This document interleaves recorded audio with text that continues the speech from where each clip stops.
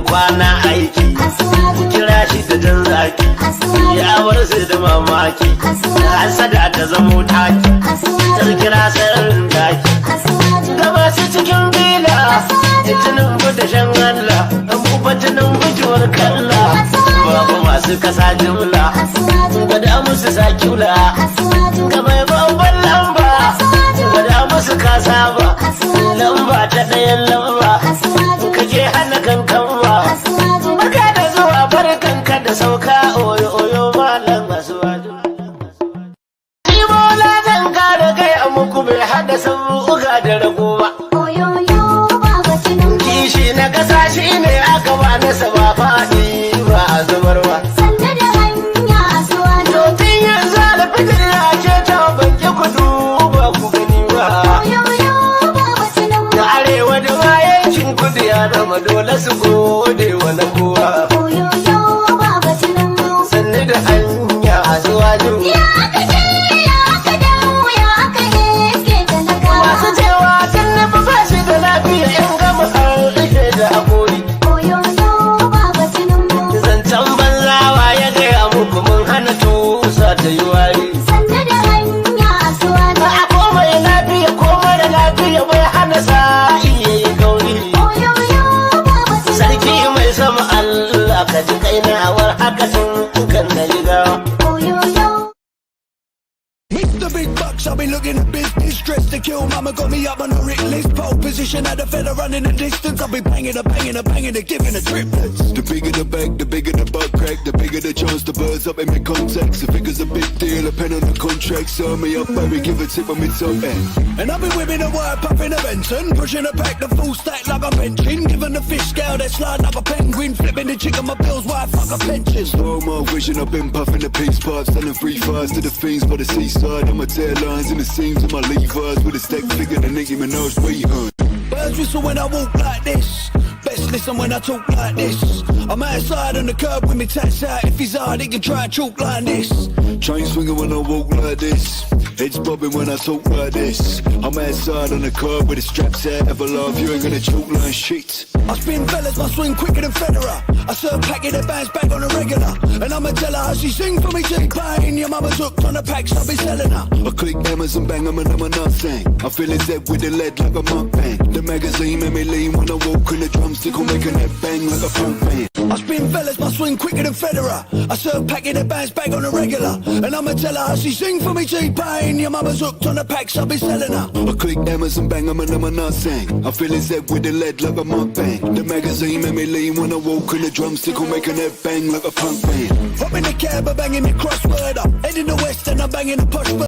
Let me look on downtown, let me look on. Yorubas are screaming, Hausas are crying, my Igbo brothers are saying, don't blame them, Igbos are being discriminated. Even food don't turn to gold in Nigeria. Kidnapping, lucrative business in Nigeria. Imagine saying your grandchildren where they kidnap. By now, your soldiers for don't scatter Nigeria. How come a man won't get money for ransom when they kidnap him, his wife and his children? After everything, now kill, they go kill them. See, as Naira, they fall against dollar. Emi Lokon, don't turn to Ebi Lokon. And you say make we sacrifice for Nigeria. 7 billion to renovate your residence. 15 billion for your traveling allowance. That's not for you and your only vice president. 40 billion for Asari maintenance. 5 billion for food and refreshment. 100 of millions for dogs and animals. Meanwhile, hunger they kill Nigerians. What did Nigerians do to warrant this treatment? Even Gary, they no fear afford for the family. Tinubu government blame Buhari. Buhari government blame Jonathan. Hunger day, people they die. This one don't pass jaga jaga. Oh. Emi Loko, OTB, Emi Loko, Baba, Emi Loko, Edaku, Emi Power. Emi Loko, OTB, Emi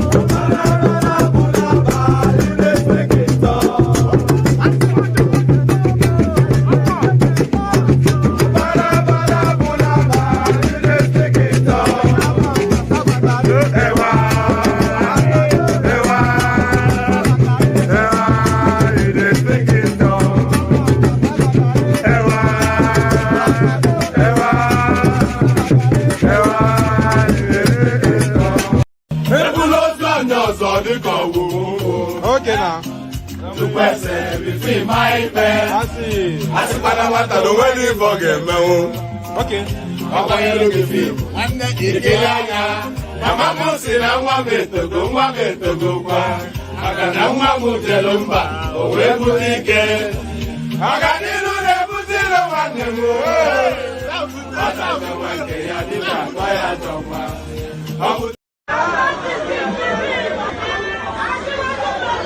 Oh yeah, arrangement for orin àyájọ́ ni wọ́n dìde wọ́n pínlẹ̀ ogun oyin tí mo ní ká bá mi wá yẹn dà ká ní kó bá mi wá.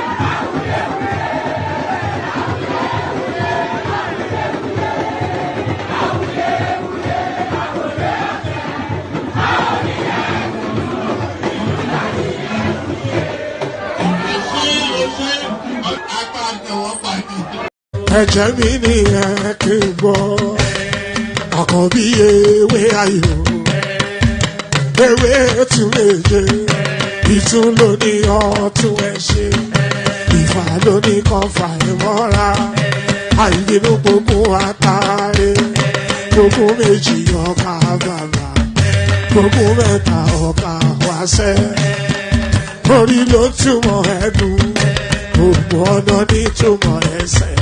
Akọni ìmọ̀ tú ìmọ̀ ọjọ́, ìmọ̀ èmi ni wọn kì í dálẹ̀. Bọ́bá lọ mẹ́lẹ́mọ́, wá fi jóye ẹlẹ́mọ́.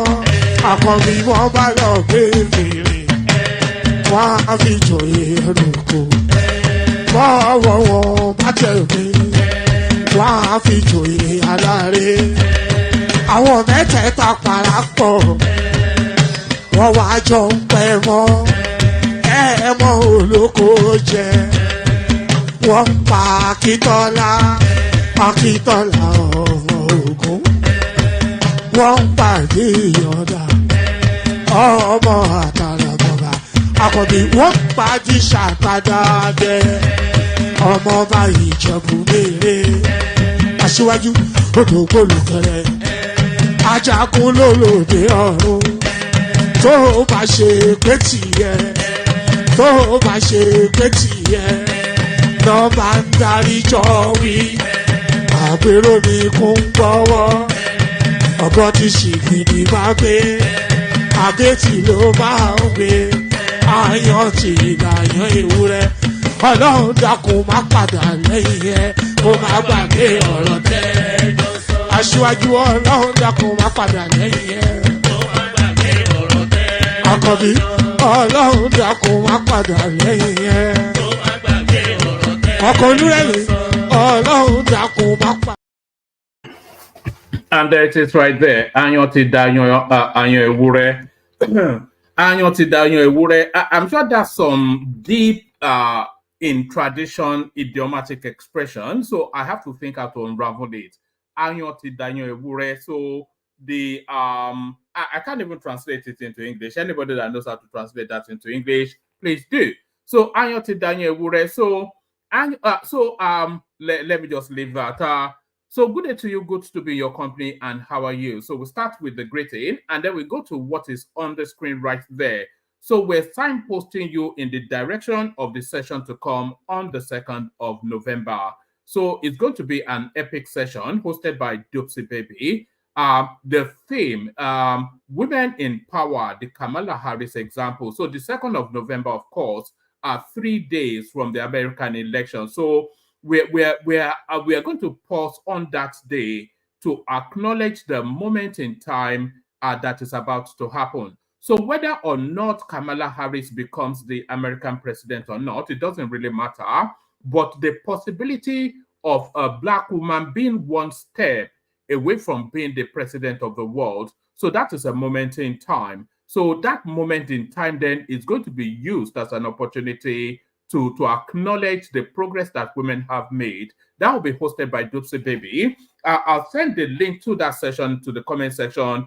Click on that link, go bookmark it. It's going to be an epic session. All the ladies will have their cameras on, so you get to meet them on that day. Dupsy Baby, your host, are supported by Dr. J and the elegant Chioma. So you have that to look forward to. I think that's now.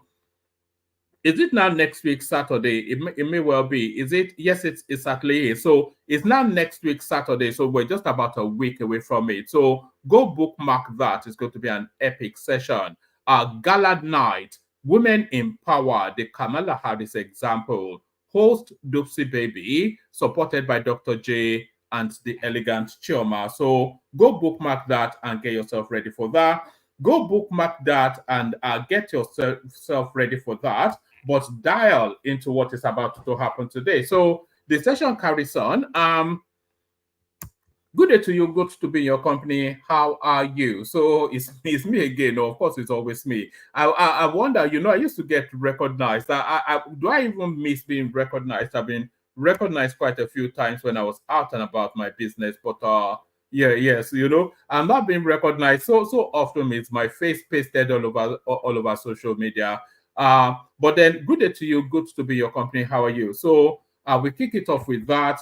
And then we invite you to click on the like button. If you are watching now, click on the like button. If you are watching and watch back, click on the like button and the subscription as well. If you're not already subscribed, please do. If you're watching in watch back, please subscribe. So do those things.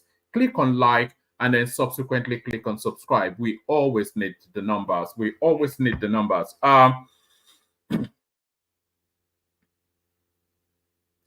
So this is Abdul Momini. It says Kamala Harris is the American next president. So this is the thing. Yeah, you know how I hate badly worded stuff.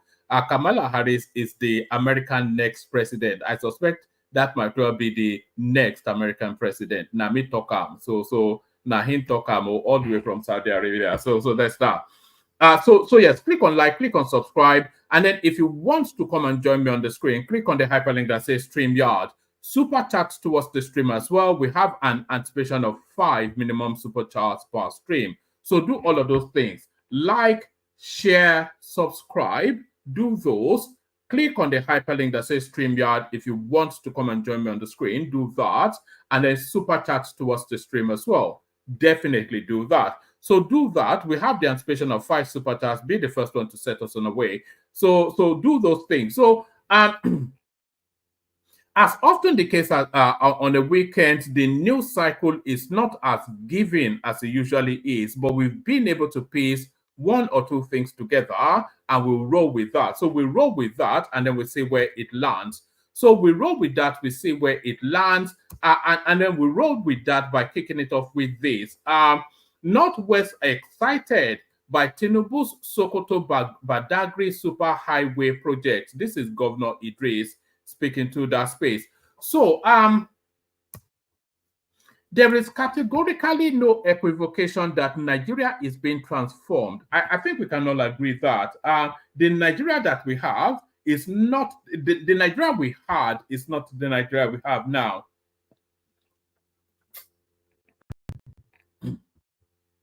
Without an iota of a doubt, the country is being transformed. So we have the super highway going from Lagos all the way to Calabar. We have that. That's already progressing at a dizzyingly fast pace. So that's already just hurtling through. So we have that super highway, Lagos, Calabar. We now have a super highway, 6 lanes, coming all the way from Sokoto all the way through to Badagry. So that transforms the country. And these are not aspirational things. These are things that are actually being done. So you are wondering where all of those monies from the subsidies, etc., what is happening to all of those monies? Well, you know what is happening to all of those monies. It's being used to upgrade the Nigerian infrastructure to international standards. So that's what's happening to all of those monies being harvested.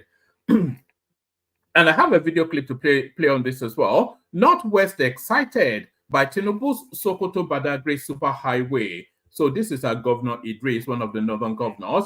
Governor Nasir Idris of Kebbi on Friday said the people of the Northwest region are extremely excited about President Bola Tinubu's decision to execute the Sokoto Badagry Superhighway. So not a single thing was done. I can't say not a single thing was done by Buhari anyway. He did his complement of infrastructure. He gave them the second Niger bridge. So Tinubu doesn't have to do that. He gave them the Lagos-Ibadan rail service. So Tinubu doesn't have to do that. So he did quite a few things. He fixed quite a lot of roads in the southeast. So Tinubu doesn't have to do that. But what is left on the agenda, Tinubu now executing. Governor Nasir Idris of Kebbi State on Friday said the people of the Northwest region are extremely excited about President Bola Tinubu's decision to execute the Sokoto Badagry Superhighway. He stated this at the official groundbreaking ceremony of Sokoto Badagry Superhighway at Gulombe town in Benin Kebbi local government area of Kebbi State. The governor, who spoke as a representative of Mr. Tinubu at the event, also said not only the people of the Northwest, but also the entire people of Nigeria are happy about the project. Mr. President, we thank you for being alive to your responsibilities as a leader of our great nation. This is a Northwest corridor to Lagos-Calabar Coastal Highway. You have promised to be a president for all. We are grateful that you keep your words. You have stated a very big, and that should be started over the road stated, so I'm not misreading it. You have started a very big and important project that has never happened in the history of this nation. I am glad to state that Mr. President has not failed Nigerians. Therefore, we want to seize this opportunity to thank Mr. President, members of the Federal Executive Council, and members of the National Assembly for ensuring this project materializes, as stated.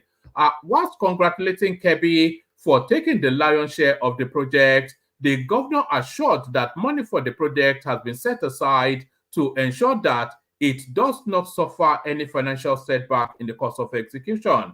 The 1,068-kilometer Sokoto Badagry Road was a project initiated by President Shehu Shagari's administration in the 1980s, and the president's administration took it up after over 40 years. In his speech, the Minister of Works, Dave Umahi, so actually we get to Dave Umahi's speech in a moment, but the transformation of Nigeria is, the Lagos-Calabar Superhighway is not an actual, that Nigeria has been completely mapped in terms of how to build the country infrastructurally. So all of these projects, they are already projects in the mappings of the Nigerian superstructure, but a lot of administration, they were so busy looting that there was no money left for these sort of projects, and they didn't have the ambition to execute this sort of project. So this guy is taking it on, and is taking it on head on. So let's actually listen to Governor, let's listen to the Works Minister, Dave Umahi, as he gushes with excitement at the prospect of this project. Let's listen to this. Of that moment to perform certain functions. And I believe strongly that by the divine coming of President Bola Tinubu, one of the key things that God wants him to do is to realize this dream of 48 years, which no any other president had the courage to attempt. And this project is having 6 lanes. Normally 3 lanes is 11.55, but I've increased it to 12 meters so that vehicles can easily pass without touching themselves. And so the 6 lanes from Sokoto to Badagry, we have faced it in construction and funding. And the president, you must have to appreciate him. Even though he's from Southwest, he's a man who believes that every part of this country is his own. And that's why he said the Sokoto, when you look at the name of the road, it was called Badagry Sokoto during the Shagari administration. But it was President Bola Tinubu that changed it to Sokoto Badagry because he wants it to start from Sokoto, and that's why we are here to make his directive come true. And so we have faced this project, phase 1, 120 kilometer in Sokoto State. We further phase this 120 kilometer into phase 1A and phase 1B. We have awarded the contract through selective tendering procurement. And when people attack me, I've always said I've broken no law. Whether it's procurement, whether it's making sure this project is in the appropriation, I have broken no law. My PAM secretary is a technocrat and is a procurement officer. Even if I were going to break one, he will not let me break one. And so I'm not afraid of any attack. Our hands are very clean. This first phase is for 36 months, but the president will never let it be. He asked me, Umahi, how many years do you want to finish this project? I said, let me find out from the contractor. Now we had a meeting and agreed that this section is going to start in 3 independent sections, which means that the machines you see in one section is what you see in second section, is what you see in third section. And that is what we are going to do. So before 2027, this phase 1A will finish. Do you want phase 2A to finish? Sokoto people, do you want phase 1A, 1B to finish? Yeah, it's going to start around 2027. You know what to do. You did it before. You know what to do. The president you trust is the only one who will finish it. Because if others had the courage, 48 years, they would have attempted it. But no one did. A man of courage, a divine president. He will finish it, but he needs time to finish it. And like His Eminence said, we are working day and night. But 3 years is too small to finish. But we can finish in the next 6 years. Is it approved? Those in support say aye. We shall do it. We shall do it. So quite a few things to unbundle from that. Quite a few things to unbundle from that. So it said they awarded the contract via some selected procurement system. That is to tell you that it didn't go to open tender. So they pretty much did it in the same format that they did the Lagos Calabar Superhighway, which is to say that they did not invite all of the capacities to come and tender so that they can pick the most cost-effective of all of the tenders. So it was essentially another sweetheart deal, and he tried to cover himself that it abides by the law. So hopefully it's not giving it to Chagori again, but even if it's giving it to Chagori, certainly we hope that it can deliver. So selective tender, selective procurement, he described it as, but it's essentially a sweetheart deal. So they've given the Lagos, the Sokoto Badagry Superhighway to yet another acolyte of the party. That's the reading of that. So that's that. But then they're also doing it in phases. So it's saying they're doing it phase 1A, phase 1B. But that phase 1A, they're going to complete it within the tenure of this first term. So that's where the politics comes in, by the way. So it's a bit like going for a big meal at a fancy restaurant. So they start off with the aperitif, which is the bonbons, which is the starters. So they use the starters to tease you as to what's to come. So they'll build sufficient enough of that road to indicate the ambition and then leverage that as a campaign tool for 2027. So that's the strategy there. So that's politics and infrastructure and governance intertwined, as always is the case. So politics but in terms of transformation, without equivocation, the most ambitious yet presidency we've ever yet experienced is what is going on here. In terms of development and transformation, are the most ambitious. And if he carries all these things through, this guy might well emerge as the greatest president we've ever had. If he completes the Lagos Calabar Superhighway and completes the Sokoto Badagry Superhighway And then all the improvements we're hearing in electricity as well, plus the gains in insecurity, just those four spaces, that already propels him to the best president the country has ever experienced. We'll see in the course of, but certainly the works are going on, and the progress is visible. There are content creators that are charting the Lagos Calabar Superhighway brick by brick, and there. How many clips have we played on here? The progress being made there, just at a frighteningly dizzying rate. The pace of it, because and that's how Wike works as well, and I think that's how Tinubu works as well. What these guys do is they get the money right first, and then the execution then flows seamlessly. And that's how to do it. To get the money right, if you get the money in place, then the project gets executed. If you don't get the money in place, then the project doesn't get executed. So they are telling us now the money is in place. So this project, we are seeing the pace of progress. So the pace of progress is on course.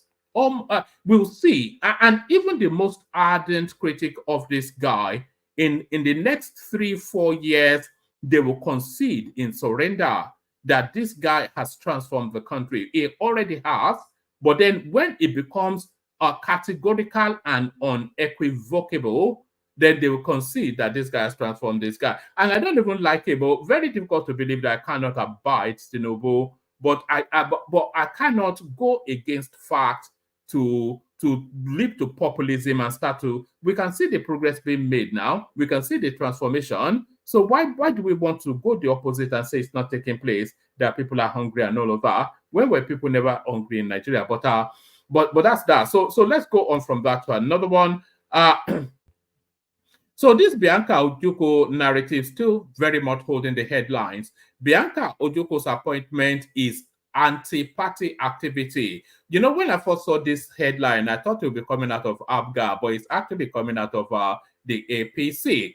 Leaders of the All Progressive Congress, APC, in Anambra State have condemned the appointment of Bianca Ojukwu as a minister designate, calling it an anti-party action.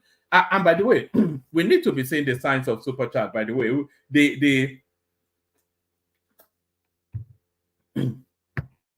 as I often say, the platform is a ravenous beast that needs constant feeding, and the food of the platform, super chats. Leaders of the All Progressive Congress, APC, in Anambra State have condemned the appointment of Bianca Ojukwu as a minister designate, calling it an anti-party action. They questioned the rationale behind President Bola Tinubu's decision to appoint Bianca. Let's do that again. Sorry, last time now. Leaders of the All Progressive Congress, APC, in Anambra State have condemned the appointment of Bianca Ojukwu as a minister designate, calling it an anti-party action. They questioned the rationale behind President Bola Tinubu's decision to appoint Bianca, a member of the board of trustees of the All Progressive Grand Alliance ABGA, without consulting APC members. So when I saw that, I thought, I'm not quite sure if ABGA has actually taken a position yet on the appointment of their lead person into an opposition party's government. During an emergency meeting of the party stakeholders in Oka on Thursday, October the 24th, the APC leaders described the appointment as a gross violation of party loyalty that undermines the morale of their members. So I'm not quite sure. Maybe they lack in sophistry, the members of Anambra State APC. The appointment of Bianca Ojukwu and Bianca Ojukwu acceding to be appointment into a Tinubu, to be appointed into a Tinubu administration is a real coup. It's a coup. It's capturing a big beast. So, they capture a big beast, not just from the southeast, but from the premier party that oversights the southeast, which is ABGA, and not just that, from the Biafra narrative as well. So it's a real coup. It's a real capture. It's like capturing the pride. It's like capturing the lead lion in a pride. That's essentially what it is. If they don't get that in APC Anambra branch, maybe they should just shut down that branch, because this is they say politics, but this is real politics. This is core politics. Now, why she actually acceded to being a member of the government, I don't quite know, but I think she needs the attention. She needs the importance, I suspect. Leaders of the Progressive Congress APC in Anambra State have condemned the appointment of Bianca Ojukwu as minister designate, calling it an anti-party action. They questioned the rationale behind President Bola Tinubu's decision to appoint Bianca, a member of the Board of Trustees of the All Progressive Grand Alliance ABGA, without consulting APC members. During an emergency meeting of the party stakeholders in Oka on Thursday, October the 24th, the APC leaders described the appointment as a gross violation of party loyalty that undermines the morale of their members. High Chief Buntu Onuagbo, the Southeast Zonal Secretary of APC and a member of the APC Elders Forum in Anambra, who spoke on behalf of the stakeholders, said, "This is nothing but an act of anti-party, and it is detrimental. By empowering members of other political parties at the expense of APC in Anambra State, Mr. President is not supporting party loyalty," he stated. So I think this guy must be absolutely clueless. Onogba further questioned the implication of the appointment, asking, "Does Mr. President want a mass defection of APC members in Anambra State to the All Progressive Grand Alliance?" I don't think it matters anymore. I think what we have just seen now is the defection of the All Progressive Grand Alliance to APC, because the essentially, by extension, by inheritance, the person that actually formed that party has now defected to APC. You can extrapolate and project to that understanding. You can evolve that understanding quite easily, because of course ABGA is an Ojukwu party, the husband of this lady, and she's now essentially, to all intents and purposes, an APC member. So it's not even a matter of APC members defecting to ABGA. ABGA in itself as a party seems to have defected to APC. And I'm not even sure how Soludo is positioned on this. I don't know if he's come out to speak on it yet. Onogbo further questioned the implication of the appointment, asking, "Does Mr. President want a mass defection of APC members in Anambra to the All Progressive Grand Alliance ABGA? Is he indirectly working for ABGA in Anambra State?" This guy must be a fool. He expressed that the situation is both unheard of and highly demoralizing, lamenting that the leadership in Abuja seems to be enhancing the fortunes of rival parties at the expense of APC.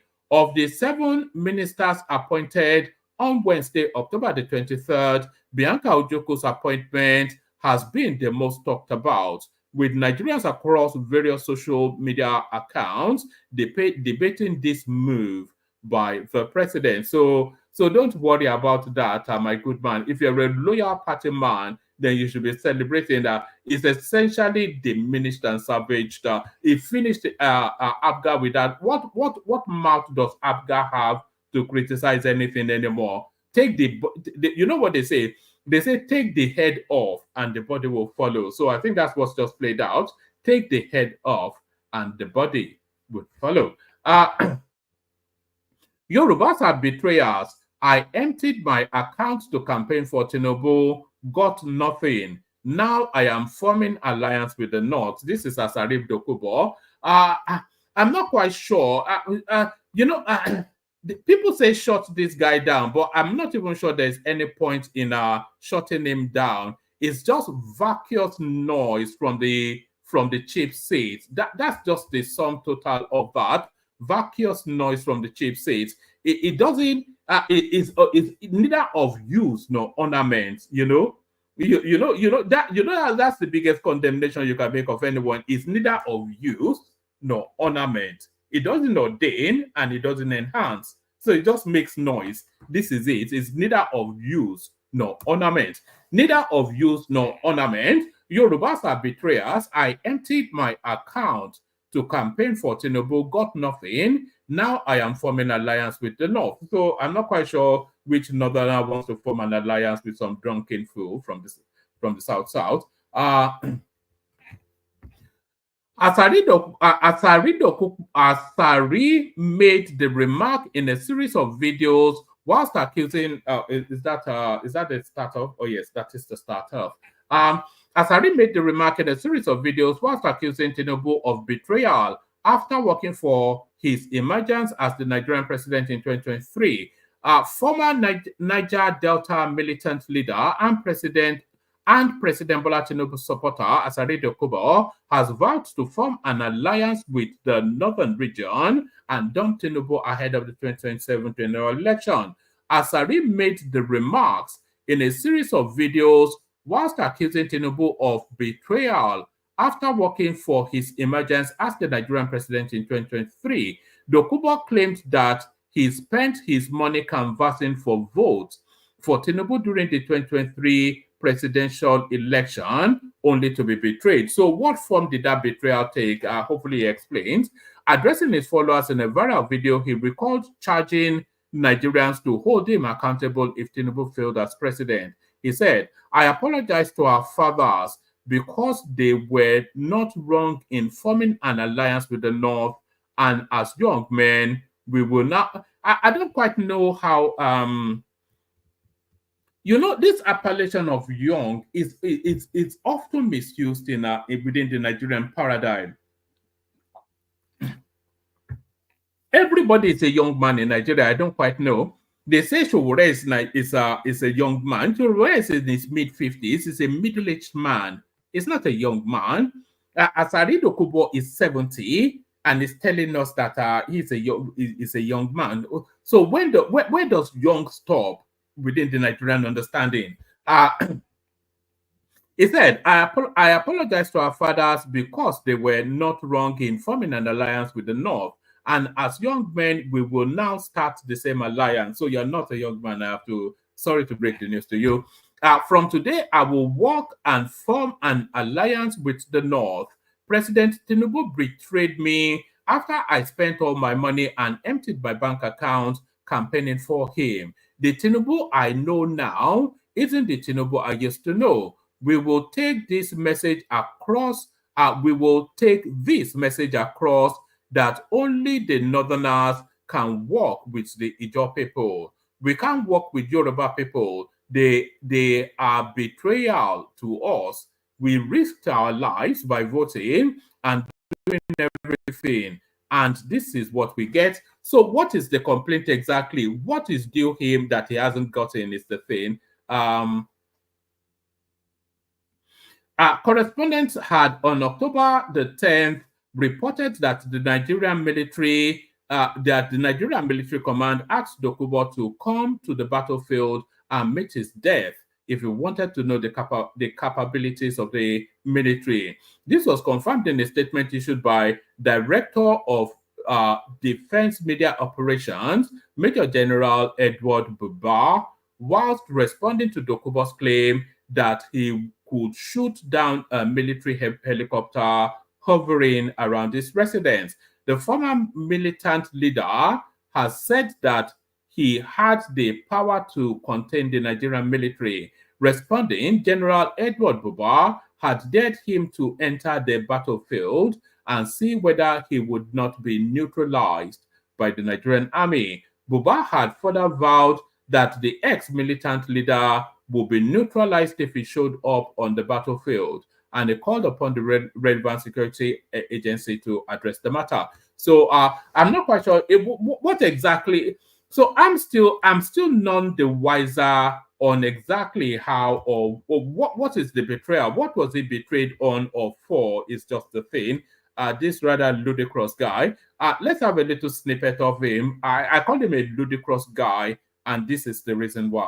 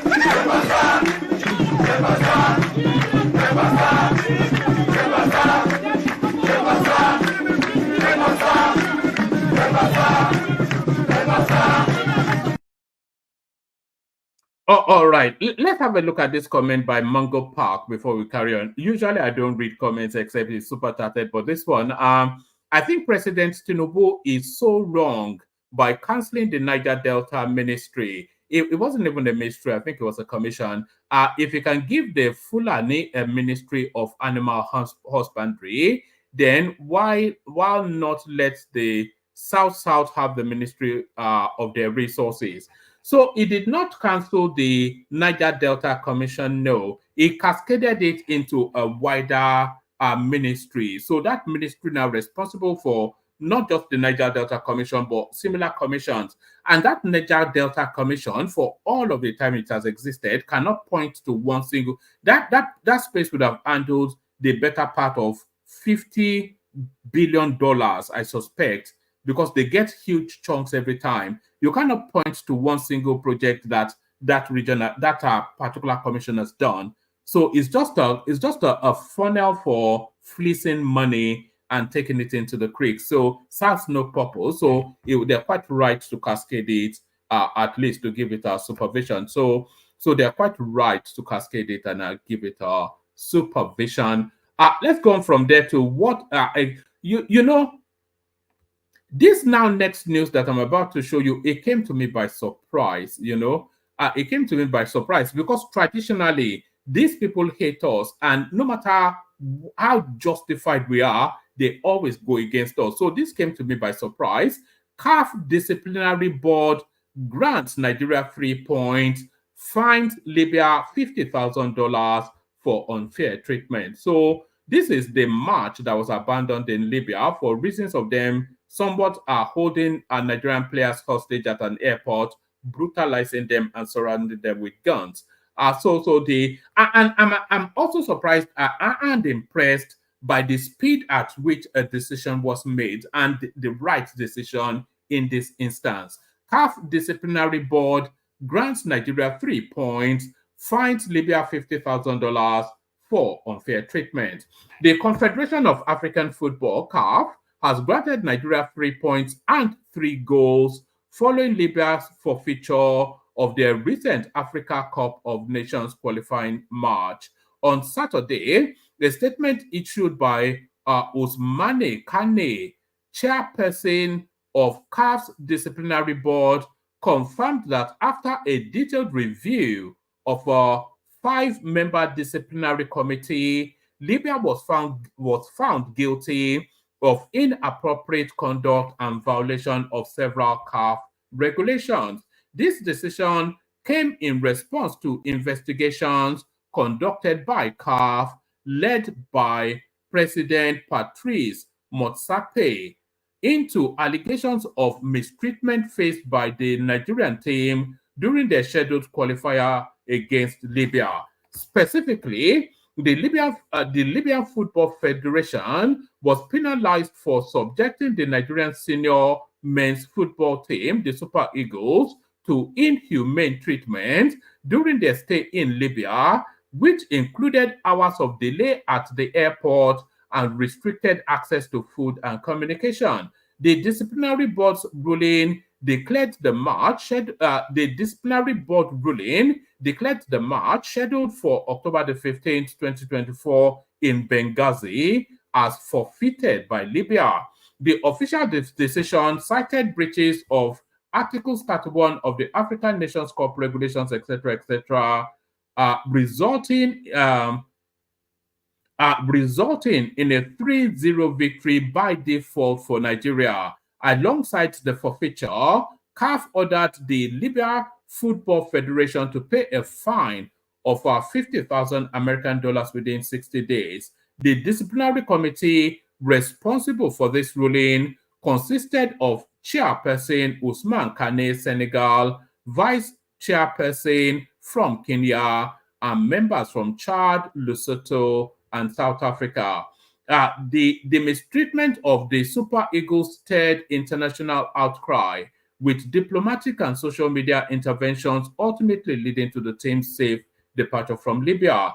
This latest ruling places Nigeria in a favorable position in their qualification campaign for the 2025 African Nations Cup, now sitting with 10 points from 4 matches, 4 points ahead of the second place Benin Republic, with Rwanda 5 points and Libya at the bottom with 1 single point, now eliminated from the qualification contention. So there it is. There it is. Justice done. What more can I say? There's nothing else to add or remove from that, but justice done.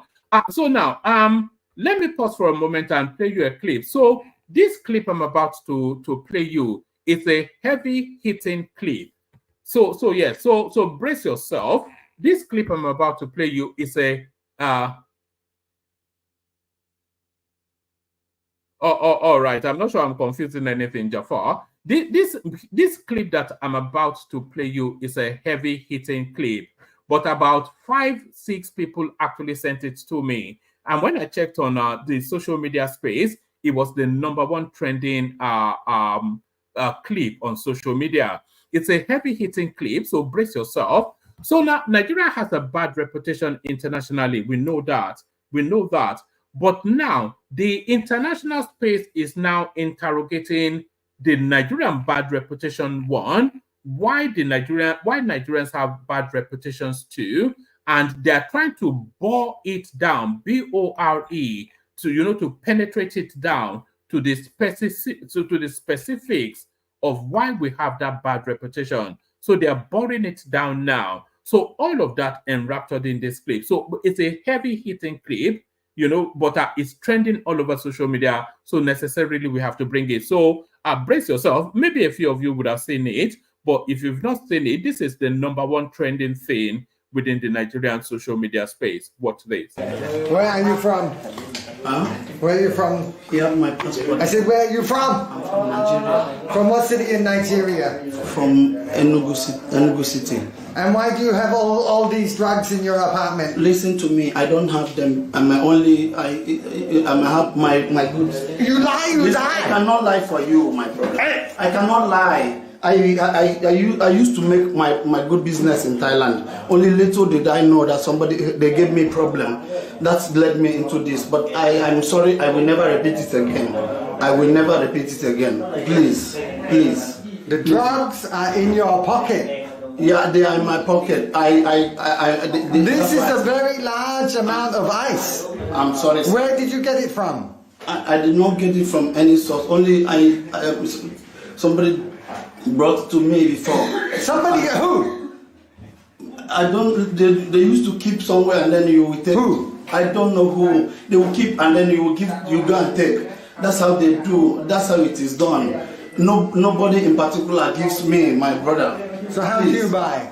I only when they give you. I don't even pay. They give me, and when I sell, I limit their money. What is your name? Fidelis. Huh? Fidelis. And where are you studying? In Dhaka University. Okay. So you are a student at what university? Ramkhamhaeng. About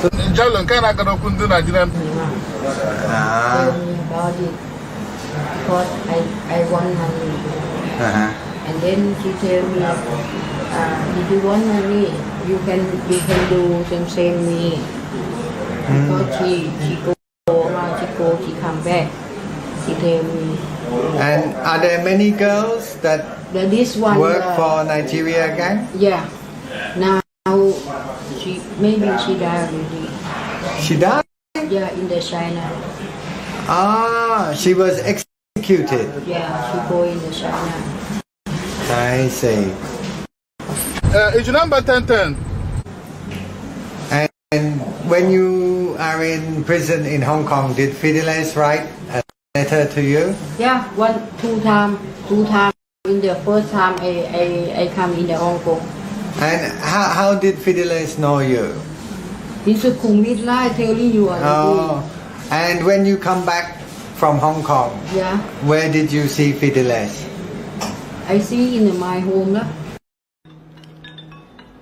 You understand? Austin is calling. My brother. Yeah, your brother. From where? From Nigeria. From Nigeria. Austin, from Nigeria. Yes. You know, Nigerians are bringing shame on Africa.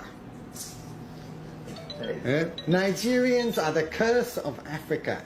And from Nigeria, who is the biggest curse? Igbo people. Because they are selfish, and they are stubborn, and they lie so well. And that is why proper investigation is needed in order to expose the devil so everybody can see him clearly with all the evidence so that he can know. I'm not proud to be here. I can say it. I'm not proud to be in Nigeria. I'm not proud to be in Nigeria. If I can change nationality, I'm not proud to be in Nigeria. I'm not proud at all. What my people do here makes me sad too much. I'm not proud to be in Nigeria. I'm not proud to be in Nigeria. Many times I look at myself from Nigeria upon everything that Nigeria have. Nigerian people cannot respect their country. And do you know why you've been stopped today? No. Yeah. For drug dealing. For drug dealing? Yeah. I'll be frank with you. You know? Yeah. But we are civilized. You know?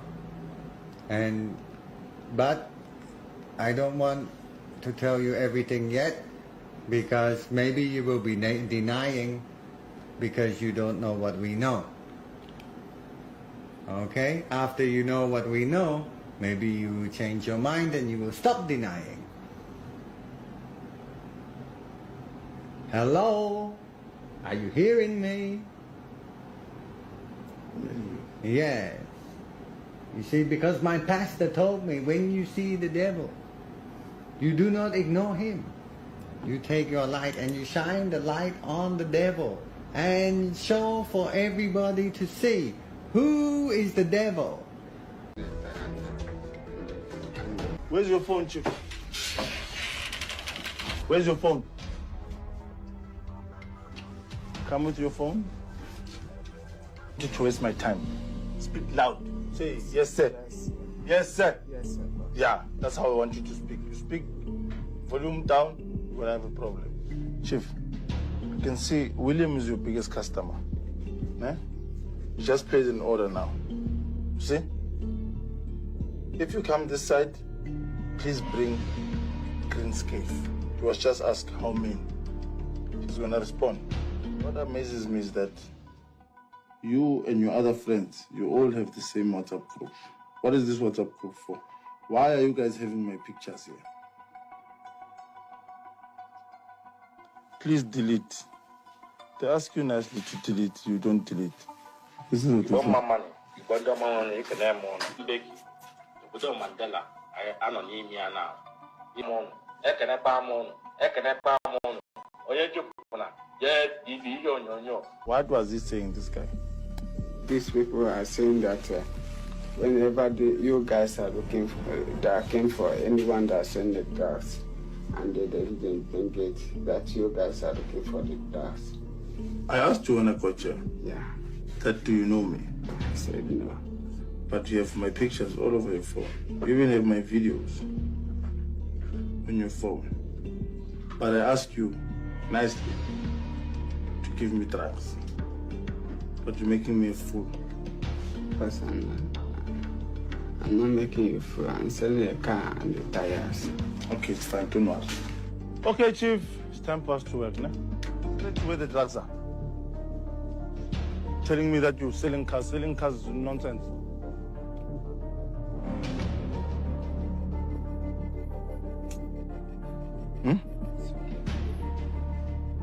Where?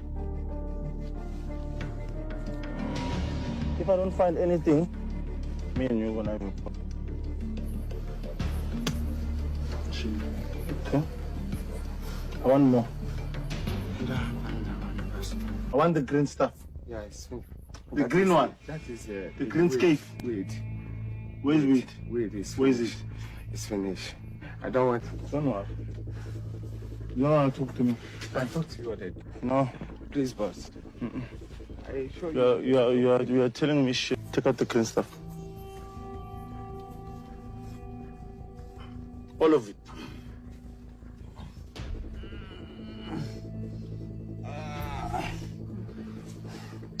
This is not enough. We're here. Yeah.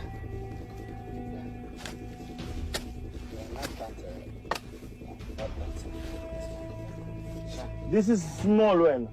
But I'm telling you, it's finished, boss. You will give me more. Let's go There's back. nothing again, boss. There's nothing again. I don't care. There's nothing again. I don't care. The officers of anti-narcotics were carrying out the normal screening of luggages at international arrivals at Czechia when they intercepted two Nigerians whom they suspected. And after interrogation, it was established that the two men, namely Emmanuel Ifeanyi Okwonkwo, aged 42, and his counterpart Remigas Akachukwu Agabahia, aged 53, were trafficking millions of shillings. So far, they have emitted a total of 54 pellets. The first one has emitted 26, and the other one 28. 42-year-old Emmanuel Ifeanyi Okwonkwo was carrying 28 pellets weighing 711.4 grams with a market value of 2,845,600 shillings in his body, while his counterpart, a 53-year-old Remigas Akachukwu Agabahia, was carrying 26 pellets weighing 659.4 grams with a market value of 2,637,600 shillings. So there it is. Make of that what you will, but that was the number one trending. That was the number one trending clip on us. Like I said, about at least about 5-6 people sent me that. So, and when I checked on social media, that was the number one trending clip. So that was Malaysia, South Africa, Kenya, all over the world, the same narrative. So make of that what you will. I think we all know. We don't like to say it, but I think we all do know. We know we have a bad reputation, but where is that bad reputation coming from? That's the thing. It's not Tinubu. We can all agree on that. But so there it is. So there it is. Let me play you another clip. This clip here. This is a clip we've played before. This clip is of our Sanwo-Olu's babe celebrating her 50th birthday in Grenada. So we started off from it. There's a reason why we're going back to this video. So this is Sanwo-Olu's babe celebrating her 50th birthday in Grenada. So let's watch about a minute or two of it, and then we go to the reasons why we're having to revisit it. Hey guys, so today is the grand finale for Aisha Chimugo's 50th birthday. I just want to take you through this island. This is the island where Aisha Chimugo is putting up. I'd like you guys to know that this is the same island where when Melina Gates was going through a divorce, this was where she came to hide because she didn't want any paparazzi. Also, this is the same island where Beyonce came and did her vacation or so, and guess what guys, it cost $150,000 to stay here for a night, one whole night. And it will please you to know that Aisha Chimugo is the first Nigerian woman to stay in this same island. Guess what? $150,000 a night. And guess what? We've been here for the past, Aisha has been here for the past 10 days. It's our own 7th day today. Man, you guys have to give it to her. Aisha Chimugo. See that yacht over there? That's where we were last night when we had the casino party. Oh God, what's blurring my camera? Yeah, that's where we were last night when we had the casino party. We did it on the yacht. So we're back here. I'm going to show you guys. Today we're having a breakfast party with Aisha. That's what she wants. Oh, all right. So that was the Sanwo-Olu babe having her birthday in Grenada. So and there was a lot more going on during that birthday apparently than just them splashing money on the Caribbean island. Nigerian oil firm secures $1 million deal in Grenada. So this is the offshoot of that. Grenada is set to become a major energy hub as Nigerian oil and gas company Ocean Gate Oil and Gas Engineering has secured a historic multi-billion-dollar deal with Global Petroleum Group to launch one of the Caribbean's largest oil and gas venture. A statement by the group's CEO, Dr. Aisha Ichamugu. So Aisha Ishamugu was the one that was celebrating her birthday in Dakle in Grenada. So here she is now cornering the oil market of that country with the leverage of the Nigerian political space. So there it is. So it all comes together. Grenada is set to become a major oil hub as Nigerian oil and gas company Ocean Gate Oil and Gas Engineering has secured a historic multi-billion-dollar deal with Global Petroleum Group to launch one of the Caribbean's largest oil and gas ventures.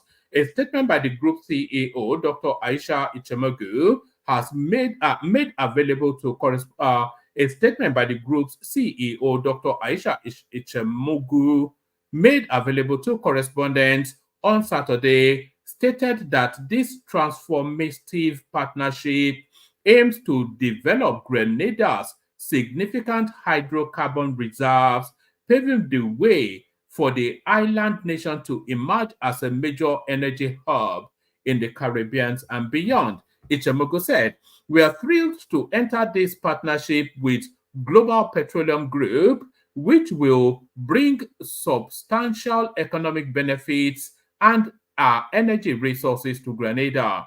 This venture underscores Ocean Gate's commitment to investing in sustainable energy solutions that drive economic prosperity whilst respecting environmental standards. We believe this project will lay the foundation for future economic collaboration between Africa and the Caribbean."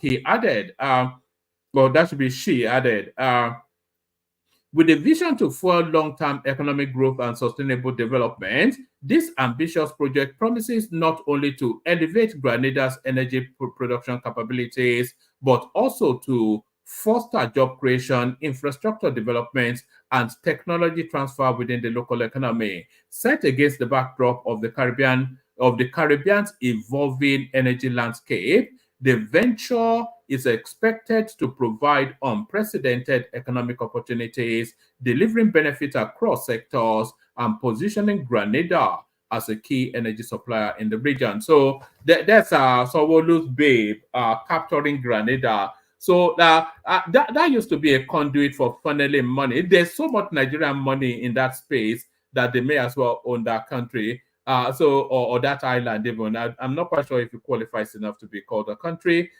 So I'm not quite sure if it qualifies enough to be called a country.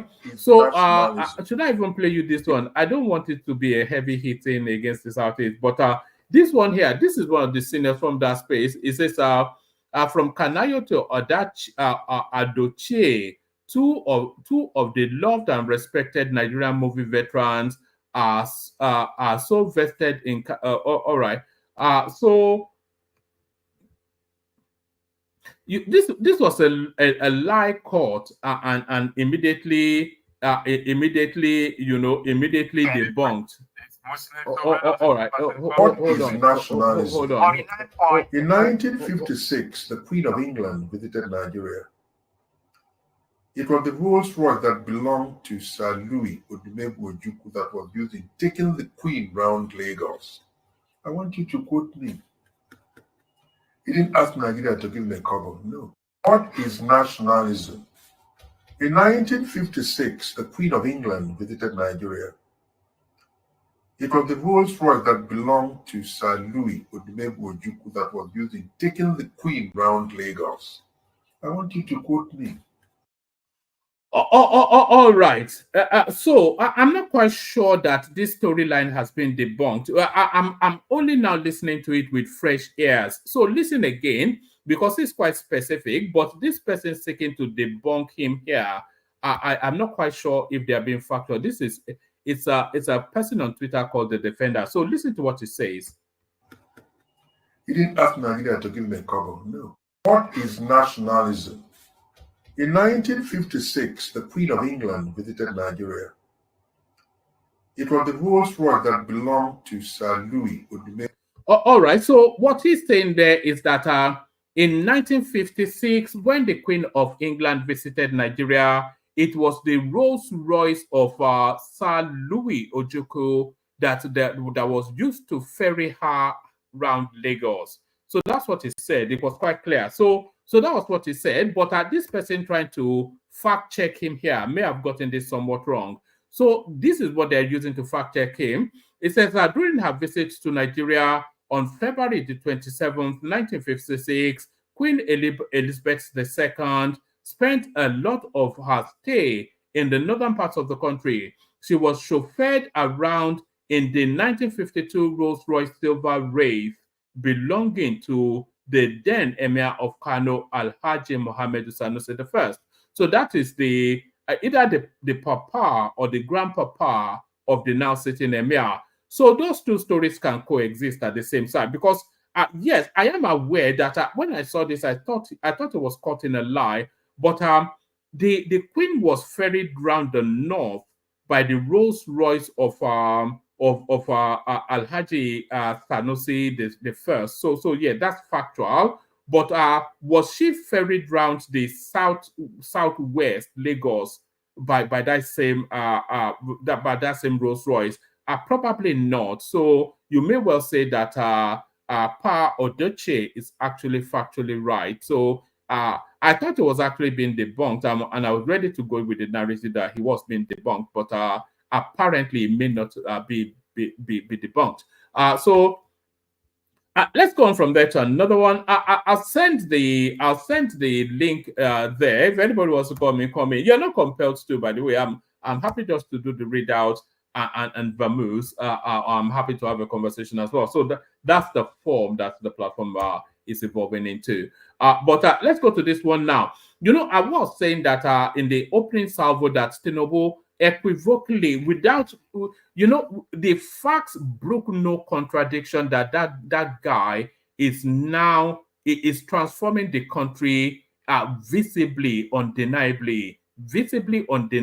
So whether you agree with the transformation or not is subjective, but the fact that the country is being transformed is not. It brooks no contradiction. The Federal University of Health Science, Ila Orogun, Osun State, has officially acknowledged the receipt of 7,448,000 from the Nigerian Education Loan Fund. This sum represents the first batch of the disbursement of the disbursed student loan for 29 successful applicants from the institution. So that student's loan thing now is working. There's no, I think we've had Ahmedu Bello University come out. We've had UNILAG come out. We've had UI come out. Even though the satellites now are federal or the specialist universities, they're coming out. So that's a success story right there. And that is that is a seismic, that is a paradigm transformation of the educational structures in Nigeria, instituting a loan system to afford education for people who cannot afford it. So that's a transformation right there, unequivocally so. Unequivocally so. We'll do two more stories and then we'll see if anybody turns up for a conversation. Let's see. Do we want the Asari Dokubo clip? I think we may have it here. Let me see. Can I grab it? Yes. I'd rather play it in the studio than we've already done the story, but if we can get it in the studio, then it's always much better. So let's just let's download that.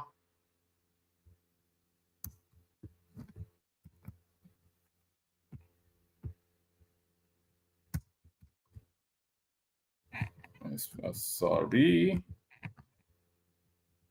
Oh, all right, let's grab that.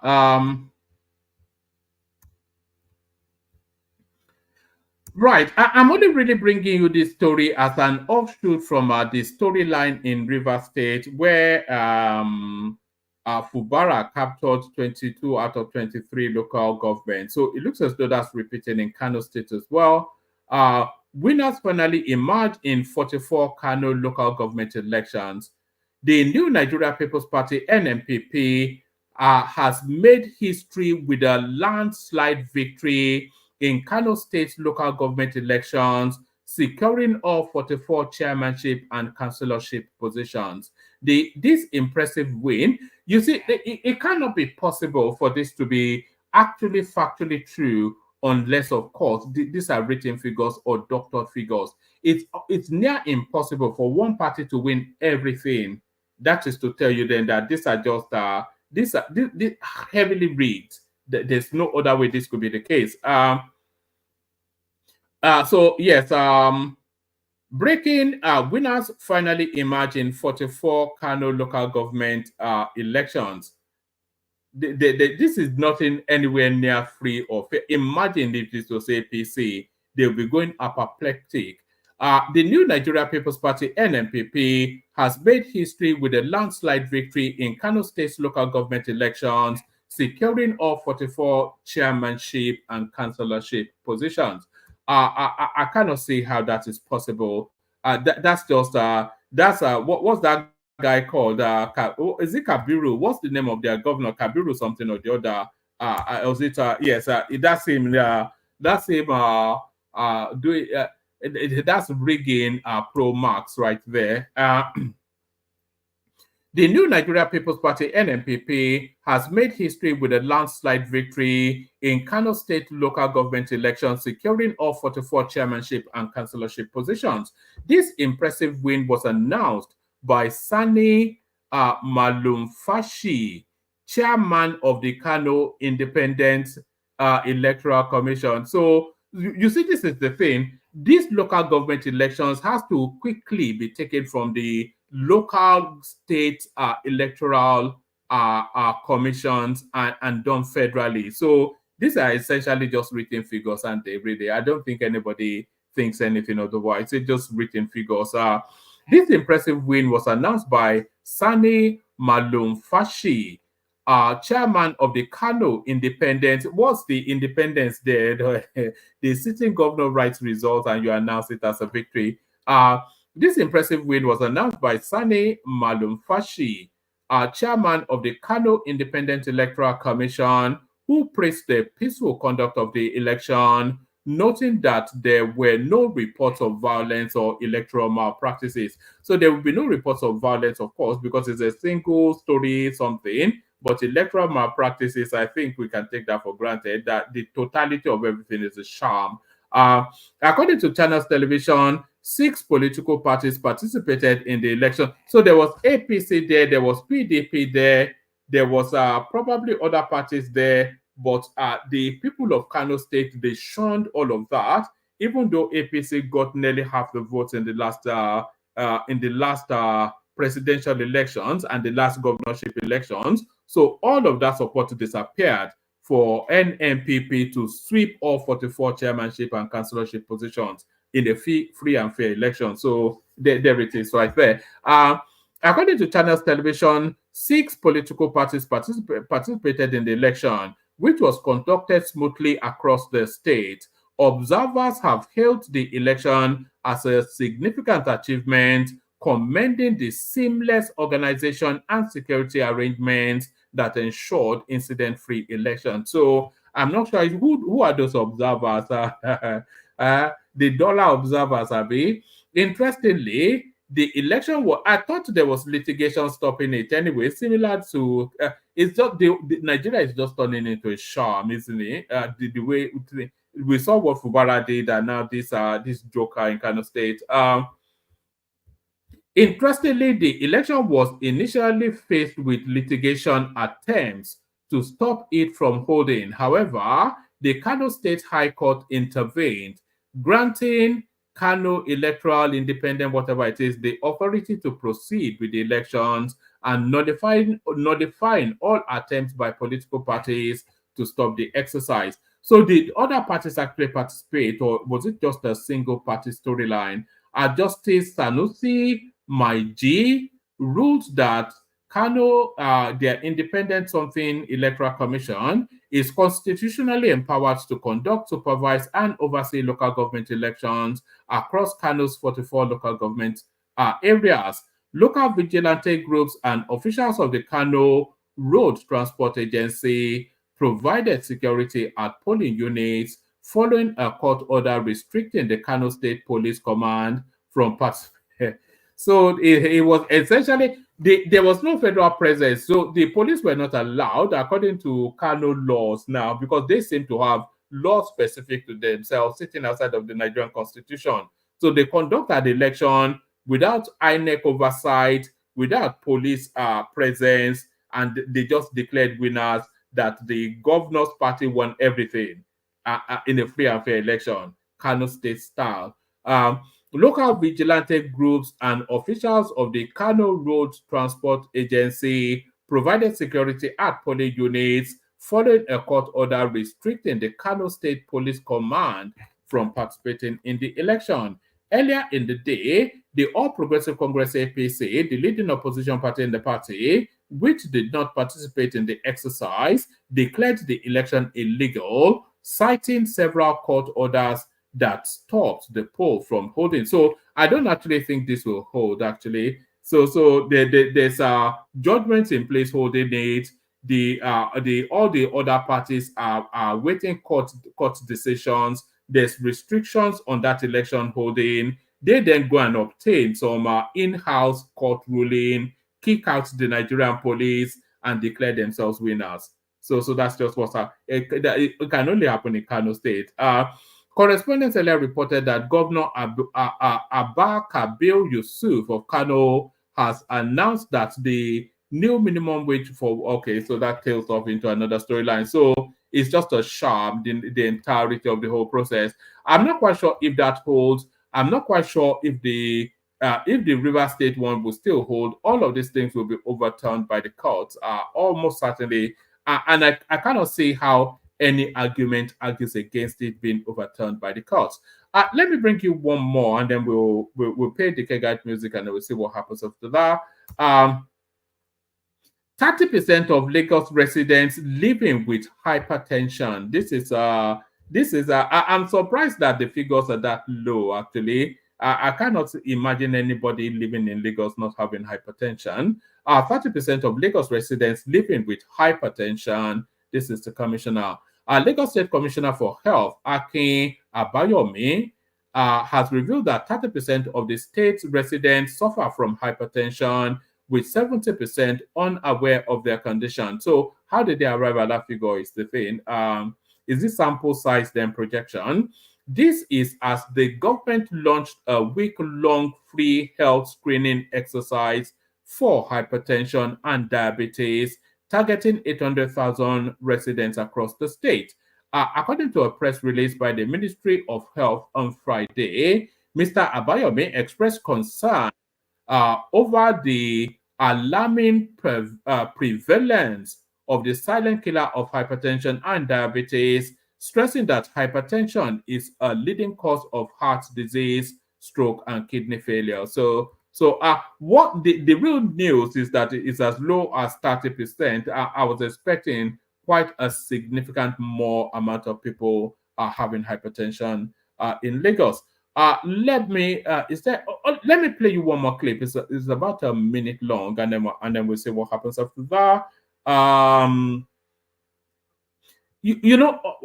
Let me just play you it. Then we discuss this afterwards. There was a time when I believed naively, of course, that the next generation is a generation that will be slightly better than our generation. But I'm quite clear in my mind that holding all factors constant, the younger generation is, in my view, even more dangerous to Africa. Oh dear. Because they have learned from the older generation. Remember the age-old saying that when mother cow is chewing cud, baby cow, namely the calf, is watching very keenly. The next generation of Africans is waiting for the opportunity to be thieves. And a recent survey in Kenya demonstrated that over 40% of young people think that there is nothing wrong with corruption. the only thing that they think is wrong is to be arrested, and that the only thing that you must do is to avoid being arrested. And I'm quite certain that if a survey were to be conducted in Nigeria, many young Nigerians would love to be in the opportunity, in the situation where they can steal. So that people condemn corruption sometimes not because they hate it, but because they themselves don't have the opportunity to be corrupt. All right. I have to say I concur somewhat. You see this next generation of people coming through, they are ruthless and they are killers. They dare to take everything. We'll see how it plays out, but thankfully we're not phased into that. So hopefully we'll be long gone before these people take over. So I played the Kegite music, and then we'll wait to see if the room populates. Let's play the Kegite music. Water, only water, only water, where they see ma. Water, only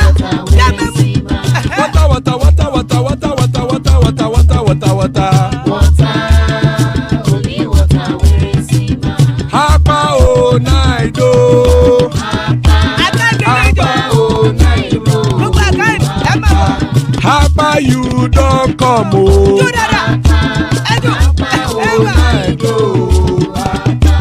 Hapa o naido.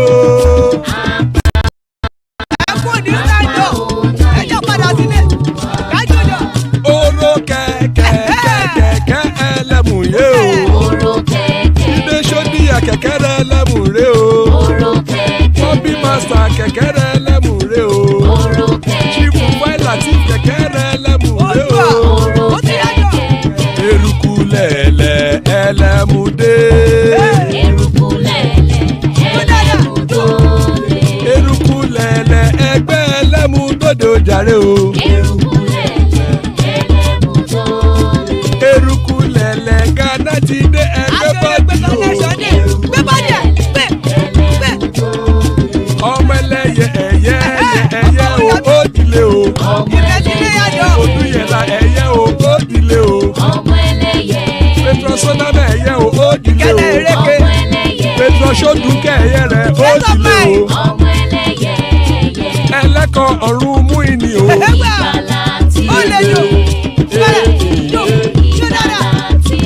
Àkùkọ ọ̀run mẹ́kọ̀.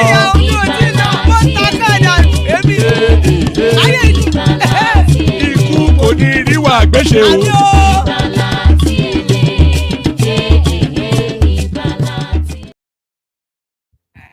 And it is right there. Ikuko Niru Agbeche may death have nothing to do with us. So it's on to the rescue. So it's on now. Only you have all my panelists have this. Apparently, they are fed up with defending T-Pain. That is what people are telling me. They are fed up with defending T-Pain. Eh?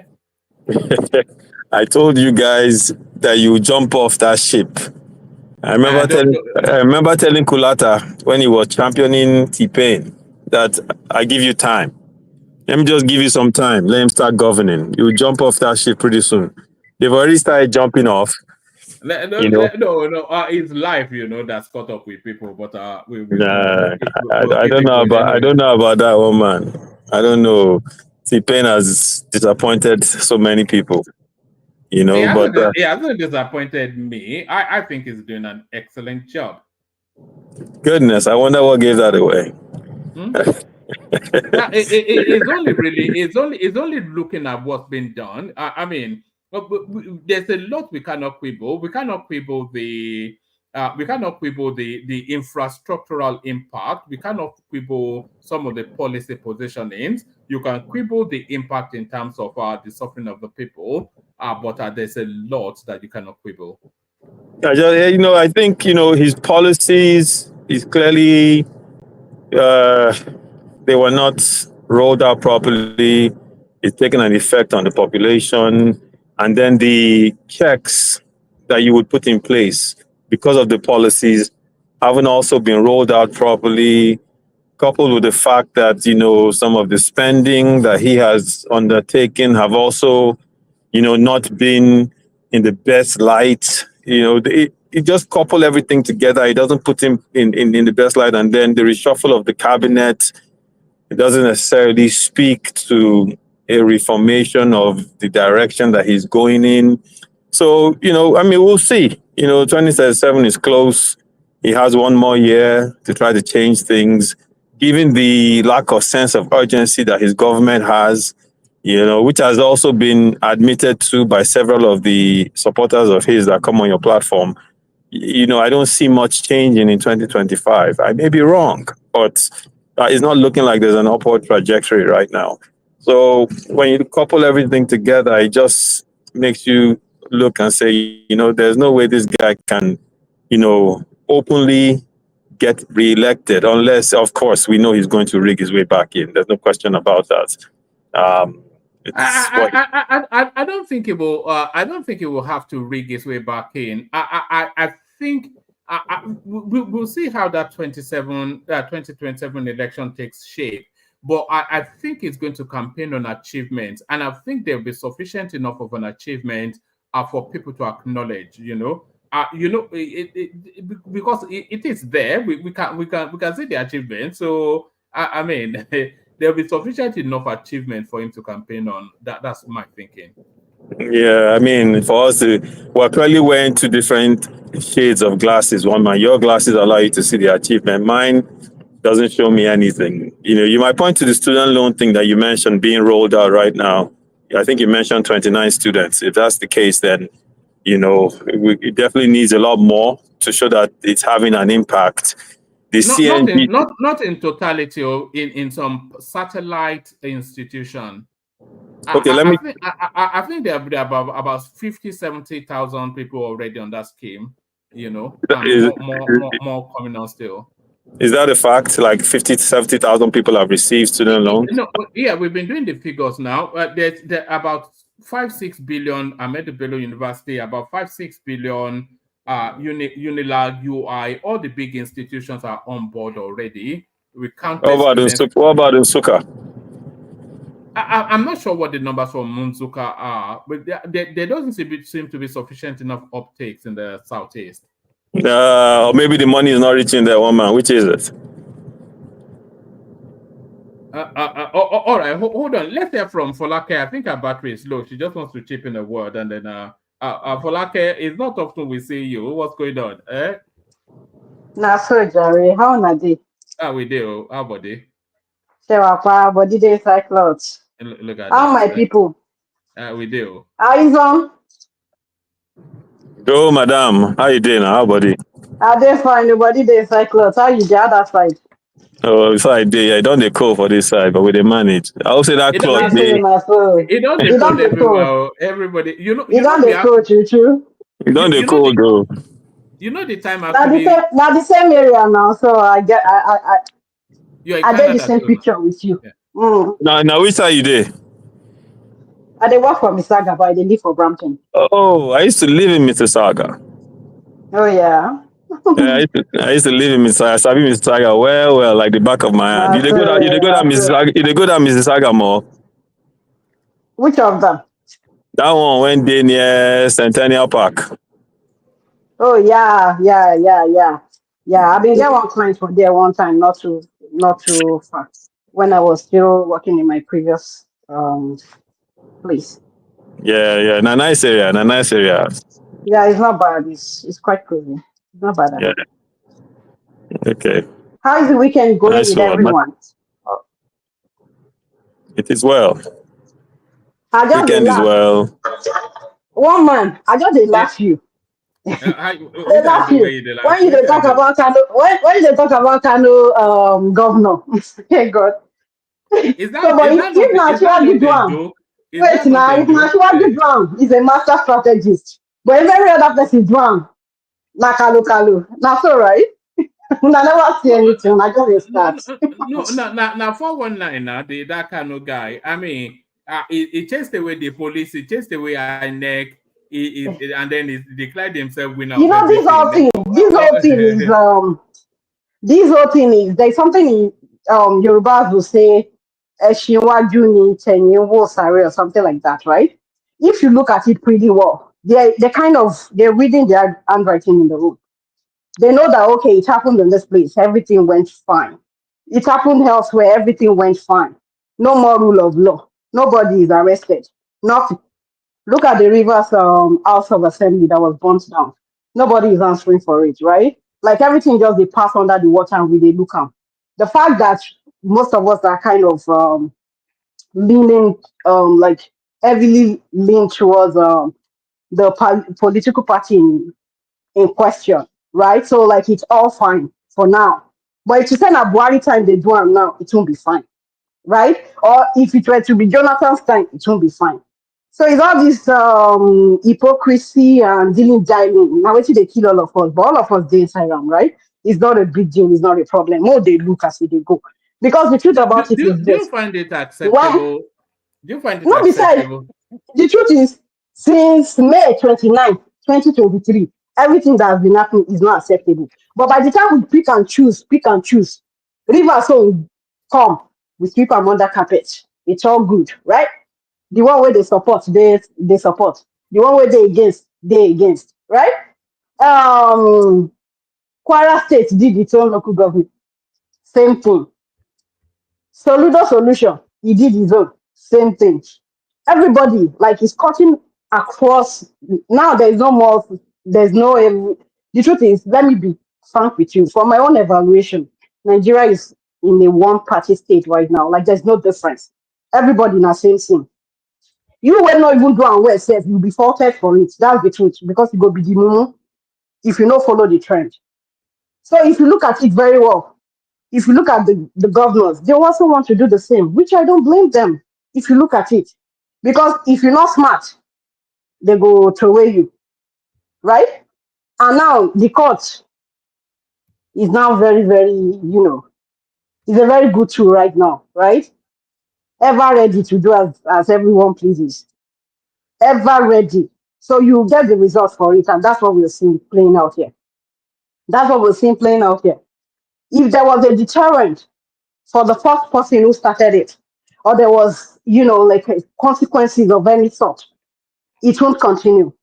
But any like the same Yorubas will also say something. They'll be like, "Ìlú tí ò sí òfin kò ṣẹ̀ṣẹ̀," in the sense that if there is no rule, there is no sin, right? So definitely, if there is no deterrent, even as a child, if your child does something today and you don't caution the child will repeat the same thing tomorrow. That's exactly what is going on here, right? So like I was just laughing at you when you were saying, "Oh, Kano State, but if you say that Tinubu do am, you will be a master strategist." No, it That's won't be where a the master. difference is. It will still Now, be so now bringing. schedule now don't talk. I'm already said now. Say, but you are so happy now that there won't be opposition in 2027. You just switch your belly like anything. You get that one. They switch you, not you switch you. Reach that one as with the talk. So say there will be no opposition. Make it just cruise. Even if Hold you on, deal with all of them. Falake, I you don't hear hear you. Oh my right done.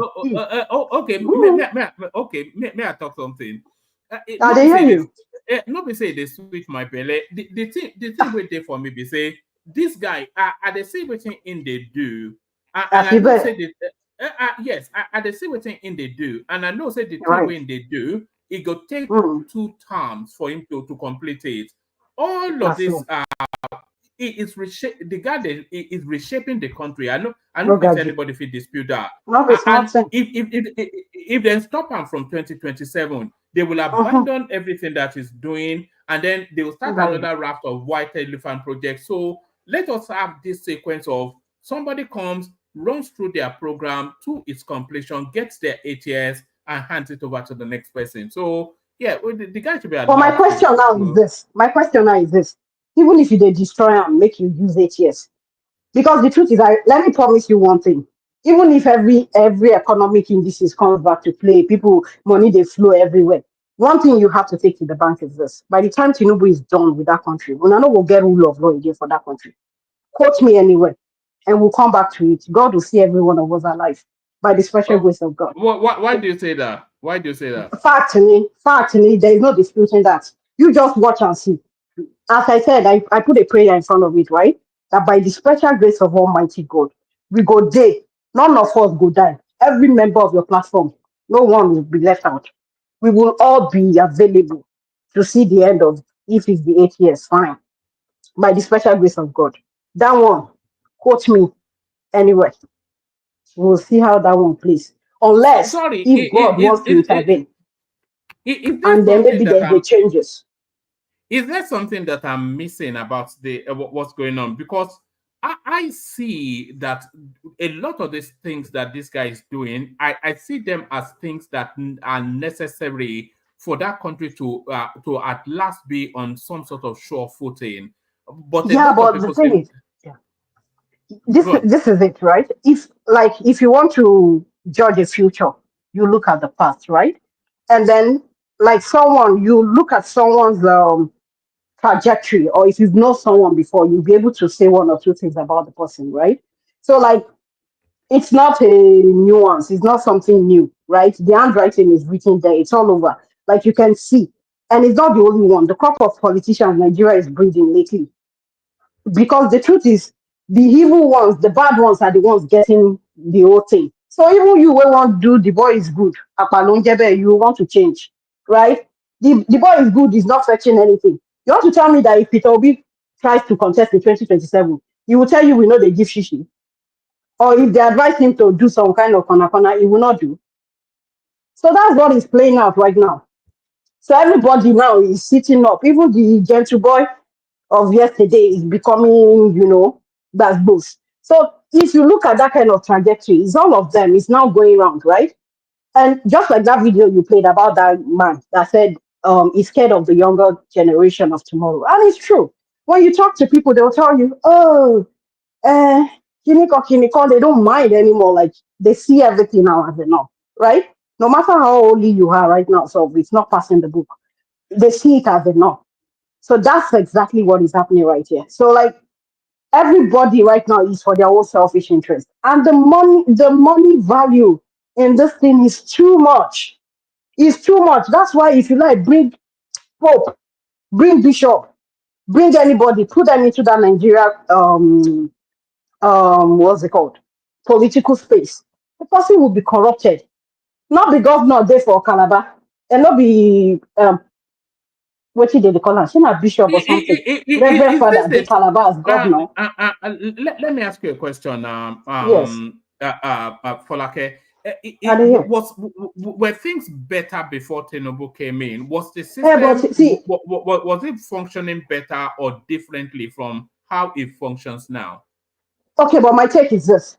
Why are we changing? Why are we voting? Why are we looking at candidates? Is it not the fact that we want to change away from the trajectory from the previous? We want something new, right? Like we want someone that will someone is telling you that okay, I'm going to do it better than the previous one. So why are we going back if that was what the person campaigned for? So why the change? Why did Buhari have to go if we want to continue or get worse? I will still continue. There's another one again. Yoruba will say, Orishabo Olegbe, Shemi Bo Shebami, right?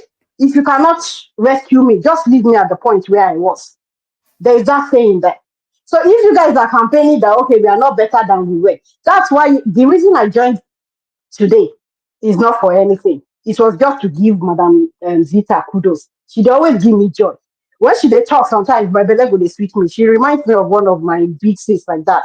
We grew up together when I was still in Nigeria, in Abuja.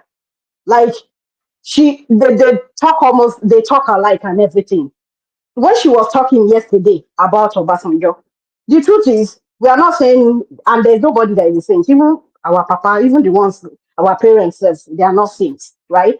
There are some days that your parents will,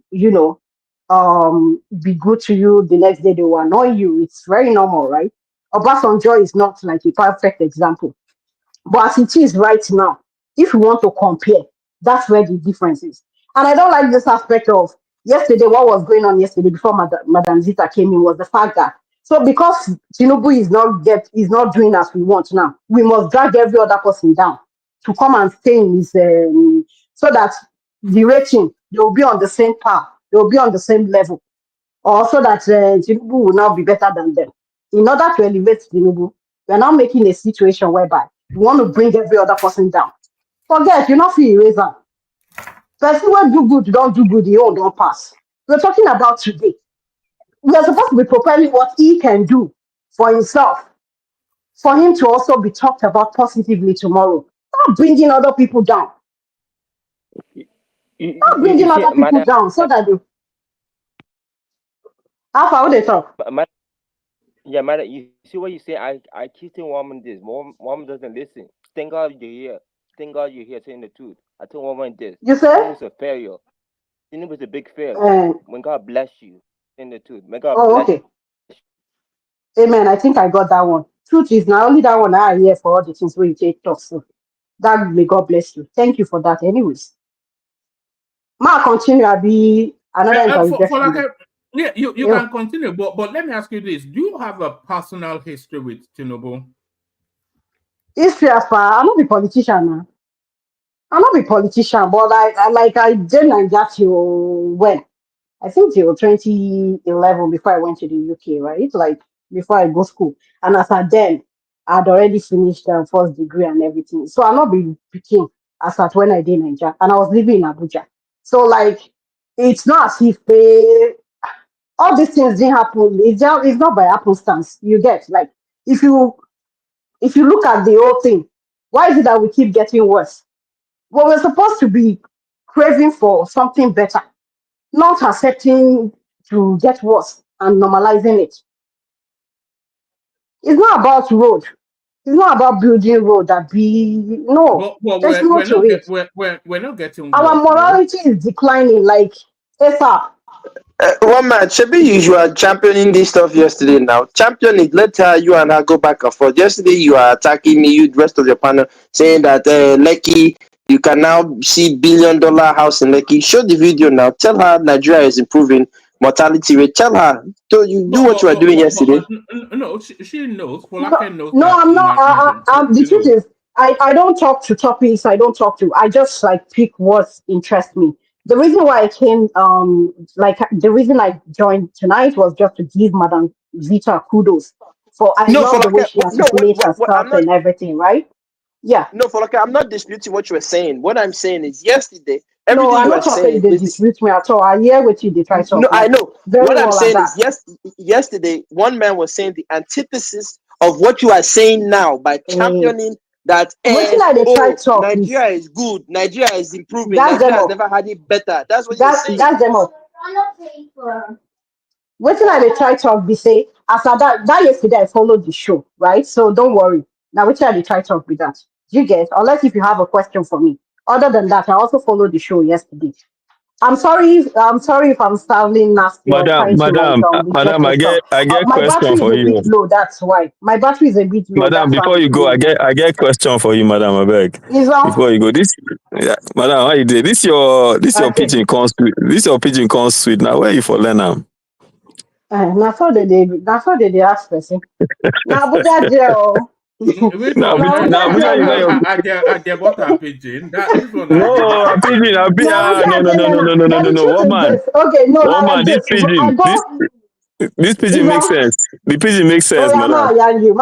ma tell you. Which Yeah, I me, I have dey said. hear you. I dey hear you. Yeah. When Unity School be still there, Unity School. When Unity School be Unity School, you know what I mean? Like when federal government colleges were still federal government college. I went to federal government college, Abuja. So it was a mixture of everything. You get like if not be you go to school, the school gas pass through you. You get I school go understand. pass through you. You said you know say you go school. So now the difference be that there was no more get inside. You get I get. so you know gas you take at the body. If you enter, you blend. You understand? There's certain things where you learn, follow body. You understand? You go to school. The school master go pass through you. Then then I can hear. while working and everything like I I mixed with a lot of people. Then during first degree too, I had a very close friend who was a Benin girl, right? And so we're kind of very close too. And like she was a very friendly person. She does no hold back and everything. So by the time we entered the levels like that, we just be slow like that, nothing much. Not so. And again, Now it another makes thing, sense. the fact that I kind of understand few languages as well. Like I understand Igbo partly.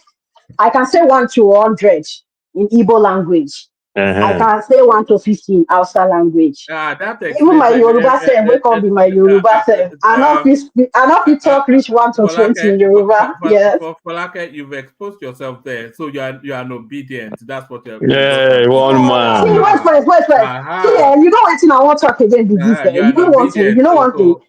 I hide that. I put water for mouth. Talk am before. I don't hide them before now, right? The truth about it is this. Say I like Peter Obi no mean say anything. You get. There are some people will be saying and like just naturally you just like person. Even yourself you know go fear explain now. You get that one day. You get. You feel like person, and I'm sure I have every right to do that, right? So like a pass Yeah, from obedient or not but obedient. that colors your submission though, because we know One we man, know that. Madam Polake na real Yoruba person be this. Na real Yoruba be Now, this. real Yoruba The person. real Yoruba. How many Na Yoruba the people kind, can na the kind Folake? Yoruba I sabi be this. Hold on. Na the kind Yoruba people I sabi be this. Real Hold on, Yoruba his own. people. Hold on, his own. How many Yoruba people can count up to 100 in Igbo?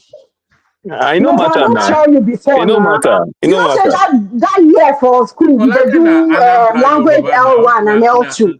now Anambra Wait Yoruba. first, one man, before you push me inside polo. What thing I dey try to be say that year for secondary school, right? We dey do language L1, L2. They call it language one, language two. So you do the first one, the one you're sure of, and then the second one. But the issue I had was you get like Yoruba no easy, oh man, no lie you.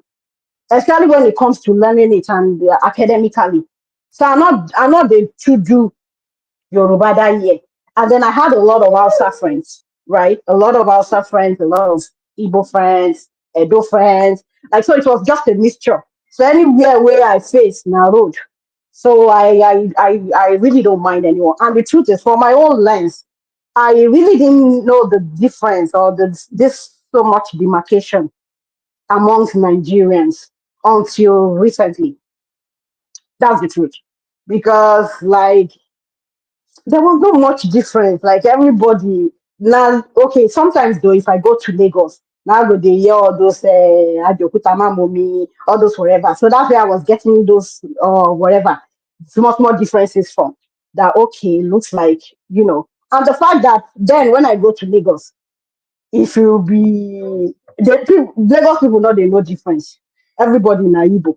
You get even if ordinary TV, all this chief, Benue, they will call them Igbo. So like that was just the little differences. Other than that, I really didn't really see any much difference because the truth is in terms of character, we're almost the same. Mama, I don't like you. Everybody knows the same. Why do you think all these politicians are faring well among their caucus when they are within themselves? They don't know tribe because the truth is there's no difference. There's no difference. So as Yoruba they like money, now so Igbo like money, now so Hausa like money, now so Niger Delta like money. So like Who like it's money almost pass? the Who same like thing. money pass? Who like money For pass? there's no scale. Nobody they put scale for what? They say this thing. The only people who I know where they say they are disciplined. I don't know if now religious, custom or anything.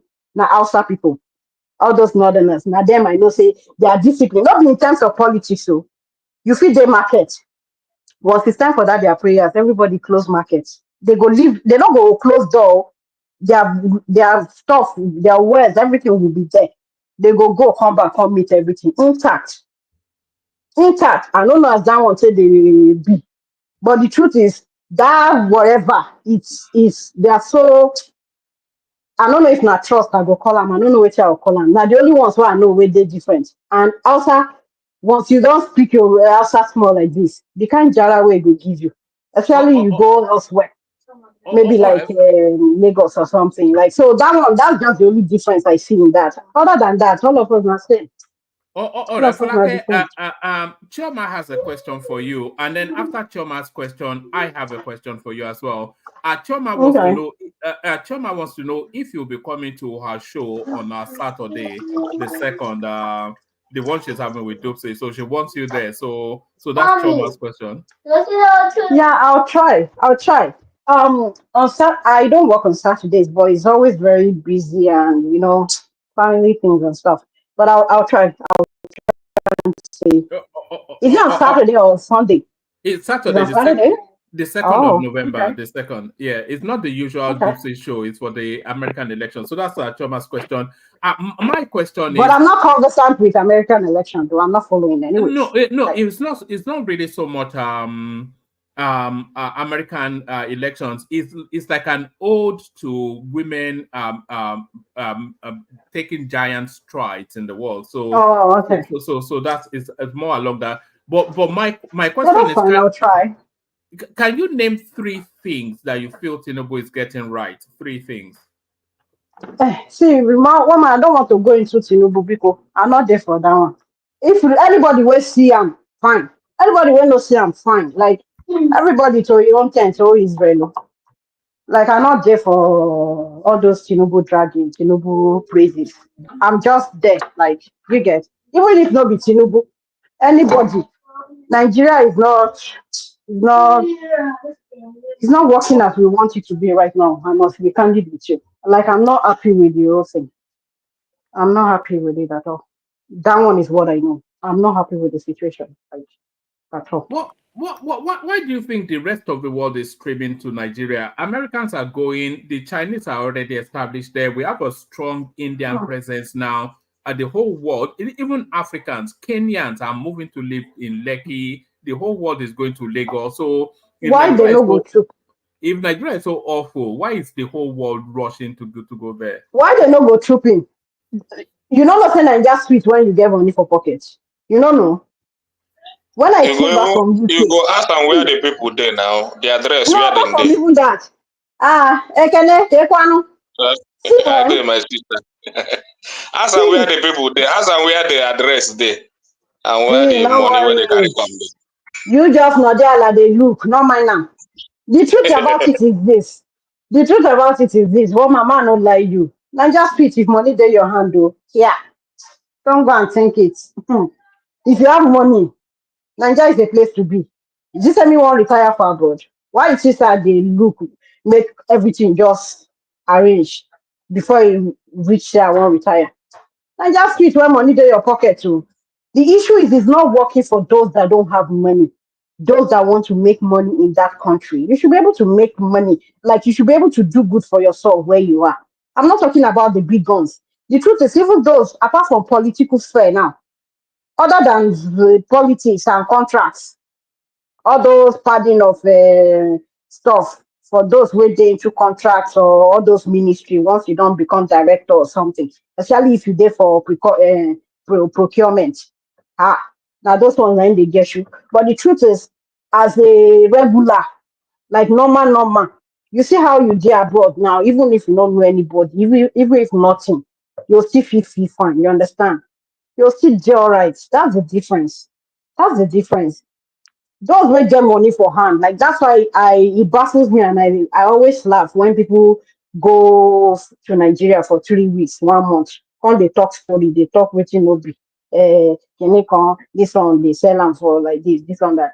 Like you can't compare to a recurrent decimal, someone who is experiencing the same thing over and over again.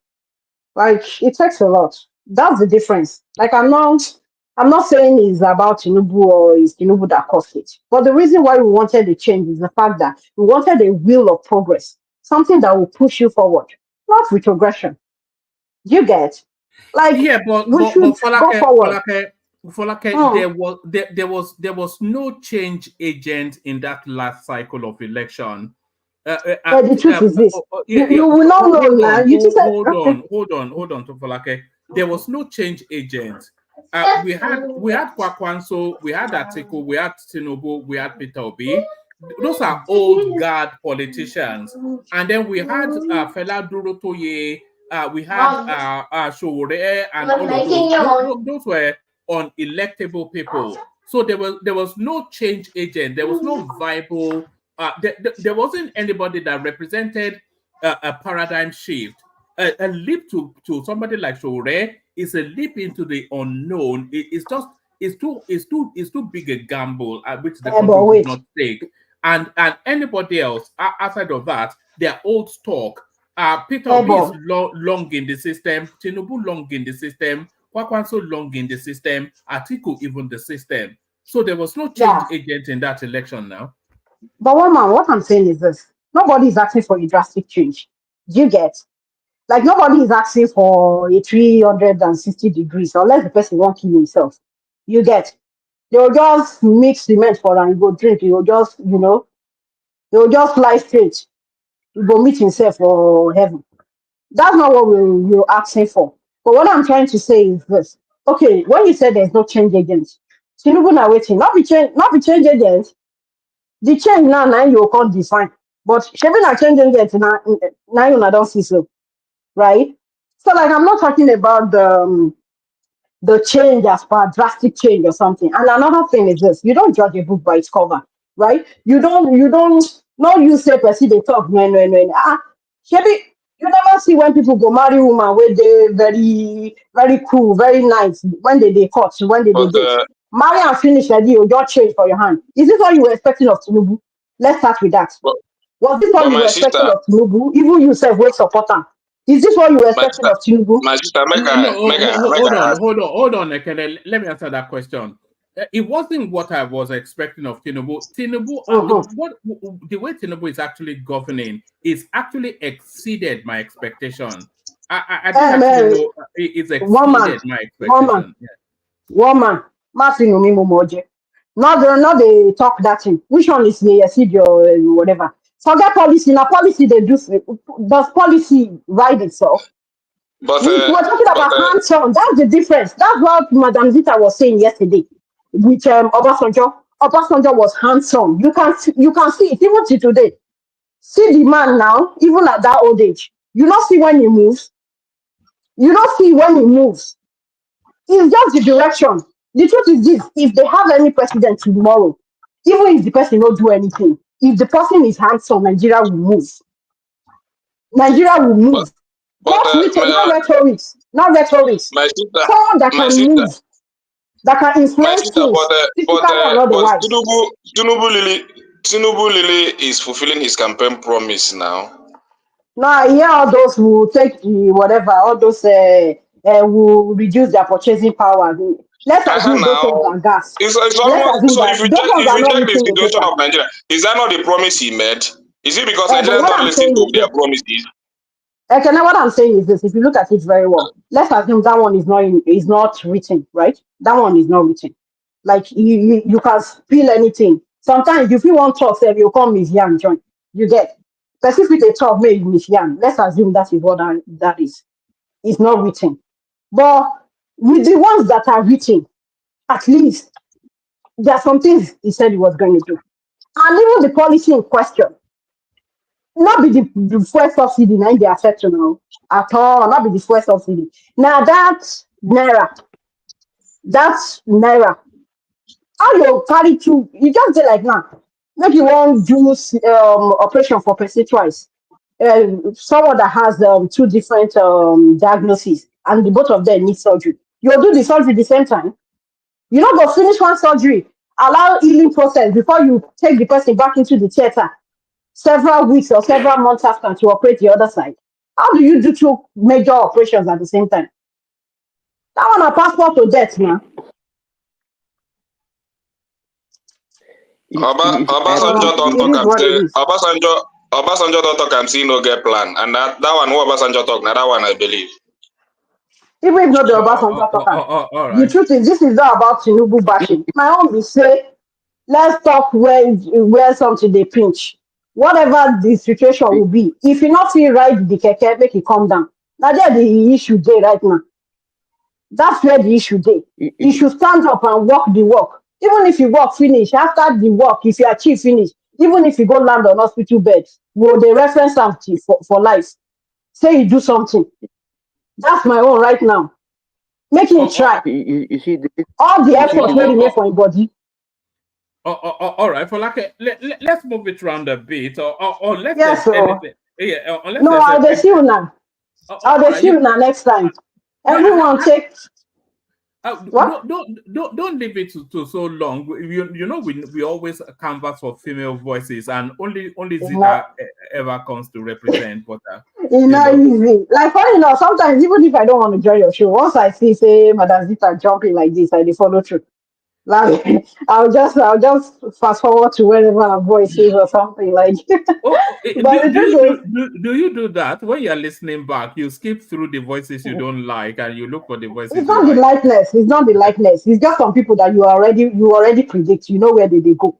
You understand? So you get some people when you don't go bother yourself. You know where they go. You just know. Even if everybody, the other person people that I can say, okay, you don't gas, be let me listen to. They can switch on you anytime it's Kulaka. He can switch on you anytime. Like even when he can be very objective sometimes. Like you just switch on you. You say, hey, you talk, you're not that kind of a thing. But there are some people where be say, if you like, may heaven they fall. That same position where they maintain and they will maintain. So what's the point of sitting down there listening to them? You just keep it. All right, name names. Who are these people they are so fixated with their opinion? They are not trick me. Not trick me for no, Baba, no, forget to Baba too, they try talk through sometimes. So only say they had them, but they try. They talk through sometimes. But you see this, my dear brother. Bros Remy Okoku. Oh, Remy go maintain on there. No, Simba sometimes even still better pass Remy. Simba go still give you balance. Sometimes. But you see that Remy? I know. Come full shine. Is it full Come shine. Not the only Agbado he had they were joining you. Yeah, they were joining you, but it's all good. I kind of like everyone. Like you guys are always fun to listen to. Sometimes I just sit down there and I laugh. Like it's a good one. It's a good one. Keep it up. Thank you for having me.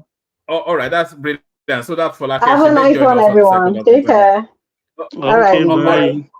Baba. All right. Yeah, fully. No, sorry. One man, I beg, not vex. Not fit drop me like that.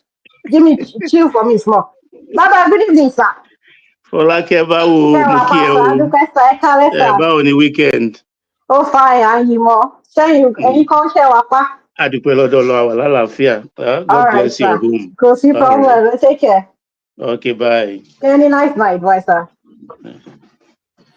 All right. One man, instead of eyes on now that Fọlákẹ́ has taken the floor for them, I think it's only fair that I come in, not so. All right. Eyes are waiting be that now. You won't jump. See, it's not allowed now you want to defend everything where Fọlákẹ́ don't allow these people chance you. This is what they've been doing to Ijaw people since the beginning of that nation. Don't allow these people chance you. Don't allow them chance you. Where you know for creek. Where you know.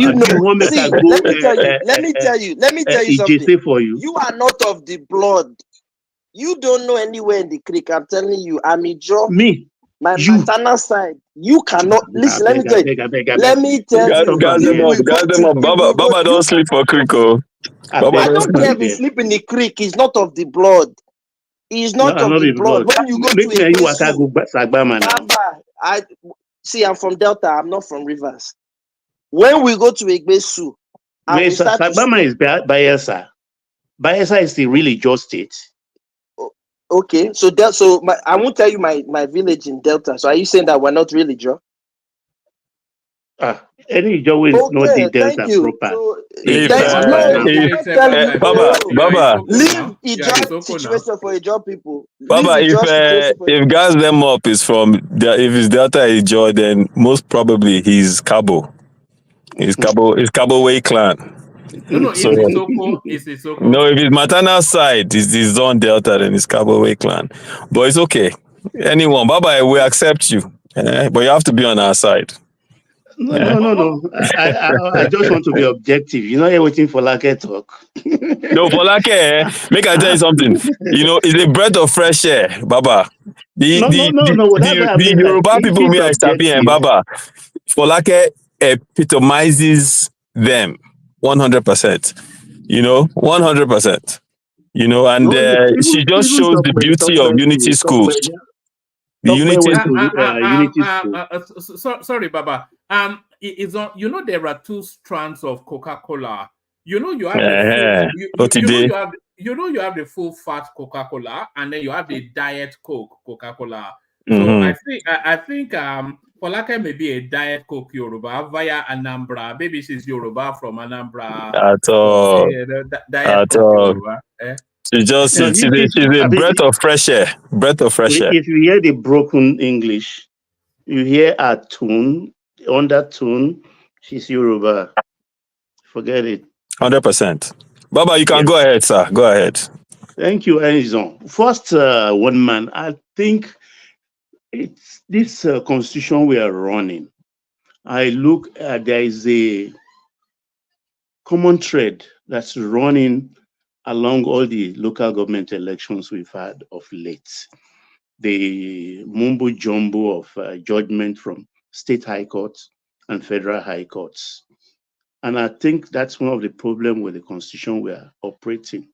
If they can take the time off to burn the midnight lamp so that they can adjust and tweak the constitution, I think having a state high courts, they meant well. The drafters of the constitution meant well, but they are forgetting the people who are going to operate the constitution. We are the problem, because there are things that are actually in the purview of the state high court, controlled by the state chief judge and attorney general. That's not supposed to even come to the federal view. But you can see that those who have hold of the federal judiciary, they use it against the states. And the states, of course, are not yielding. At the last 9 minutes, they watch them. It's a game of cat and mouse, in my considered opinion. Maybe on a Friday afternoon, they rush to their own state court and get a final judgment that will enable them to do things over the weekend. So if we are going to abrogate the state high courts, let's abrogate the state high court. So let everybody deal with the federal high court. Because everything, I believe Kekere Ekun, because women are more sober when it comes to policy issues. Most of them are policy wonk. I think I believe in her. We certainly need a judiciary reform, Baba. When you have that's what I'm saying here. A court of parallel weight, making conflicting judgments. One party will go it's and embarrassing. Get it. It's just ridiculous, you know. It is embarrassing, actually. You understand? So I think they should have to look. So many things involved in our land now. I'm not one actually to say let's just discard everything. We can always tweak with it. We can always tweak it and make adjustment where necessary. It's a long journey we are in. If we are going to imbibe the tradition of a true democratic nation, 24 years into the game, my darling, how are you? Welcome. We just have to painstakingly continue to work. It's a work in progress, but this judiciary thing, we need it to be adjusted like since yesterday. It's making a mockery of our system generally. And there is also the issue of the local government actually. And I do a lot of intervention, but I've decided that in this case for the local government election, I think I will go through anybody. I want to see the format of how is going to emerge the candidate, the participant from each state, that person from wherever in my own constituency. I think he has to go with a letter and a brief. Local government shouldn't be on party basis. This party thing has to be taken out of the local government. Let it be independent candidates. The parties can sponsor independent candidates, but on the ballot paper, on the campaign trail, in the posters they are going to use, we don't want to see anything party. Let it be individual who will come out from each local government area. approved by maybe the chief imam there, the baale of that LCD or LGA, and a Catholic reverend gentleman. Let there be endorsement of the landlord tenant association or the landlord association of that area to sign into his form, so that these people, we can hold them to ransom. And that is the only way this thing can work. Because what the governors are doing now, you understand, it is very, very odious to me. Shamelessly, they are attacking something everybody has bought into, for which the president has to go to the Supreme Court to get a judgment. They are finding ways to go around it. What is it? What do you want with the local government money? Why do you want to interfere with it? It beats me hollow, because you have the security funds to vote to yourself. You have ecological funds to yourself. If you're an oil producing state, you have the derivation funds to chop from. You have the VAT to chop from. What is it with this local government money? The one Baba, your man Soludo has already signed the law now. It's him pointedly. He's the one championing it mostly. And he's the chief of it. He has already signed his own law, and the money is coming to him directly. Then he will now decide what to give to the... I'm looking to that youth summit. Honestly, I think that's the fastest way I can get my view across. You understand? Because without the local government, we are just joking. This democracy will not go anywhere. Because I'm not going to wake up every day to say you want to see Sanwo-Olu. Where do you want to see in Alausa? You go there for 30 days. If not seen him, they'll be blocking you. But with my local government chairman, God save him. Even if your wife wear new chain for next self, we go ask them where they get the money. Because it's nearest to us. If we say it's not going to come out of his garage in the morning, he will not come out of his garage. If we have problem with our transformer, we will go to him. He will solve it. You can trek to him. You can take Okada to him, Keke Napep. You can drive to his house. He will be participating in each area's landlord association. He will now to divide himself, or you appoint his councillors. Baba, it's a good idea what you're saying, picking independent people not affiliated with parties. But even if you pick an independent person on paper, right? Let's say, okay, they pick an independent person on paper. How do we know it's not the governor that's selecting that independent person and then putting resources behind that independent person to win? You know, good, Arizona. Very good point. That's why I said that when we are voting in the ballot paper, there will be no party symbol. When he is campaigning, only his photograph is using to campaign. When he comes to my house, only him will come. He's not wearing party insignia. So Naima, I know. If he likes, let him take that money and give to the governor. When it's time for drainages to be made, things to be cleared on the streets, and he will vomit that money from his own saving, or will sell his blood. That is what I'm saying, because it will be easier, because he has to come out of that local government area. Because when he buys a form to contest, that's why I say the baale, the Catholic church leader in that area. I don't more talk about Pentecostal, Catholic church leader. Now them we know as first Christian. Then the chief imam of the Friday mosque, the Mashalachi Jimo in that local government, have to endorse that form. And maybe the landlord association, the general landlord association of that local government, they have to endorse this form. So he's answerable to us. If he sold himself or his conscience to the local, the state governor, now in Wahala, because we will know how much he collected from FAC every month. We all will divide it on project, not individual pockets.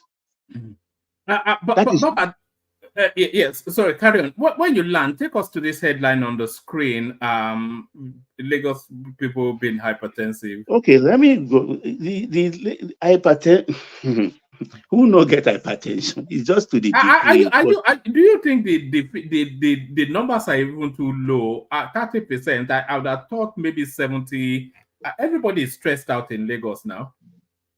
Everybody is, but that also is something. Look, if I'm calm and everything around me is quiet, do you know I get jittery? Because I practically grew up in Lagos with the woo, woo, woo, woo, woo, every time. So come, last speaker is playing there, the other one is playing Fuji, another one is playing juju music. And I joke with people outside the country that it's only in Nigeria that would enjoy each of those music. You would choose whether it's Nkpokri he wants to hear, that's what you will be hearing. Obi may be blaring just a few meters away. He's not going to hear it, and he will enjoy it. He will pick the speaker he wants to listen to. That's the life of Lagos.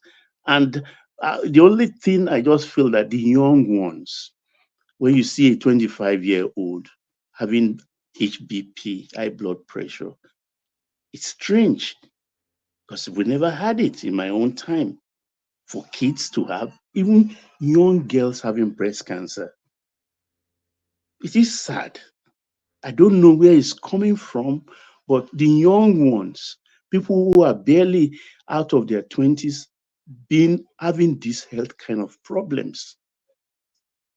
It is sad. The other day we discussed about health problems in Nigeria generally, and it is a sad fact. Even though we are talking, because our health facilities, they build this edifice.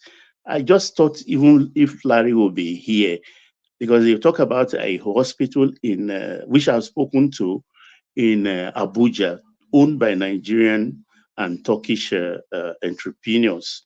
So it's one of the best. And somebody went there to do biopsy. Where you do biopsy on your internal organ for 1.4 million. 1.4 million. And they said, after taking sample, they say, okay, you rest here. The person was hungry and called me. And I said, what's, didn't they give you intravenous? I said, look, let me call so and so person. So you talk to that person, medical person, your sister. So they called. I was listening. Then it was the nurse. Go and call your doctor. Doctor is busy. What's he doing? This patient said he has not eaten. Don't do this, do that. The full measure of what they have to do. Do you know what she did? With that kind of hospital, they said one of the best, 1.4 million for biopsy. She went and brought jollof rice. Just one spoon of jollof rice, he collapsed. Because he was sore inside. That's my country for you. Today, that young man is in India. This thing happened just a month ago. He's in India. One of the best hospital, cancer hospitals in India. Thousands of dollars. So these are the kind of problems the country do. I have hope, because I think there's something wrong with us. I cannot lay out something and hire dafts to work for me. Because when you pay banana as wages, you will have monkeys as workers. When you put a layout of that kind of thing, that's spread out, you should hire qualified hands, pay them well. Baba, it's you have a very fantastic point. I think these are some of the things that one talks about when we criticize governments. That sometimes we have people that support, and this isn't about Tinubu's government, maybe whether it's Buhari or even when Jonathan was there, the people that supported him used to fight me when I would bring these things up. And it's the fundamentals of any society, right? Drinking water, healthcare, right? Food, real food that's not carcinogenic, right? Education. Those are the fundamentals of any society, right? At the very basic, you should have an emergency situation to those things more than anything else. If your population is dying, then you don't have a population that can work. So you don't have an economy. I don't understand why in Nigeria, even these things, as simple as they are, when you bring them up, you get into ridiculous debates. After all, which country doesn't have healthcare issues? That is not the point. You know, it's really disturbing when you see these things. And like you said, yes, I was in Nigeria barely a month ago, and you see these things, and you see how people Is eat. that not the point, though? You are speaking of a narrative of unrealistic expectations. I'm not saying it's unrealistic to have the expectations that you have, but Come on, let me tell you. Let me tell you why it's not unrealistic. If you get a chance, look up the healthcare in Costa Rica, right, and the education and the system there. Not an overwhelmingly rich country, but the government has just made a dedication that every section of that country is going to have the basics. What's the population? What's the let me land the plane. Let me land the plane, right? And the geographical mass, yeah. Yeah, let me land the plane. When your the guest you brought on last time that I called and I asked him question, he made one really good point. And the good point he made was that Nigeria is made up of federating units, right? Those federating units are independent. In a government where you have most of the federating unit being controlled by one particular party and the president also belongs to that party, there is leverage, right? Americans call it the bully pulpit of the president. The president has that leverage and that power to influence those people to at least the very basic, have certain things in place. And those things can be done. As Folake said, if you just need someone that gets their hands dirty and does the work, those fundamental things, everything else will come after that. But at the very least, can you make sure that in the 21st century, your citizens have clean water to drink? And it starts by working closely with those federating units to implement those across the board. That's where we need to start. We talk of all these other things. Can you put a cost to that?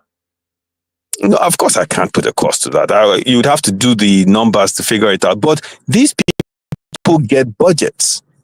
Right? They get budgets. There can be an incentive, financial incentive, right, to states, to local governments that are actually implementing these four pillars of health. You can give financial incentives from the federation, where you're using money as a tool or as a carrot to get them to implement certain things. There are things that can be done. If you put people in a room, they will come up with amazing ideas. Let me not even lose the fact. Wait, one man. Let me not lose the fact that Obasanjo, when Obasanjo was president, came to America. I was in the US at the time, and he was bragging about how we have over 5,000 Nigerian medical doctors in the US, all trained in Nigeria, that left Nigeria and went to the US, working at hospitals like Johns Hopkins, huge medical research centers, right? You have that population around the world. We see Simba here. We see all these people, Babati. You have experts around the world that are working at some of the best institutions around the world. If you leverage their knowledge and you really are committed to this, you will fix this. This is not rocket science here. It just takes political will. That's all it is. And you save a lot of lives in that country. That's not all it is. Woman, you see the danger, woman, the danger in this health situation, because we need healthy citizens to be able to think right. Too many of this, when you talk of 30%, I think the 30%, like you said, is even too low. I see kids, children, first time many years ago, must be like 12 years ago, a 22-year-old young lady, girl with breast cancer. I couldn't believe it. I was saying, no, it cannot be. But it was true. And ever since there have been cases of the diabetes, like something unknown to us before. I start to ask myself, is it our lifestyle, or is it what we eat, or what exactly is the cause of it? I've asked people, and some give me ridiculous answer and says, look, like it's what the time demands. Some will say, okay, it's Many things people refuse to give their life to Christ. So ridiculous an answer. And some will say too many sins and things like that. And I don't think God is a wicked God that will lead youth population with this kind of problem. They have problems, and most of them are being sold herbal concoction that are damaging to their liver, to their kidney, to their lungs. We need real regulation. You see, this president, I think, is just being too democratic. Nigeria is not a country that, how do I put it? We've been under military government for a very long time. So that's the only thing we've come to understand. Like malus, you have to flog into the abattoir. That's how I look at it. Because take, for instance, if Olukoyede were to be a retired military general like Marwa in the drug enforcement, NDLEA, we have him in the EFCC, you think the Kogi man will be working free? Do you think the Kogi man will be working free? He will not be working free. Do you know, if we prove it, that yes, anytime they give them FAC, money will shoot up, like it's already today now, inching towards 1,800. FAC was given to them barely 6 days ago. Do you think they will not investigate and know their BDC customer, and they will go after them, even though if the governor has immunity? That's the only language Nigerians understood. Anything is like, Nigeria is like kingdom of heaven that suffered violence. And only the violence can take it by force, can straighten us. Nigeria not be small thing to handle, not be small meats to handle. So all this being a Democrat, go to court, all this one, it doesn't work for Nigeria. And that is why the corruption is so high. That is a question of calculation. Election is a question of calculation. Those State the other time, we played a clip here, and the guy was doing the arithmetic. Give everybody 10,000, which amounted to 500,000 voting block, 5 billion. That's even less than what he gets, in fact, if he wins that election as a governor. So these are the fundamental problems. We we need iron hands. We need iron hands, strict laws, strict enforcement. Without that, we cannot evolve as a nation. Everything will be like a joke. Everything will be like a joke, like it is now. You think a military man will be heading, a military lawyer retired, even a lieutenant colonel heading EFCC? Who is Yaya Bello that will come to their car park? Even the Ododo that escorted him, all of them inside cell, Busa, at once. That's the only language Nigerians understand. And if this president is not ready to do that, to wield the big stick, I pity him. The whole house will crash on his head. I yield, woman. All right, but thank you, Baba. So we'll do 5 minutes monologue round. We'll kick it off with Izon, who actually came in to hold the fort. So Izon, give us a 5-minute monologue. We go to Ekene after that, and then gas them up. Izon, Europe first. Either to what we're talking. What is Asari Dokubo? How has Asari Dokubo been betrayed? I couldn't quite get it in all of the. Yeah, I'll circle back to the Amakri Dokubo. But let me pick off where Baba left off. Well, man, what Baba was talking about is an emergency situation. It's existential. We are facing and fighting for our very survival. Make no mistake about it, right? The health and well-being of your populace. The fact that they don't have access to basic health care, the very basic, right, at the local government level. That's what we're talking about. If for instance, you remember when I think it was Wale Edu or someone came up with this whole thing that they were trying to institute a tax system. I've forgotten what it was for. And it was recently, a couple of months ago, and the public revolted against it and they pulled it back. If that was done for healthcare and they were going to guarantee, right, do it with an investigative body that will have oversight on how the income is or how the revenues are being spent at every 774 local government. So at the very least, each local government will have basic healthcare. I'm talking about, it can be a small town that has access to a doctor, a couple of nurses, and etc. So people have access, right? And then work with people and put these pillars. When you come into office, you set specific goals, but there are some that are non-negotiable, regardless of your party, regardless of who you support, regardless of whatever, of your ethnicity, it doesn't matter. At the very basic level, if you do not have clean water to drink, if you're still going to fetch water, I saw a video of some people in your state, Wama, or your state, they walk down to some lake. That's the lake where they fetch water to cook soup. That's the lake some people go and defecate in. Crazy stuff. This is real in 21st century. It's an emergency situation. But what frustrates me is they don't have that urgency being applied to it to say in the next 4 years, we're going to stop this. But because you know, people like that, they have inbuilt immunity for things like that. They are not as delicate as you. They have inbuilt immunity for things like that. So I saw not my one, man. But you know, their constitution is not as delicate as yours. You know me now. If I go to Nigeria now, if I eat random meals on the street, then my stomach is messed up for the next 2 days. But the hardcores in the streets, that's their daily diet now. So all those people drinking from the streams, that's what they know. Their body has made the necessary hormonal adjustments.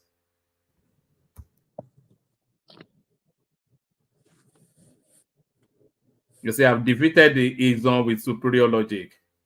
No, I'm back. I have no idea what happened. I'm here. You are saying that you are saying they have built-in immunity to drinking water with. Because that's what they've always drank. Yeah. Yeah, well, unfortunately, not everybody has the immunity because that's why you have outbreaks of cholera, you have outbreaks of all kinds of diseases in Nigeria, right? So even if it's 5 people in a village, that's 5 too many, right? So it's one of those things, and it's not just that. Is the number? I've forgotten what the numbers are, but you still have a significant amount of people that die from malaria. Something as simple as that. Wait, wait, hold on. Why are you using kid gloves with one man and his nonsense shenanigans? Yeah, I know. Any of his children or his family to drink that water? We have to stop this kind of mentality. He thinks he's joking. I know he thinks silly, but this is the same type of rhetoric that these so-called leaders that are in power. This is how they think. He's just puppeting the nonsense, and I tell him all the time, they'll never give you a contract, and if they do, is a waste. But can you say such a thing? Come on,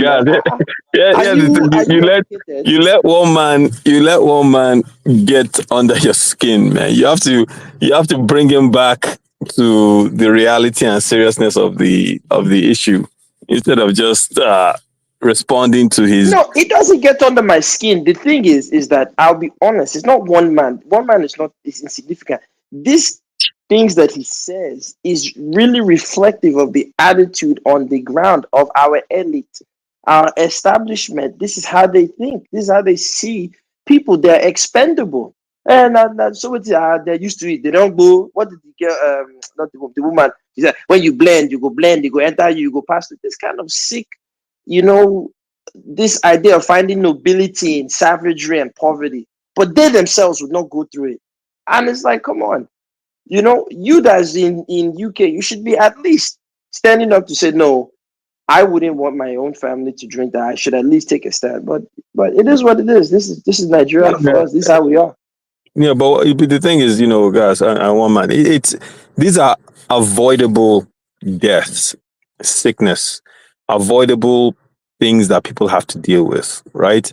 I was reading something that said when the Brits left in the 50s, in a lot of parts of Nigeria, there was pipe-borne drinking water, right? And you look at it then and you look at it now, and there was a special that was done about water in Nigeria. I forgot what they were talking about, how some of these companies that manufacture plastic bottled water actually look at Nigeria as a viable market because there isn't any clean water to drink, right? And there was this guy in Lagos talking about he has a borehole in his house, and he says, sometimes he opens his gate and lets people come in and get water from his borehole.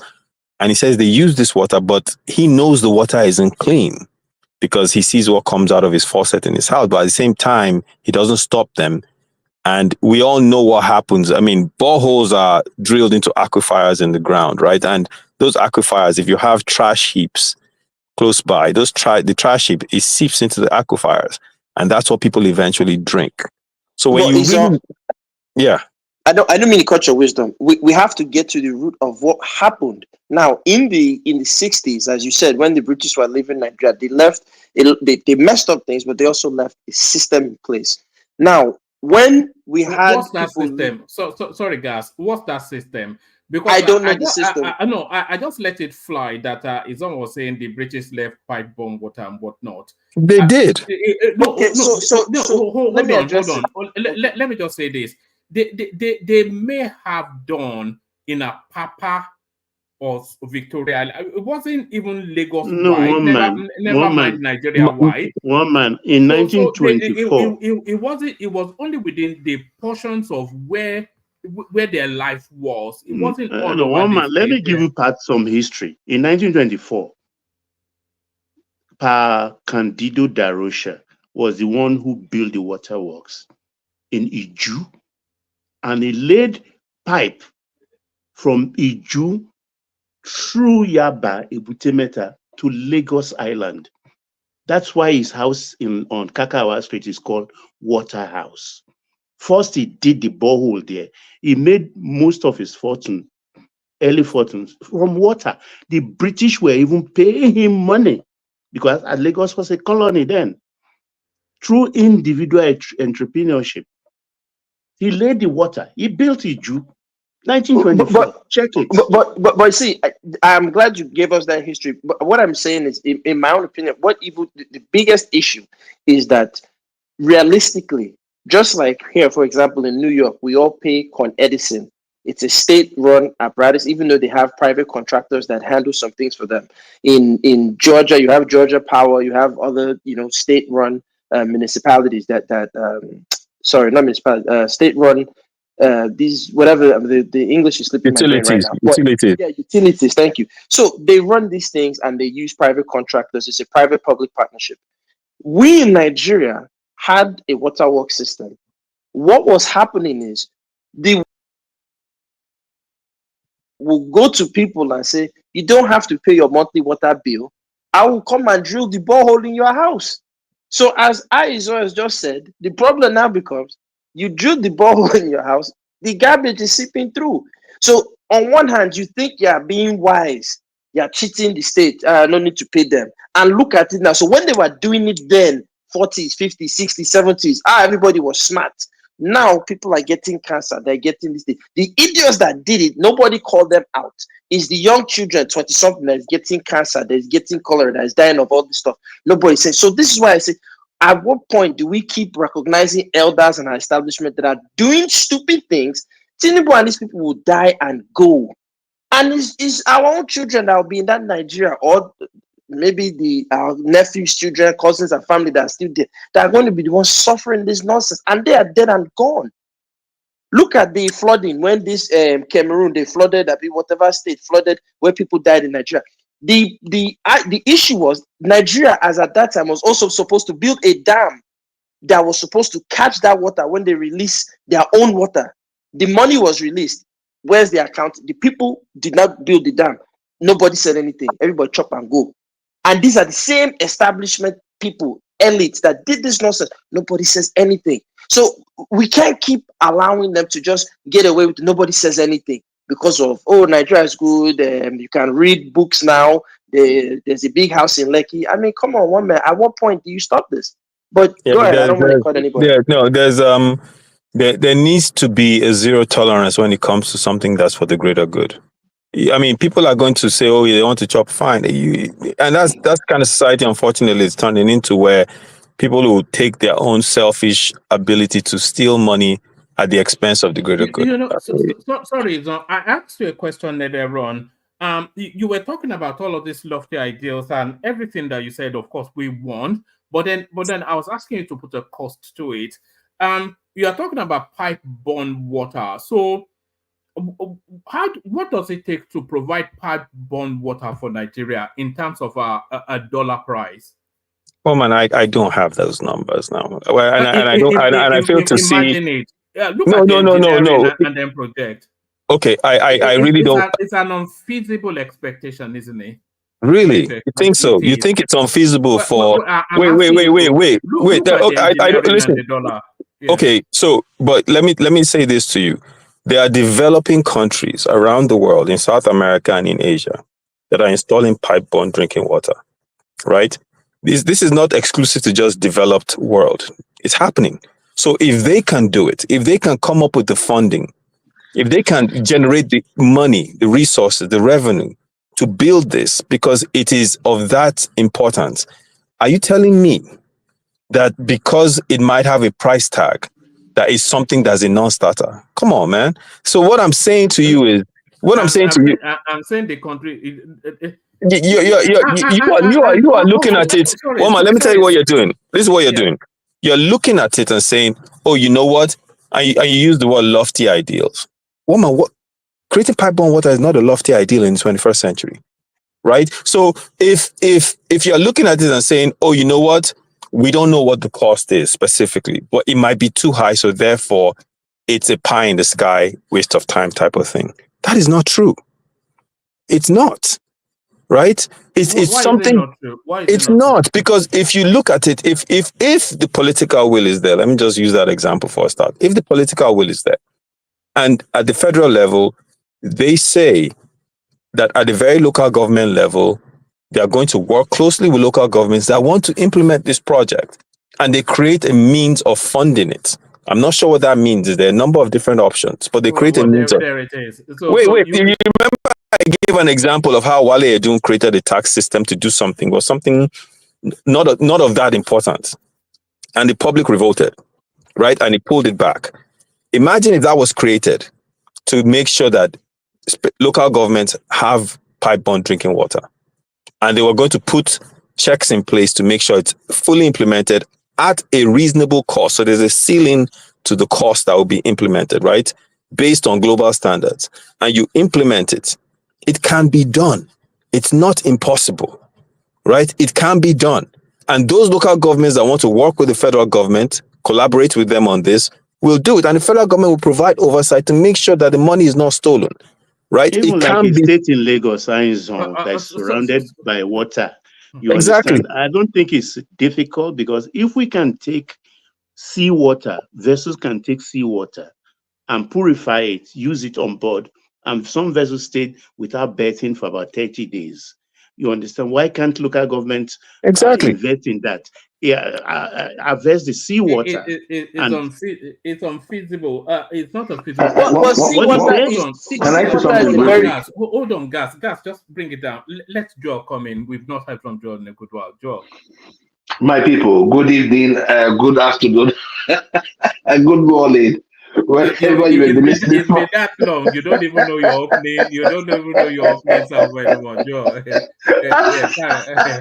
I didn't know if I should say good evening. I didn't know if I should say good morning. But anyways, I'm at work right now, so I just wanted to make it brief, because this particular topic is one that gives me a great concern. And one man, I would love to disagree with you when you said that it's an idea that cannot be met, probably because of the cost. I just think, one man, the issue here is willpower to do it. And you see, when we were growing up, even in Imo State then, we had water boards. And these water boards were managed by the local government. So I would say that the disappearance of the local government over time was what gave birth to most of these problems we have, these little problems we have about maybe like even water generation or even water supply.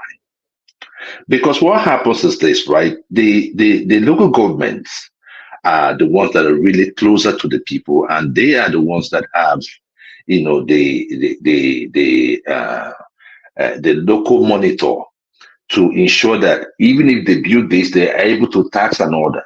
The state government is farther from the people. So most of these things you're talking about are not their priority as state governments.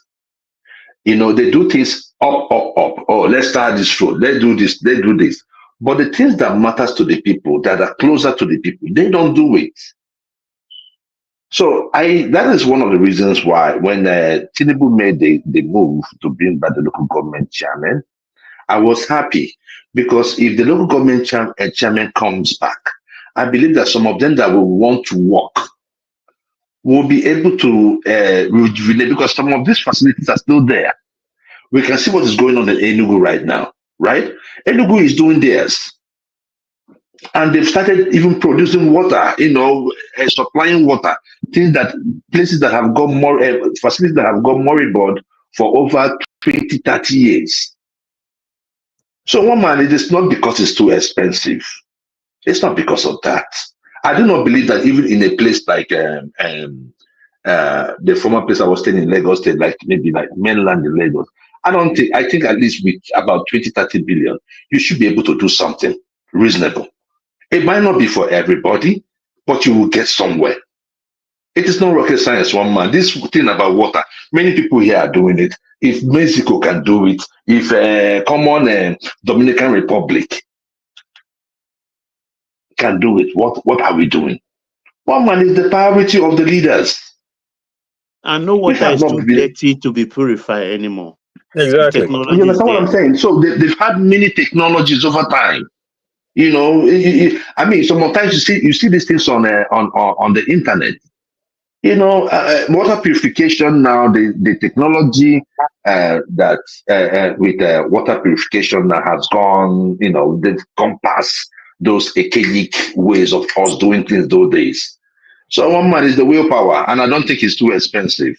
30% of Lagos residents living with hypertension, it's expected. It's expected. In fact, it is higher. It should be higher. 30% is just being lenient, right? I'm thinking that it should be around 60, 70%. When you consider the stress Nigerians are going through, call it what it is. It is the stress. It's not, I don't know if anybody was linking the hypertension to water and drinking water. No. The stress Nigerians are going through, one man. I am surprised. I am not saying that I am wishing that, but I'm surprised that people are not buying themselves. It is too much, one man. So, people, we can all sit here and, you know, ponder on why Nigerians are having certain illnesses. But the thing there is that if you really understand the pathophysiology as regards to stress, you can find that, you can see that it causes many things. You have the issue of mental health. You have the issue of cancer. You have the issue of hypertension. So it's the tumor, because those things are really pushed by stress, right? I mean, you may have cancer, but if you might have that cancer gene in you, but the stress helps to ripen it up, bring it a little bit more closer. Instead of you getting it around 60, 70, you get it around 40, 30. The stress is too much. So I believe that we are doing things, we are putting the cart before the horse. And I don't know the reason why it is hard for us to really say the truth and say, this is what it is. It has nothing to do with water. If I was telling my friend the other day, I'll just start with this. Okay. I'll land with this one, man. I was telling my friend the other day, if you're going to, if he was going to, he was talking to me on WhatsApp, and I asked, what are you going to do? He had a jerry can. I said, what happened? Oh, my borehole went off, so I had to use jerry can to go fetch water. It's too much stress in Nigeria, one man. Thank you. All right, brilliant. Yeah. Joel, let me just signpost you in the direction of, I think I spoke to you about it already, at Dupsy show on Saturday, when she'll be talking about women in power. So hopefully you'll be there. We'll be talking about, we'll be using Kamala Harris as an example. That's the build-up to the American election. So try and turn up. I'll send you the details. The only problem is it's a cameras on sort of session, but I know you don't have issues. No, I don't have problem with camera. Yeah, so I'll send you the details. Let's get back to yes. Yeah, let me one man before you go, please. One man, please. Then I will call you. Right, I will call you one of these days. Maybe I think next week, next 2 weeks, I will have less busy schedule. Please, I would love to do a one-on-one, because what happened with most of these shows is that when you go there, you say something, somebody feels like, oh, so it's too much interruption. I would like to have a one-on-one with you prior to the election. I think you should. I think you should do one. We should do one or two, something like that. But I'll call you so that we talk about it. Yes. Oh, okay. We'll talk. We'll talk about it. Yeah. Thank you. That's just stay there, Joel. So back to his own. I wanted to. Yeah. Let me just. I'll close the loop on that piece and then move on. And the other thing is, woman, let's be honest, right?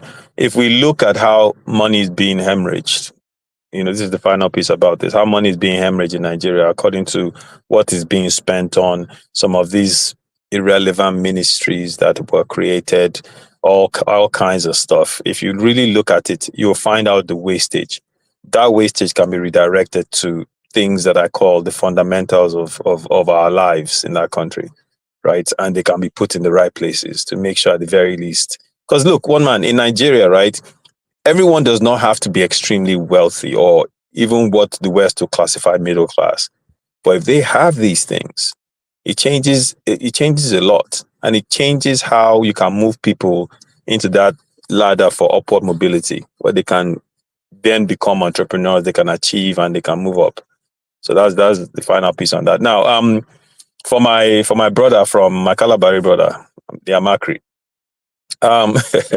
Dokubo is pissed because his expectations were high. People told him where he's from. He said if Tinubu fails, they should blame him directly. He took responsibility for it. That's why he's upset the way he is. I don't agree in stereotyping all Yorubas, saying that they are betrayers. But Aizon, let me give you the real thing. I know what you're going to say. I know what he wanted to take the Tompolo contract. It's not going to happen. Yeah, but they won't give him. They won't give Whether him. they promise him or not, why did he even believe they would take Tompolo? Yeah, but do you know Tompolo gave about 2 billion naira? Okay. Yeah, Baba, that's what. Land that point, Baba, and then let her carry on. Yeah. Yeah, let him carry on. No, but Baba, that's the point now. Is that his expectations were too high.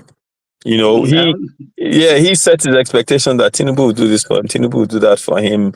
All these things, and now there's a backlash. There's a backlash about him, about this, and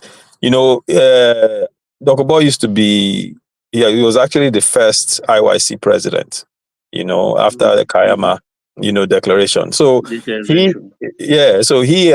people look up to him, even if they don't agree to his pronouncements or some things he does. What's happening to his university in Benin Republic? I don't know. He's in Rivers State consistently, so maybe someone is running it for him there.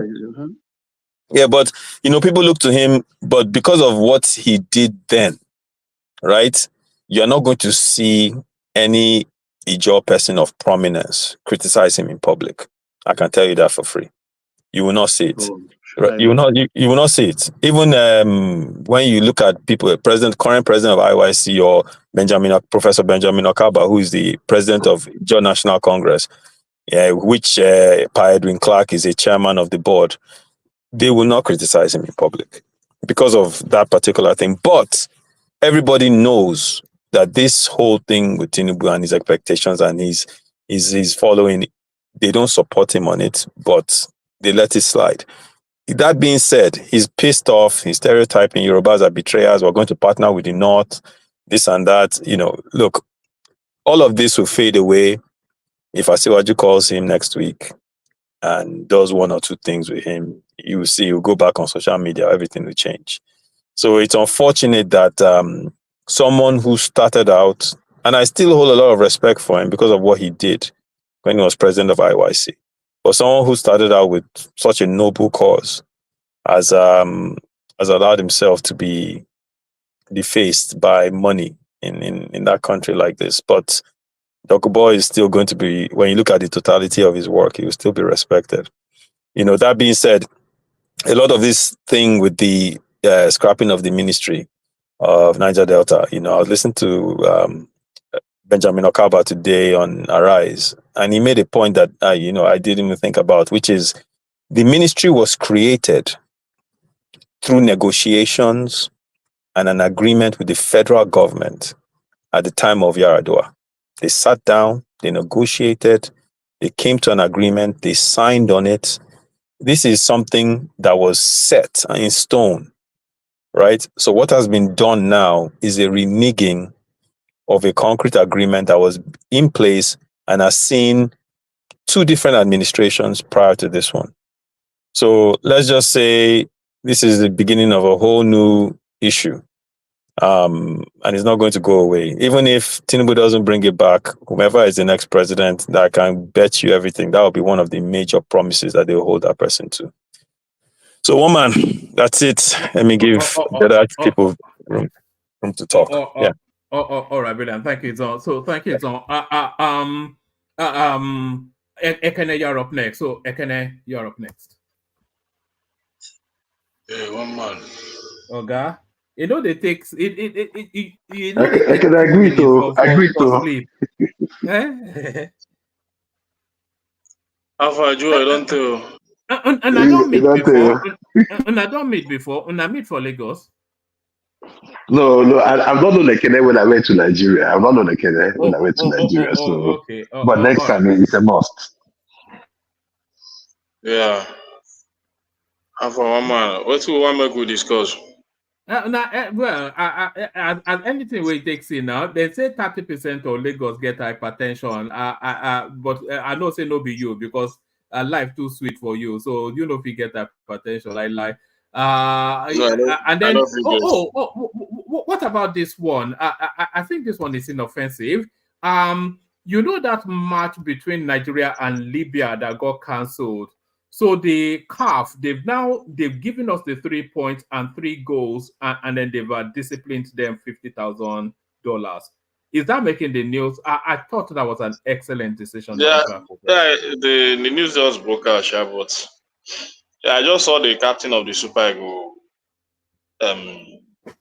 thanking the CAF for giving that judgment in the favor of the Super Eagles. So that's fair, yeah.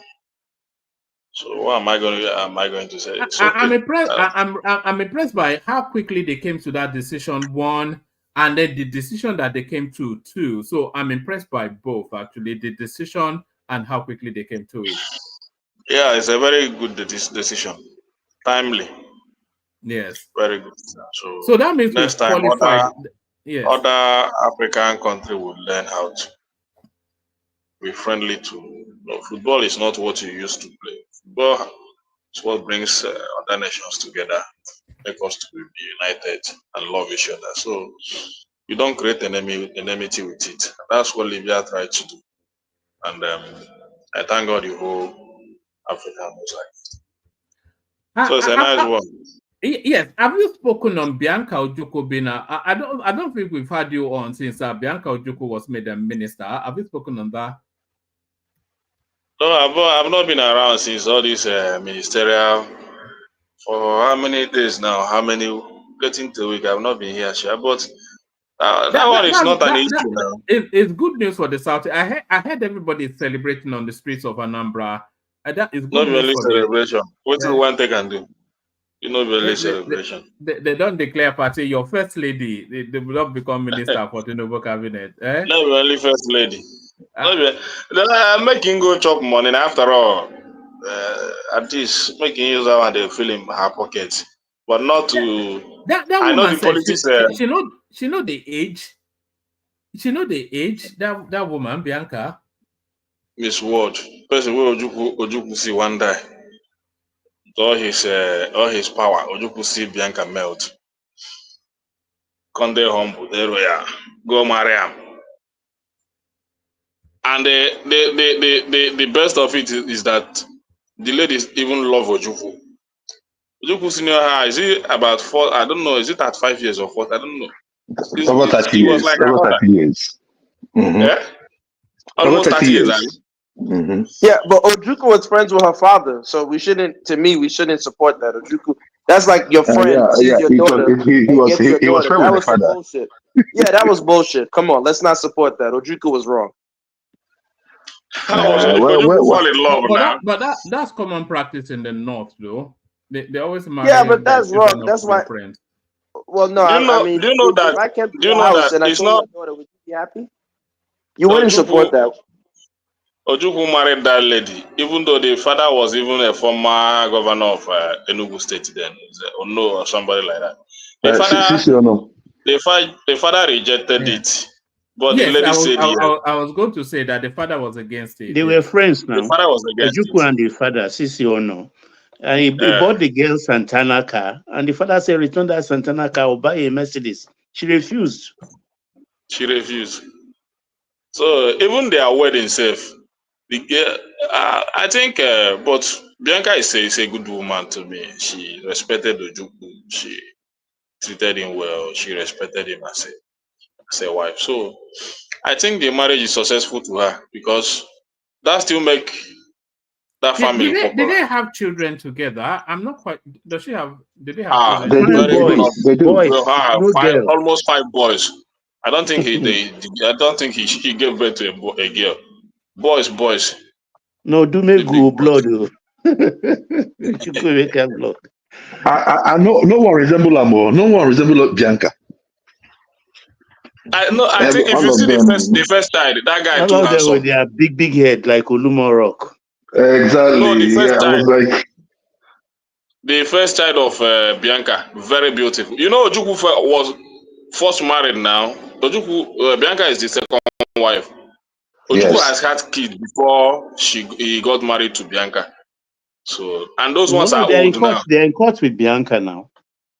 Yes, I think they're dragging properties all and that. But well, that's her benefit,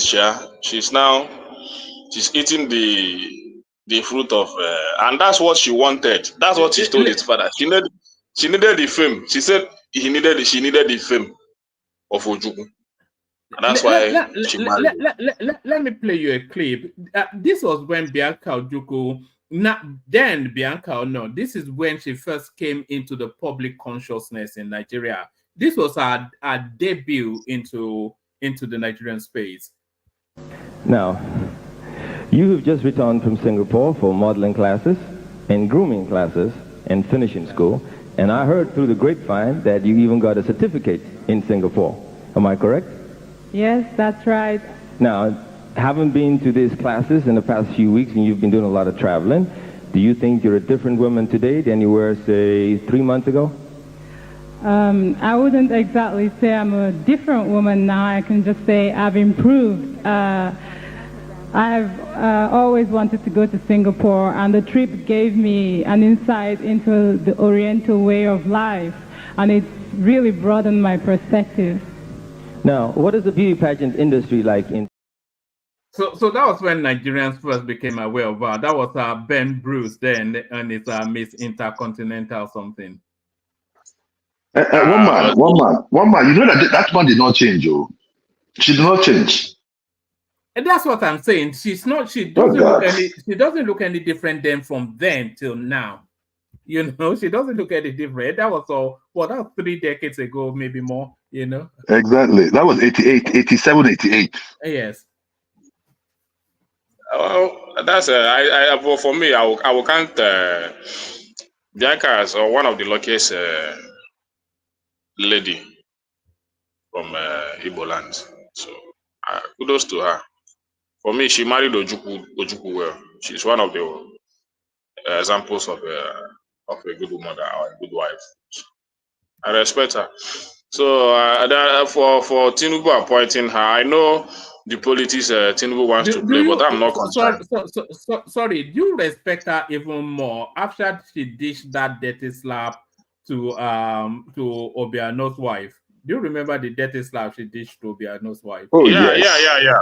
Yeah, I remember the slap. Well, Obiano's wife deserved a slap, because that Obiano's wife too do. So she just resetted her brain that day. So I respect her so much. She thought because she was the first lady of Anambra State, she can misbehave anyhow in front of Bianca. So Bianca showed her superiority to tell her that they are the owners of Anambra. Even Apoga today is the Apoga they are using now to govern Anambra State was the brainchild of Ojukwu and all that. So, and they championed it. She's the mother of Apoga, so she shouldn't misbehave. So I respect Bianca so much, and kudos to her. But the only thing I know is that just let her try and do well in her own ministry. So, and be able to. Ekene, does that mean that let me ask you a question. Tinubu don't corner Abga with that? What will you feel? No, answer this to that. What will you feel if you see Bianca on the podium 2027 campaigning for APC? How will you feel? I would not feel anything. That's but but she I don't think she belongs to any party. But I know that she campaigned for P2B because she has been a fan of P2B. So what Tinubu is doing is to make sure that he stole everything that belongs to his opponent. So that's what he's doing. But Bianca is a very reserved and intelligent woman. I see her managing that situation very well. Honestly speaking. So, I hope so. I don't think he will behave like Soludo that talks anyhow. Bianca is not. I trust her so much. She will manage that situation very well. So let's see how. I don't write the date down, Ekene. I go question you if you turn against her. You know she's on the she's on the board of trustees of APGA, and she's the wife of the founding member of APGA, and now she's an APC functionary. So I'm not sure. I think interesting. She don't need to campaign for Bola Tinubu because she's not a member of APC now. So it's just like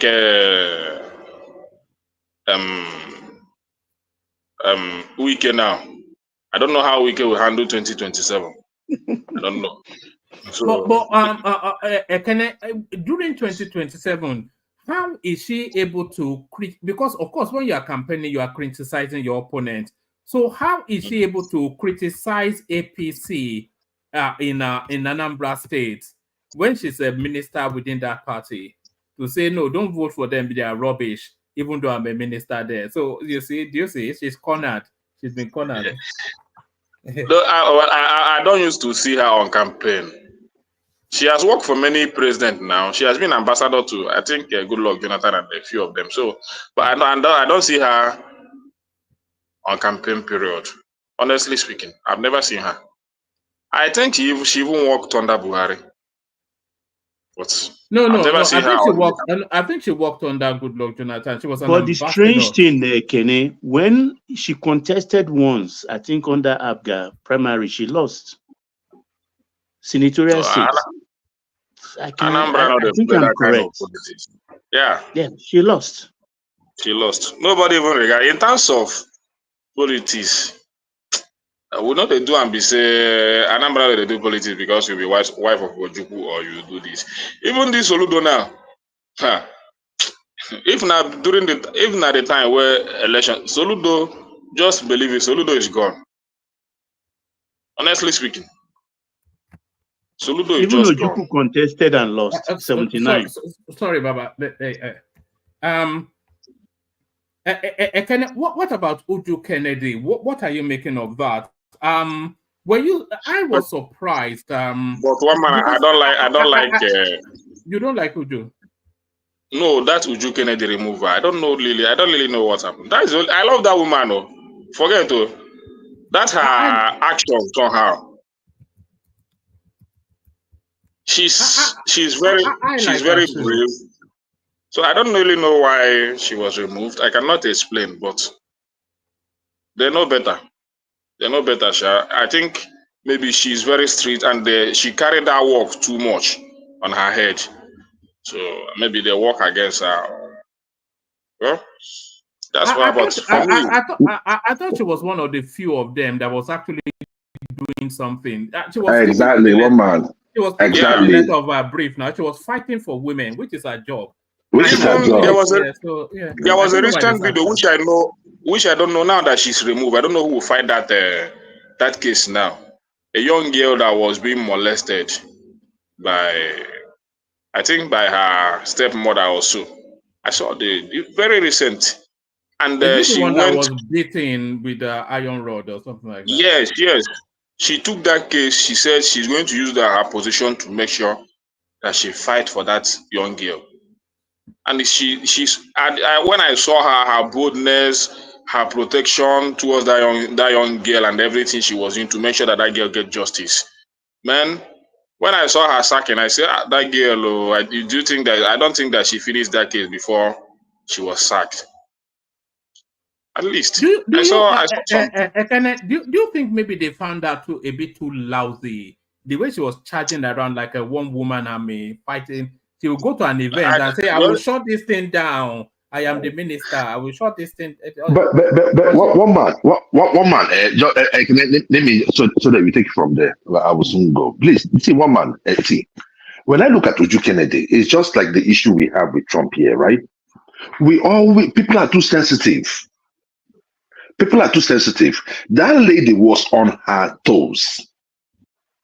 That ministry that was given to her, for me, I have not seen any minister in the past, right, that was reactive to the issues that had to do with the people directly. I was listening to that show you were talking about that she came in and shut down the show. These are the bureaucracy that goes on within those ministries. How can you have something, an occasion that big, right? And you put her name there that she is part or she is in charge of the whole thing, and she does not know that you're organizing it. Who released the funds? Right? So these are the way these people eat money from government. And I think she was hard on them and they didn't like it.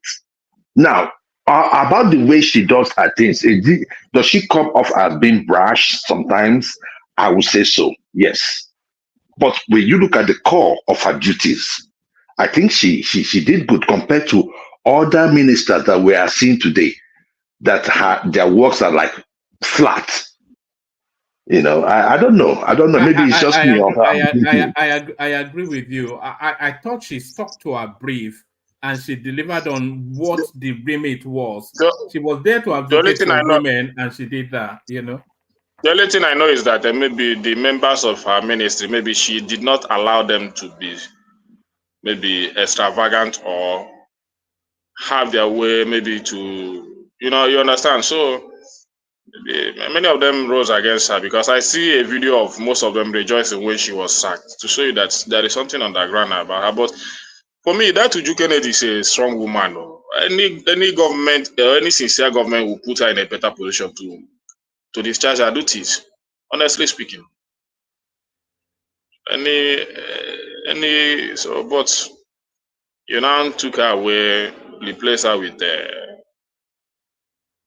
Bianca. That's it. And she's even happy. That's an upgrade, though. As much as I love Uju, Bianca is an upgrade from Uju. You know, Tinubu like five women to surround her government at least. Who find pass? You Who just find pass? Bianca fine pass all of them now. That one they know Yes, this, but at that's least, true. all the ladies in her ministry, especially that one from the north that used to that one that has a NYC issue. All of them fine woman. Even Uju Kennedy is also a beautiful lady. So she love. I don't know why Tinubu have eye for all these fine ministers. May I ask you, who out of Oji Okwe and Bianca Ojoko, who find pass? You know they see Bianca, Miss World. Ha. Yes. Miss World. I think she's one of the most beautiful Nigerian women still at her age. She's still at her one age, of the most beautiful. One of she the most beautiful now. Nigerian women. Yeah. She know they change. So she don't get competition. But if not for beauty, leave her for Bianca. So but anyway, that's Tinubu, but that reshuffle, I don't see any change. There are areas that Tinubu would have touched, that Matalawi, that many of them that are not doing anything. Those people that have been accused of terrorism in his ministry, I thought he would have do something about it. Not to Uju Kennedy. You understand? So, but those ones, they still remain the party of the government. Even the minister of petrol ought to be sacked. All of them, a lot of changes, but that is not a change. It's just an upgrade, just a ministerial upgrade. That's what I saw. So instead of reducing it, he added 2 more ministers. I think there are now about 50 ministers, or 48 or 49. I think either 48 ministers, and so I don't know how he's going to be servicing all these ministers. The expenses are too much. But I know, he won't remove people that will impact his re-election. That's what I think. He will not remove them. Most of those guys will impact his re-election in 2027, especially now that things are not going well with the country. So he needs strong men that will stand. Even the Minister of Work is not doing anything to my life, to the way I used to see him when he was governor. Here. I think you're going too far with that one. Oh. Everybody acknowledges his work in Dave Umahi. Honestly speaking, maybe I'm not seeing anything. No. After that coastal highway inauguration and all that, I'm not seeing Dave Umahi. Hey, Kede, maybe make I borrow you my glasses so that I could see well. Make I borrow my glasses. I don't know. I don't know why he's not. I don't know why I'm not seeing anything. David Umahi used to be an active man now, even when he was governor. If you maybe he's not good in anything, but at least project construction of road, it doesn't take him anything to do road construction, especially when he was governor. So, but the only project I see was this coastal highway that he inaugurated, which I don't know when they will finish it. Other things, oh man, forget to our road bad now. Forget Nigerian road bad. So we will not just go there. Our federal road bad. Our most of our state road bad, worst now.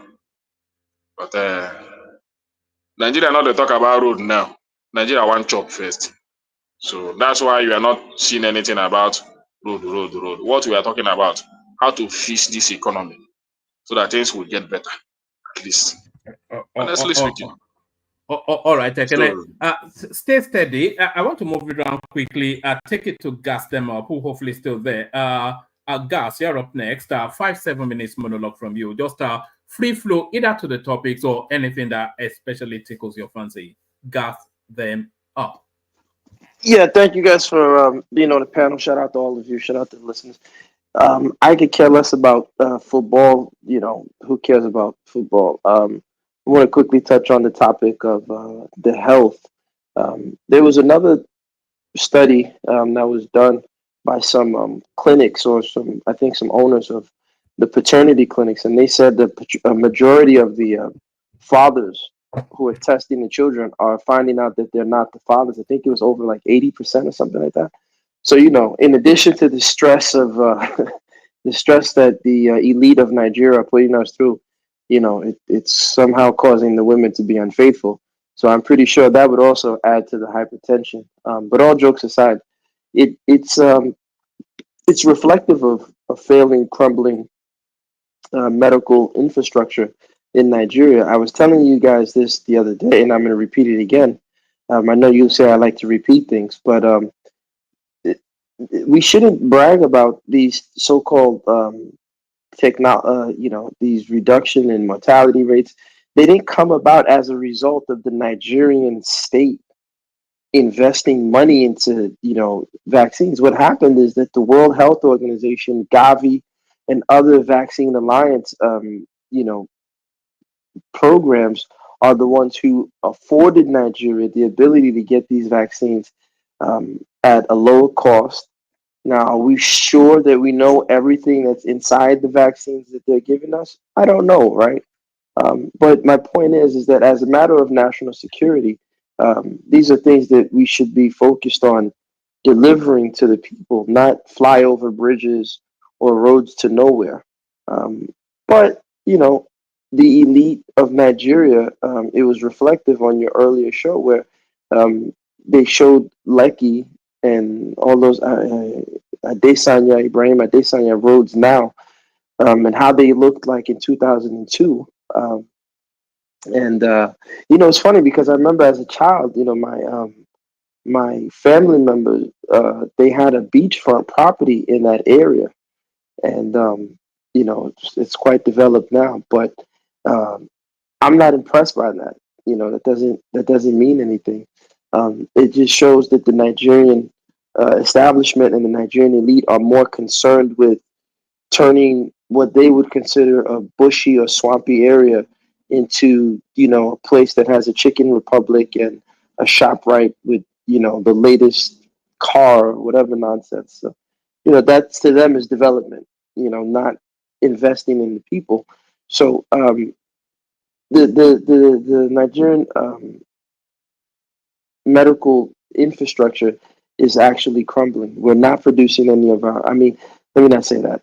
Are we producing enough vaccines for our people to make sure they're properly vaccinated so they can live a long life? Are we providing them an ease of life so that their mental health can be stable? Many of us who are abroad, we know about intermittent fasting. We know about eating healthier with healthier options.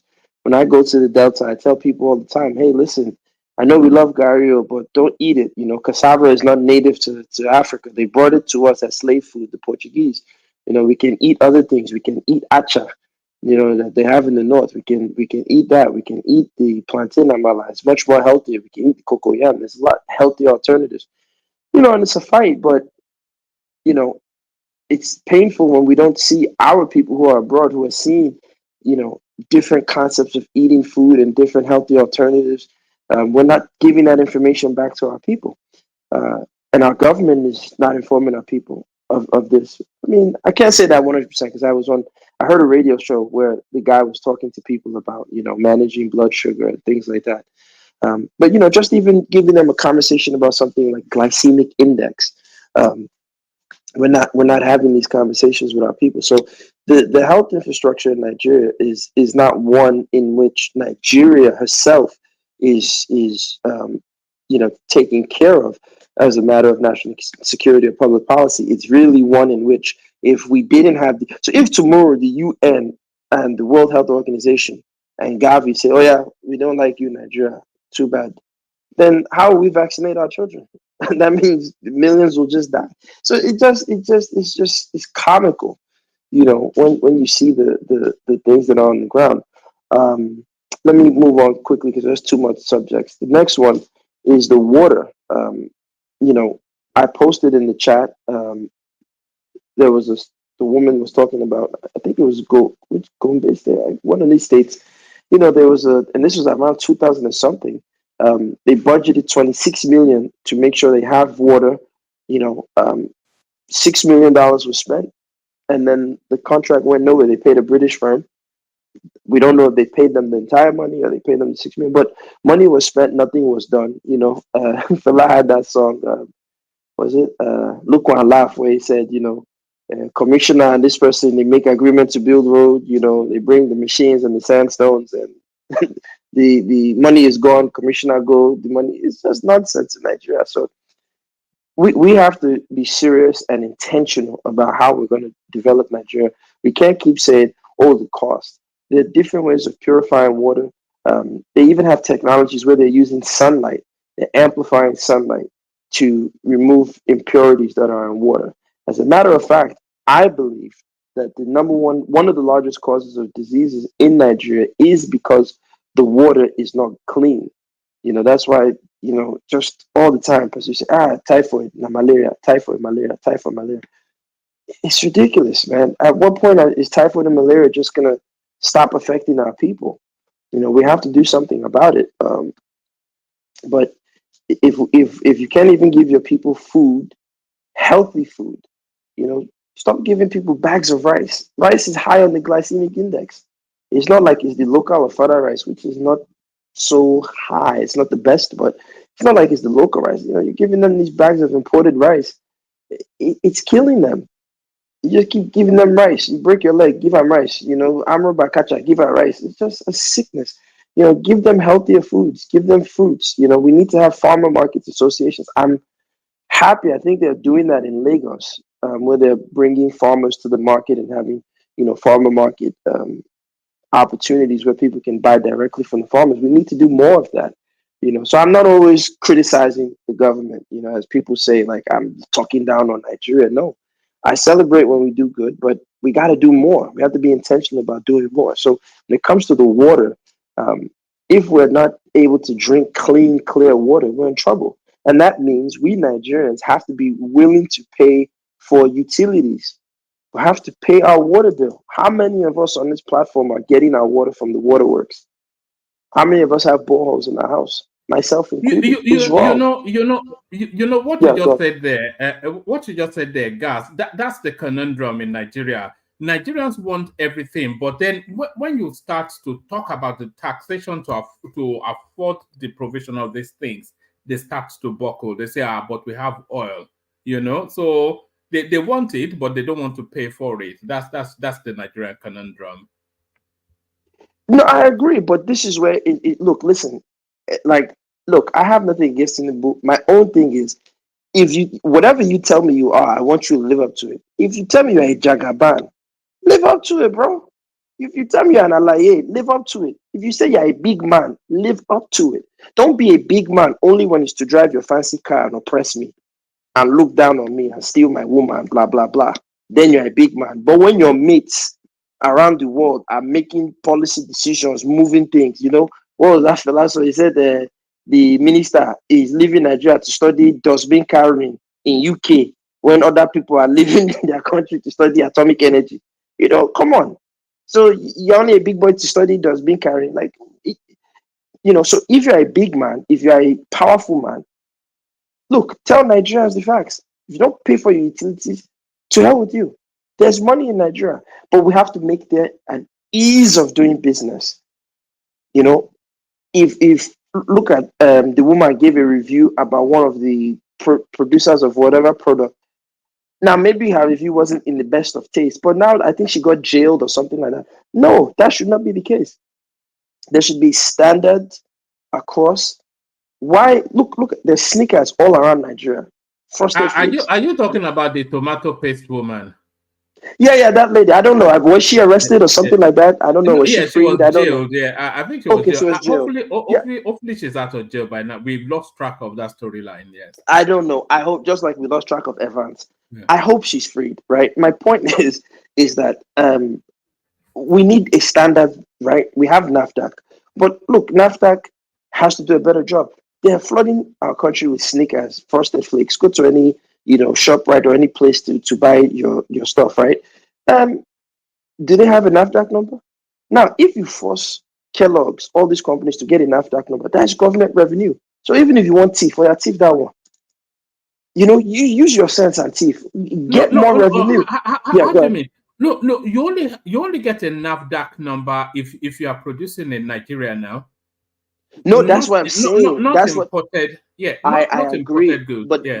but that's what I'm saying. One man, that should change if they want more revenue.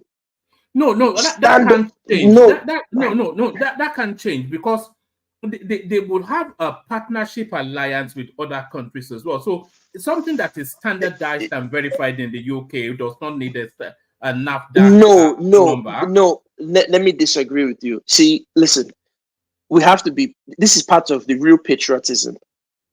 If you want to import, for example, kilichi is one of the greatest things ever invented. And I don't eat meat. I'm mostly plant based, but kilichi is one of the greatest inventions ever, right? What do you mean to ship. what do you mean you are plant based? A man your size, I've seen what you look like. You are not plant based. Oh my God, dude. You look like a burger muncher. What's Oh my God, dude. Carry on. You're right. I do munch the women in my life. I munch their burgers. My point is this: is that look, if you want to ship, let's say, because in America we'll call it jerky, beef jerky. If you want to ship the kilichi beef jerky, you're going to run into big problems with the USDA because they have a whole list of standards. As a matter of fact, they won't even allow you to bring in imported meat. But ironically, when I was in Atlanta and I went to Tennessee and Alabama, I found out that a lot of the goat meat that is brought in is actually coming from Australia. I said, wow. So they're bringing in goat meat from Australia, but they won't allow we Nigerians to bring in kilichi. Those are the type of imbalances. So I'm not saying that. It's not an imbalance now. Australia has a stand. You cannot compare the standard of Australia with Nigeria. That's what let's not I get am carried not away. Yeah, but one man, slow down. Listen. Yeah. Even if we cannot compare it, we are Jagaban. We are big men. Yes, it's not only to spray money. Now let's get our standard there. That's the whole point. I'm not telling you that the standard is not there. Let's push to get the standard there. So yes, that's what NAFDAC is progressing towards. You know, sometimes we get this sort of narratives as though we were on parallel with countries that we're not on parallel, we're not on par with countries like the United Kingdom or Germany or France or America. We don't equal weight them. We're a third world country with just on a rudimentary functionality. We're not anything, so I are talking as though we were on an equal footing with I know, one man. That's what I'm countries. saying. Yeah.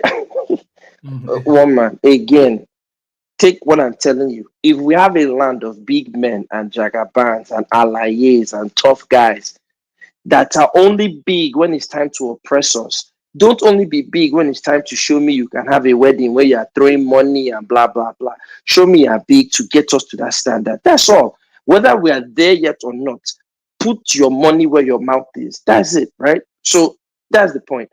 I'm just saying to get more revenue, NAFTA can be more proactive. It can be giving more of a instead of being a toothless dog, they can be giving more teeth to bite with to say whether you're local or international. If you're putting products in Nigeria, even if you meet the standards, you still have to pay to enter into Nigeria.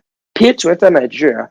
That will do what? That will actually increase the price of a Snickers bar, increase the price of a Kellogg's product or whatever product, which will now force us to have local thing. I was very impressed. Like I said, you guys think I talked down Nigeria. I was very impressed that I saw, in terms of like me, I don't like dairy. I saw Tiger Nut ice cream. I said, wow.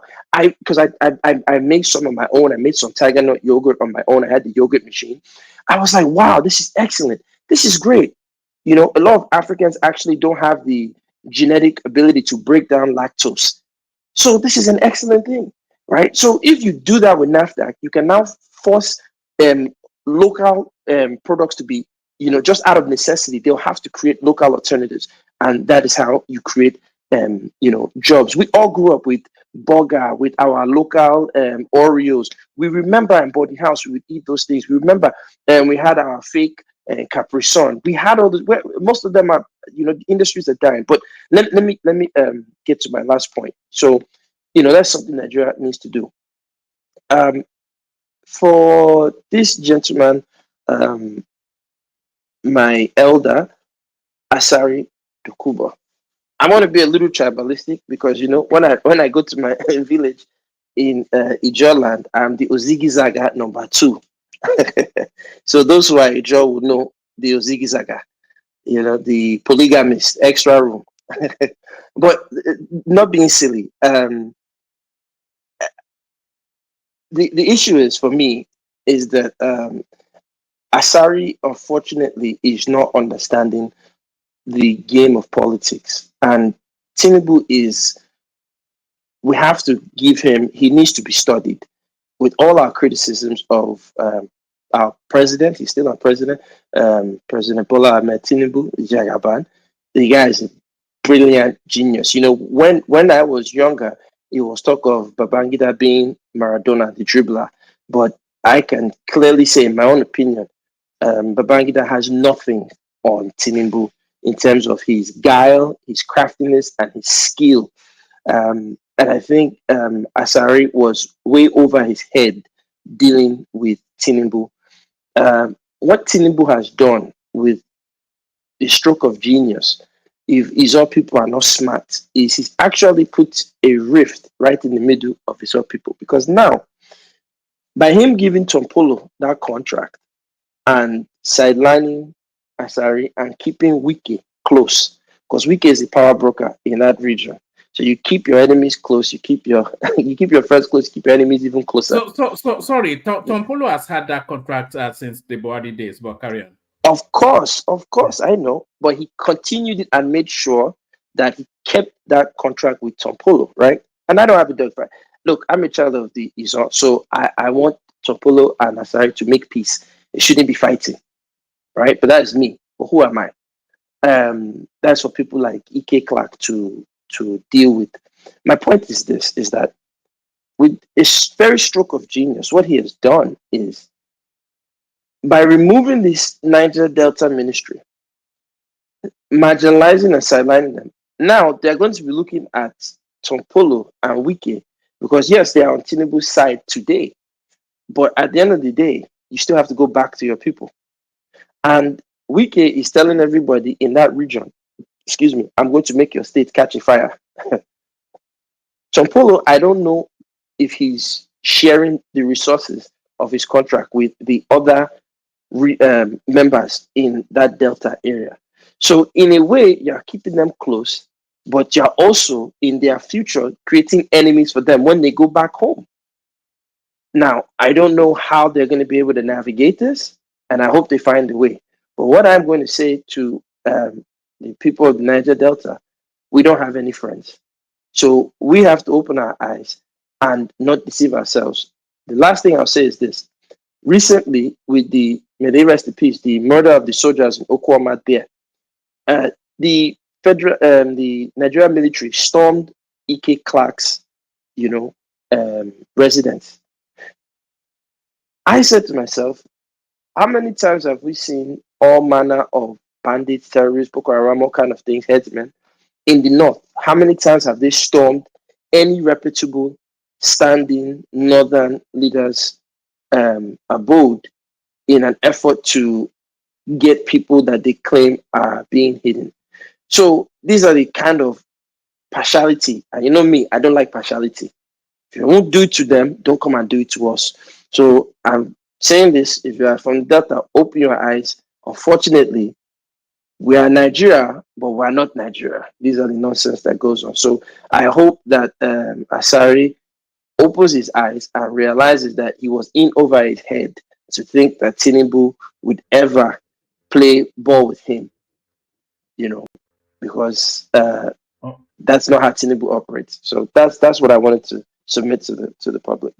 Yeah, guys, right. For that incident of Bekele Remo, the military and the government apologized. So don't capitalize on it. That's the second time. No, it's not capitalized. They did it twice. That's not the first time. They did it twice.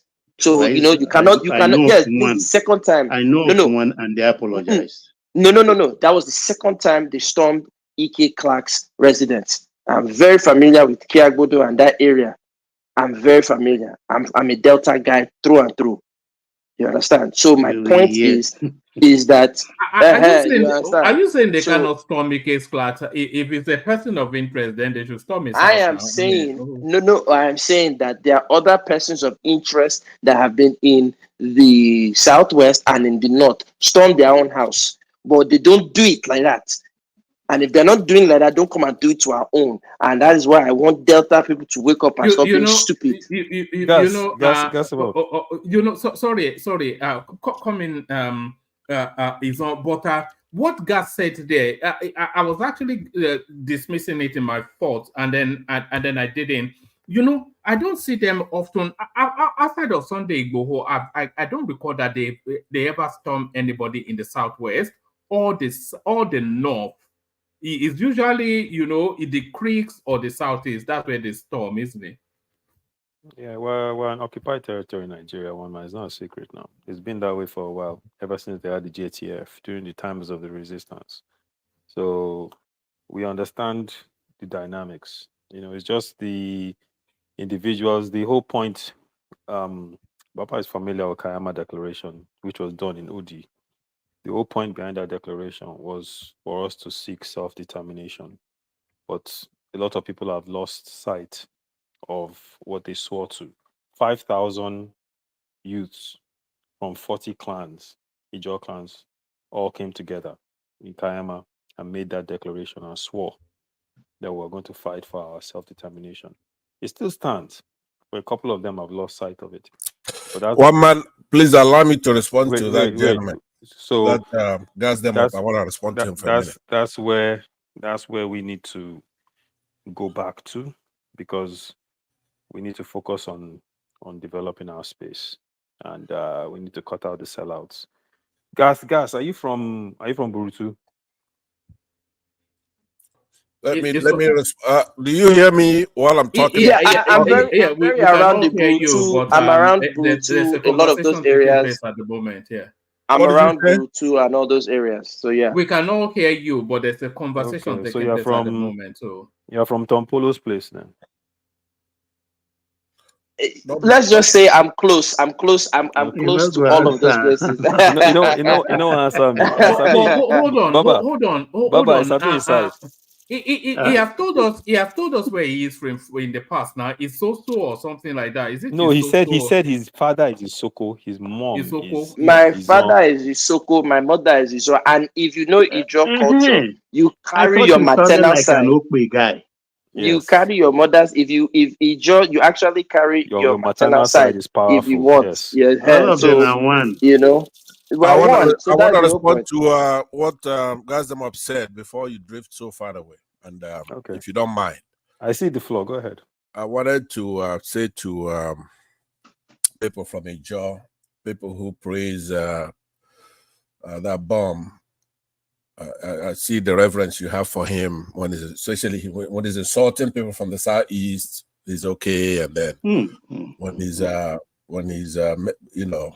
taking it to the Yorubas now, but you still have reverence for him. I just want to tell you guys that in the past we've had people like this, people in this South, right, try to differentiate themselves from the major cause, the major battle they were waging in the southeast.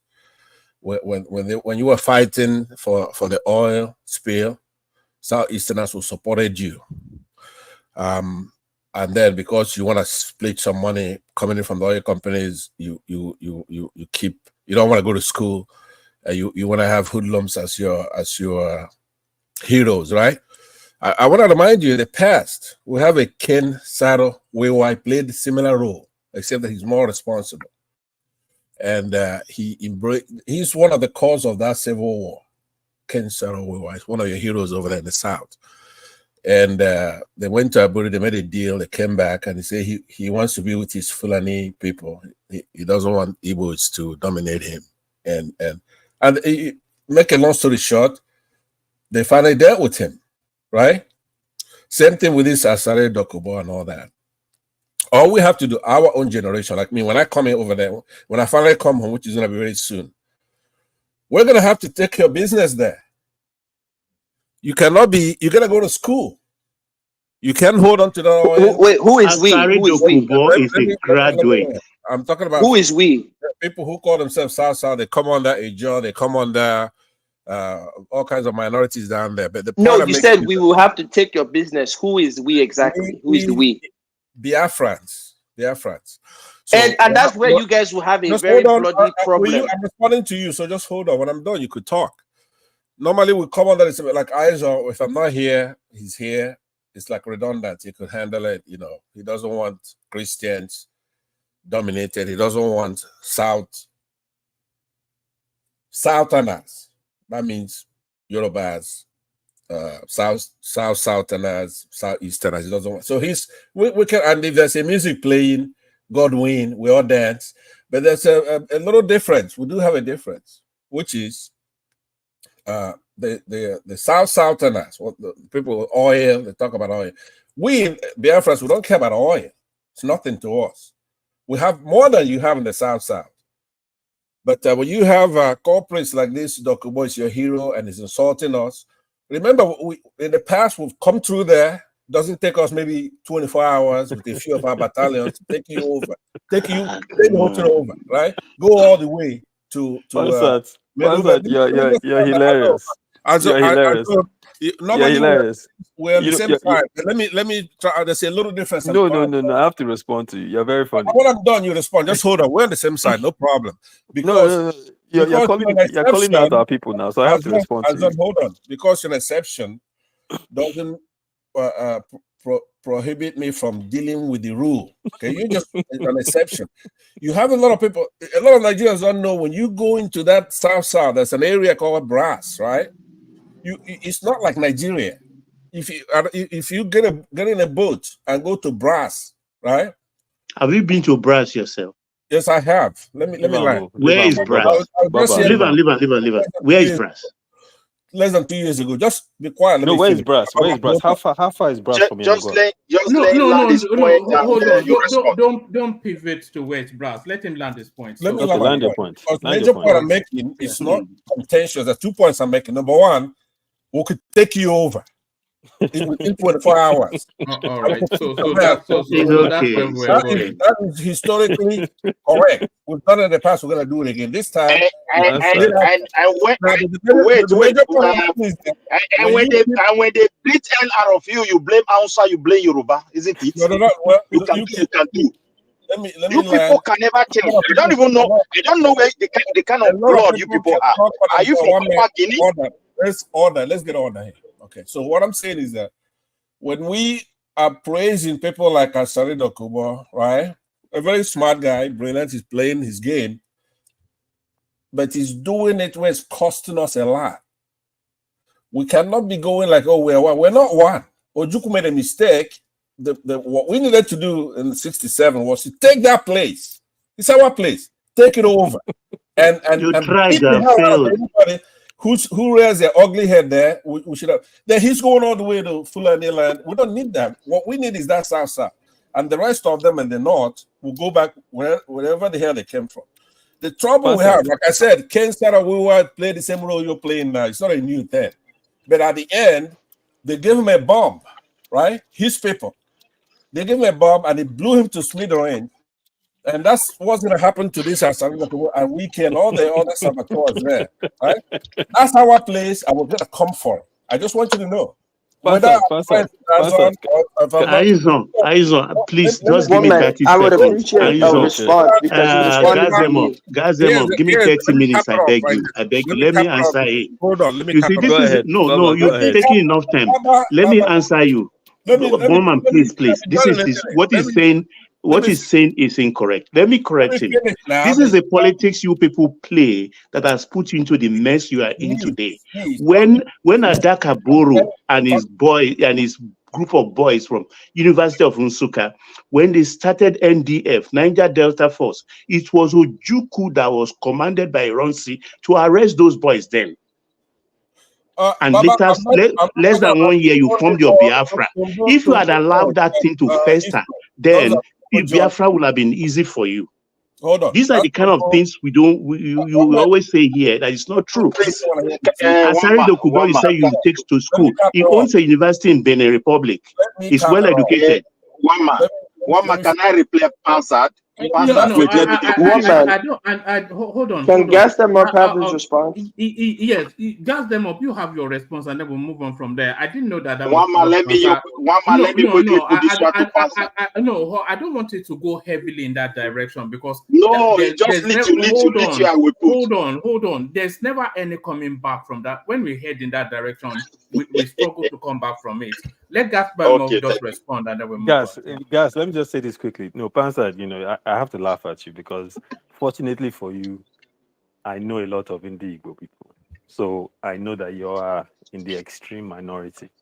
So because of that, I won't even honor you with a response. But let's just all right. Go ahead, Gas.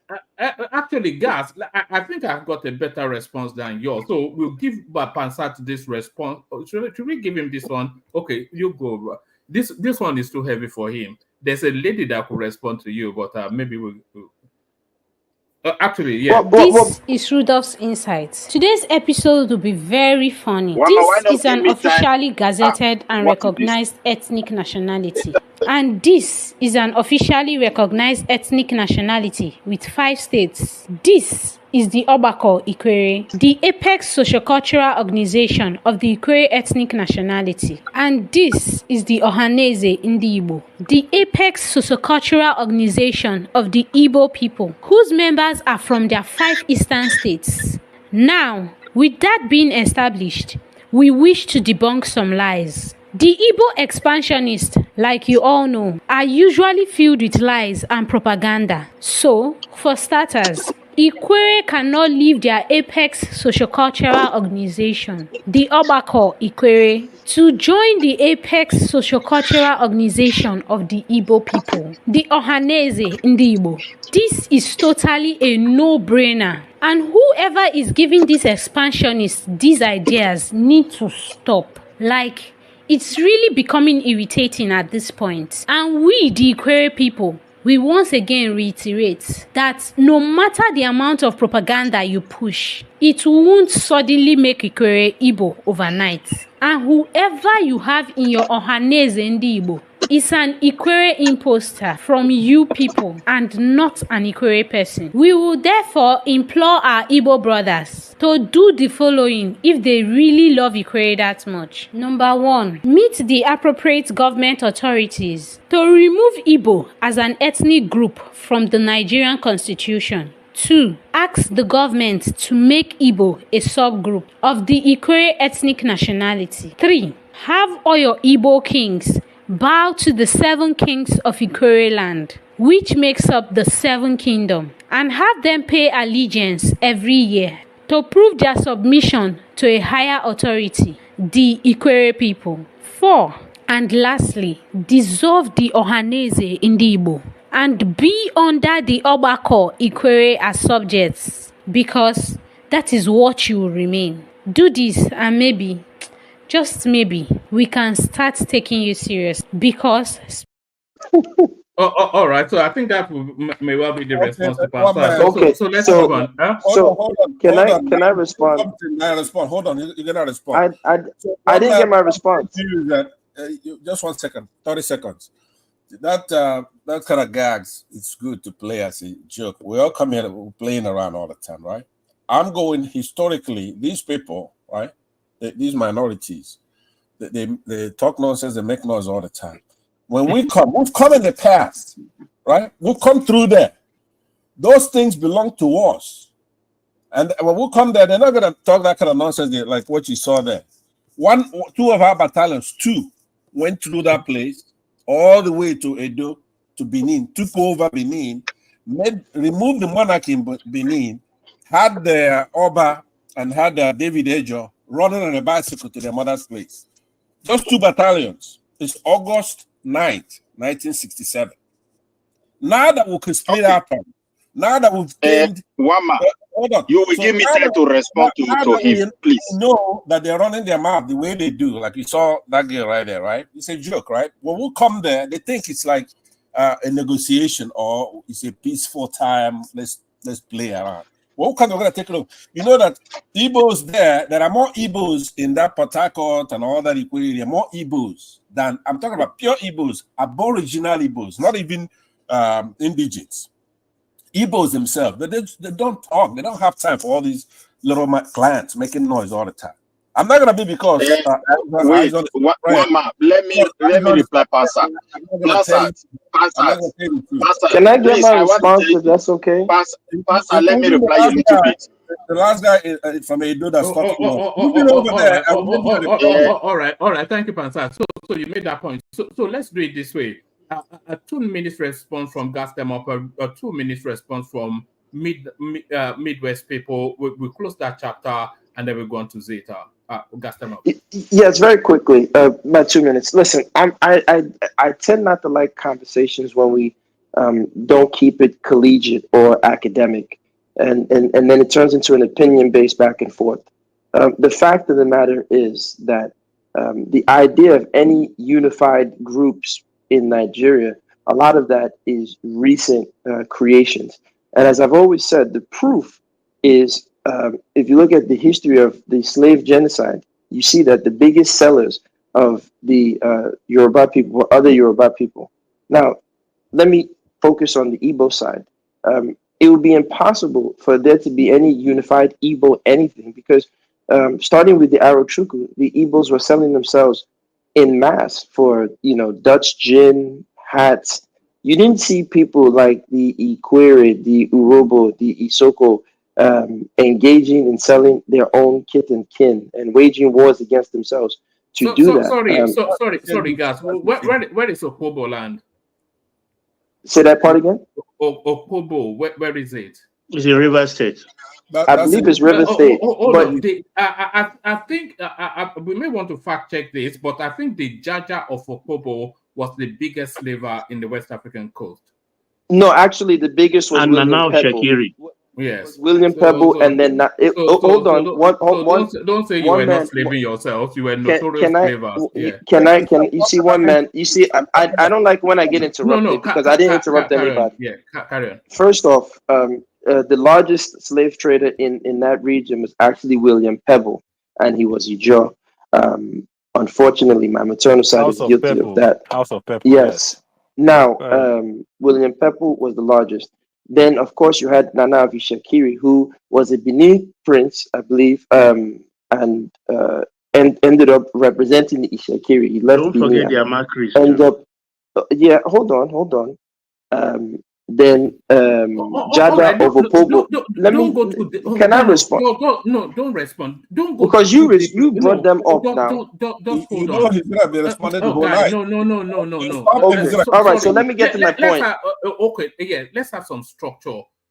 I made that remark in response to you saying the Igbos were selling themselves, but you were not. But we established that you were. So hold on, go back to where you were. So land it. No, you did not establish. And then we move on. Yeah. You see, I don't know.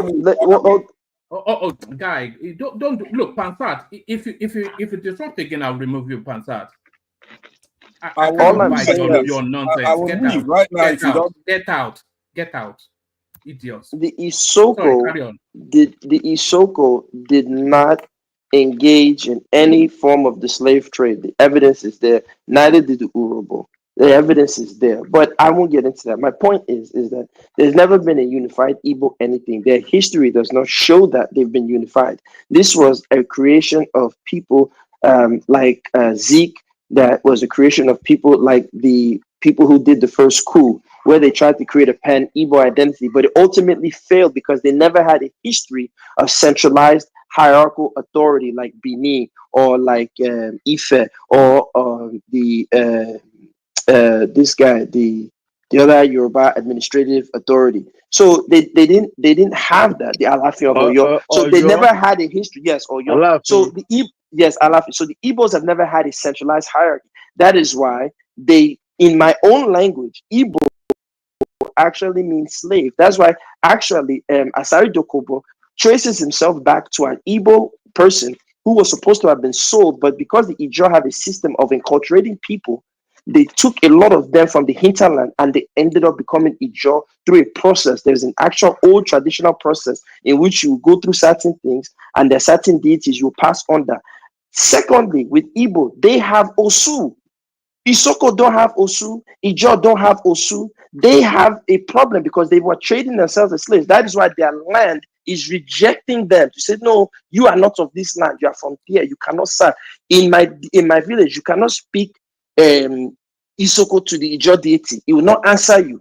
So when these people like Pansat are saying all this stuff, it's sad and it's painful, but what they are going to do is they're going to dig themselves a deep grave. Because even if they have the numbers and battalion and they run through, like he said they did, no problem. Eventually, it's going to blow up in their face. That's all I'll say.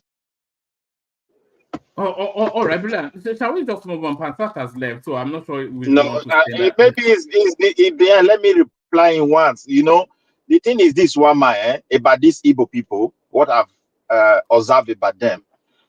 They know how to please, hold on, please. Don't make general statements about Igbo people. Pansat is not a representation of. But is on social media level and the way they behave these days is not looking as if what Pansat just said. What they ate is that why is Pansat saying it out? It's like something they have planned, something they feel they can achieve. But what I hate about most of them is this: when they start a problem and the problem turn against them, they look for another person to blame. He said Saruwiwa was the cause of the war. They have blamed the Oba of Benin. They have blamed Awolowo. I have never seen them blaming themselves. But actually, he admitted here that they were the one who invaded Nigeria. You can see the way they treat Nigeria with propaganda. They started the war. They invaded Nigeria. They broadcast it on their radio. They had their Biafra Republic for almost 4 months, and there was no war. So these people, I don't know. If Pansat, let me tell you one thing. All this rhetoric that you people are making, people are keeping them. It's just for you to cross a little red line. You will see crisis beyond what you prepare for. The entire South people have realized that they are not nobody in Nigeria. But however, they are quiet and they are planning. By the time everybody start coming together and they are raising certain things for themselves and they are able to agree, when they speak, it's going to be like a voice of a thunder. The rest Nigeria will be quiet. Even you that call yourself Igbo, you will not even talk when they are talking. So I don't blame you. You can do whatever you want to say. Nigeria have given you some chances, balkanizing everybody, subjugating the people of Niger Delta as a whole, even create division among us. Historically, we don't even have. And because of those things, you have your mouth, you think you can talk, you can threaten people. Pansat is not even the only the person talking now.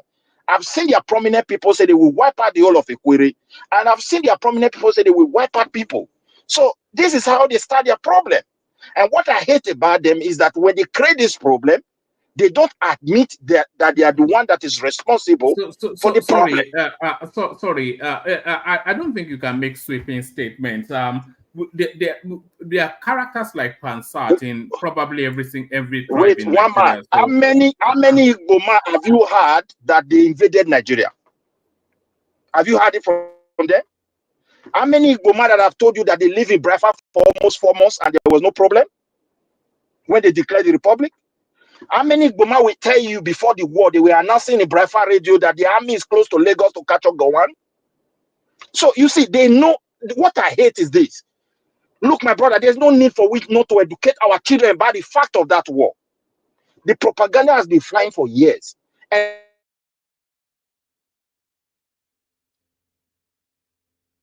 he was there dying, waiting for his death. They did not release him. And this same group of people are the same people today threatening everybody in the South region. And they don't understand when they made this mistake, how terrible it's going to be for them this time around. The people of South are like a wounded lion. They are like a snake that had an injury. But let everybody be doing their shenanigans. A time is coming when the people will speak with full voice. What I find curious is that you guys let somebody like Pansat trigger you. Pansat is a troll. it does these things No, for it's reactions. one man. It's It not knows only it will one get person. it knows it will get the reaction, and then it does it. Recently, prominent people from their group is threatening to wipe out an ethnic nationality. And when you look at the kind of generation they have today, I grew up with them. We eat together in my place. Though it's hospitality, most of the Sasa people, this is our culture. We don't discriminate ourselves because they follow that path. I can't see Joma coming to my place, I will be worried. It's only of recent that we don't trust ourselves anymore. If my people is going there, they are not afraid. So they follow this same channel, and we open door for them. But this current generation that Kanu have destroyed their sense of reasoning, they are becoming so dangerous. I'm telling you the truth. And people cannot continue to just overlook it. Passat children will grow up like Passat, and every children around Passat will grow up like some Passat. They see us, the rest Nigeria, as their problem. They see every other person like people that have injured them, people that have done them wrong, but you can never hear any truth from them about the past. Have you had an Igbo man educated their child? Look, when Ojukwu declared Biafra Republic, first month there was no war, second month there was no war. The third war, Ojukwu himself invaded Nigeria. I can tell you this. I can tell you that Pansat is not representative of the Southeast. That's one. And I can also tell you that what Pansat says is not isolated to him. There are pockets of Pansat narrative, but it's in no way. We have people like, it's not representative of anything. Pansat is just a troll. It does this to get a reaction, and then when it gets that reaction, it feeds off it, and then we land where we are now. So this is just a troll now. You see, okay, let another person continue. Yes, we go to Zita. For all of the time we have been doing this, it really baffles me how and why anybody takes Pansat seriously.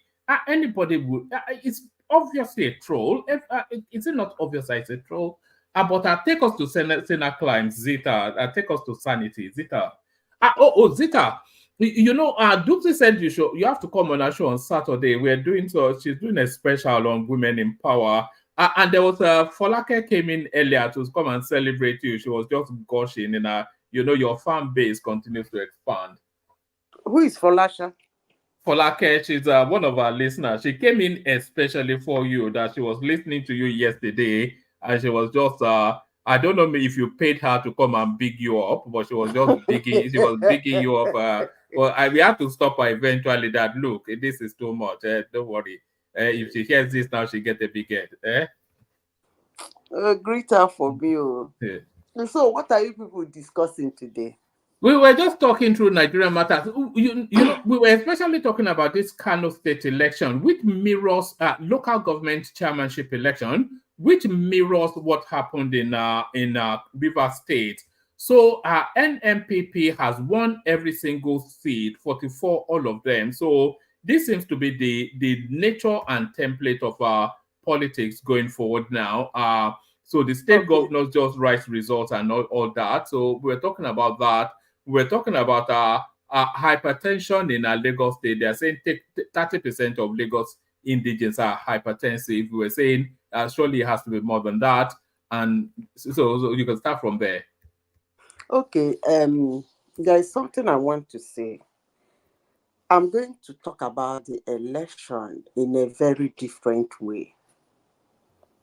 And I believe anybody who is listening to me will try to understand what I am saying. I had pockets of discussions and submissions while everybody was talking. I heard somebody talking about how Nigeria should be good, importation, local things, and blah, blah, blah.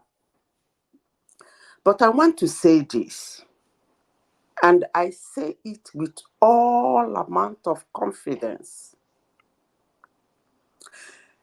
Nigeria as a country can never achieve its aim except Nigerians help Nigeria to achieve its aim. Let me explain. Sometimes we discuss about colonialism and interference. But there is one aspect of it we are not discussing. We are actually helping that aspect. Let me tell you something about negative publicity. No matter who you are, no matter how bad you are, if you have positive publicity, it helps. It might not help you as much as you want it to be. I'll give you an example of what is happening in the United States. But it will go a very long way. So-called colonial masters, whenever you see them, their mainstream media want to say anything about Africa, it comes in negative form, which includes our elections. The publicity of our nations are sometimes 80, 90% negative. That doesn't mean that we continue saying this, that our elections are bad, or rather worse than whosoever, wherever they are coming from, or wherever that mainstream media is. But that publicity, let me tell you what it does, woman. It drops your interest rate. It lowers your investment. It lowers your development. It decreases your development. Now, when Nigerians run around the internet, run around all over the world, telling stories about things that happen in Nigeria, saying, how dare you? Now, let me tell you something about India. I don't know if people are following what is happening in India. Indian election is not good. But look at what Indians are doing. That positive publicity brings investment. It brings development. Increases your interest rate. It reduces your interest rate, rather. But as long as we keep doing this to our country, I will say it. Maybe some people will say, are you saying that we should cover? No, that's not what I'm saying. But there are better ways to say, complain about what is happening in your country than the way we do. But as long as we continue this way, talking about, somebody is saying, what did they say? Which body was the person talking about to put the things in place to make it work? It's not going to work because already you have a negative publicity on that body. It can never work. That's why you will ask an economist. NAFDAC. That's why you will ask an economist. Look at the policy that they put in. Look at how they implemented that policy. Why is it not working? One of the reasons why it doesn't work is negative publicity. Let the world hear my voice this morning. It's negative publicity. When you put election in Malaysia and they put election in Nigeria, and watch CNN, Fox News, BBC, that's if they are going to. I know CNN is all over the place. You will put them side by side and look at the publicity. Malaysia will get 48% negative publicity. Nigeria will get 92% negative publicity. Then what will Malaysians do? They keep mum. And what will Nigerians do? They run with it. They litter themselves all over the world, screwing trash, gibberish about their nation. And those same people will want you to come out and say, I want Nigeria to be good. I know they're attacking me, but I want to make it clear to you that negative publicity can never help any country. Never. Not even in the history of mankind. It's going to lower your interest rate. It's going to destroy your development, investment, everything. Look at what is it, Pakistan? That the world is going for SOS. Pakistan, that executive are bombed on their convoy. Foreign government officials are bombed on their convoy. But still, people are going there. The world is gathering there. Then Nigeria is not the world. The world will not gather because of the trash we screw. Lord, help us, God. Because no matter how we try, it will never work. Mark my word. Who is going to invest? Who will invest there? And your interest rate, when you go to borrow, is going to be really high. And then development, and I never see something. That is by the way. Let me go to the, what did you say? You talked about, hello? Hello? Yeah, carry on. Sorry. You mean Lagos State? The 30% hypertension in Lagos State. Hypertension actually is something that is genetical. Honestly, sincerely speaking, it's genetical. Then every other thing is an enabler. You see hypertension, you see cancer. These are two things I can discuss comfortably. Because why? I lost a lot of people on it. And I have to go, I do a talk. Even I went for classes on it. Cancer, they will tell you it's not genetical. But when you go for tutorials in high-ranking clinics where they do tutorials on cancer, they will tell you it is a way of life. So if there's a particular life your family is living, if one person has cancer, the rest will have cancer. There's every tendency that something, if you don't take your time, something might strike it.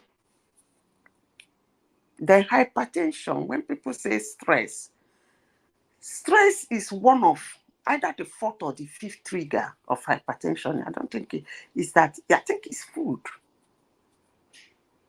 It is food.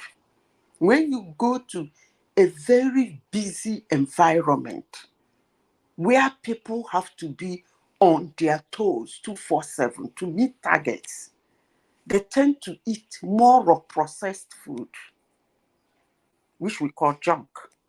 It can trigger hypertension. That is what is happening in Lagos State. That idea of waking up in the morning, making your breakfast, packaging it, what you want to eat so that you eat healthy and take it to work, is no longer there. Because it's either you are rushing to meet. After all, most people overseas, some of them actually don't do anything. So they shouldn't be talking about stress. They don't do anything. Government pays them for everything. But still, they have hypertension because they eat a lot of processed food. So yeah, stress is one of the triggers, but it's not the major trigger. And I'm even surprised it's 30%. It should be more.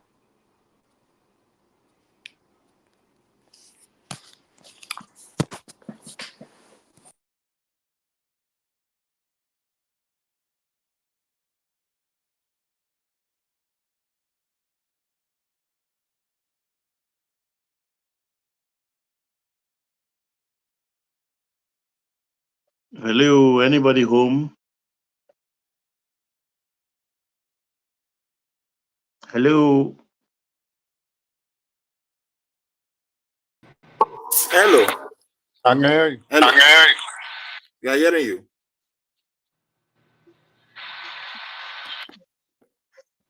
Okay, I was just testing the mic. Who has the floor? Madam Zita and one man got kicked off. Midwest people, if Mike is not there, are you there? Are you there? My brother, I'm here. Yeah, just go on with Just go anything. on with anything. Yeah, Zita was talking. I quite agree with her. Publication matters a lot in everything. But the truth is that the investors she just mentioned, most of them, their country embassies are in Nigeria. And in the embassy, they have all what it takes to know what is going on in our country, even better than us. So they have people. No. Zita, wait now. Let me run this one. Wait, let me run this one first. They have police attaché. They have military attaché. They have group who are there because of economy, because they want to invest. But at the same time, that publication, I quite agree with you. If we are publicizing truth about our country, they is going to help us. But if we are saying what is not there and it is there, it's still another thing. The thing is this: you just said that institution is not going to work. I quite agree. Most of the institutions in Nigeria these days, they were created for tribal people.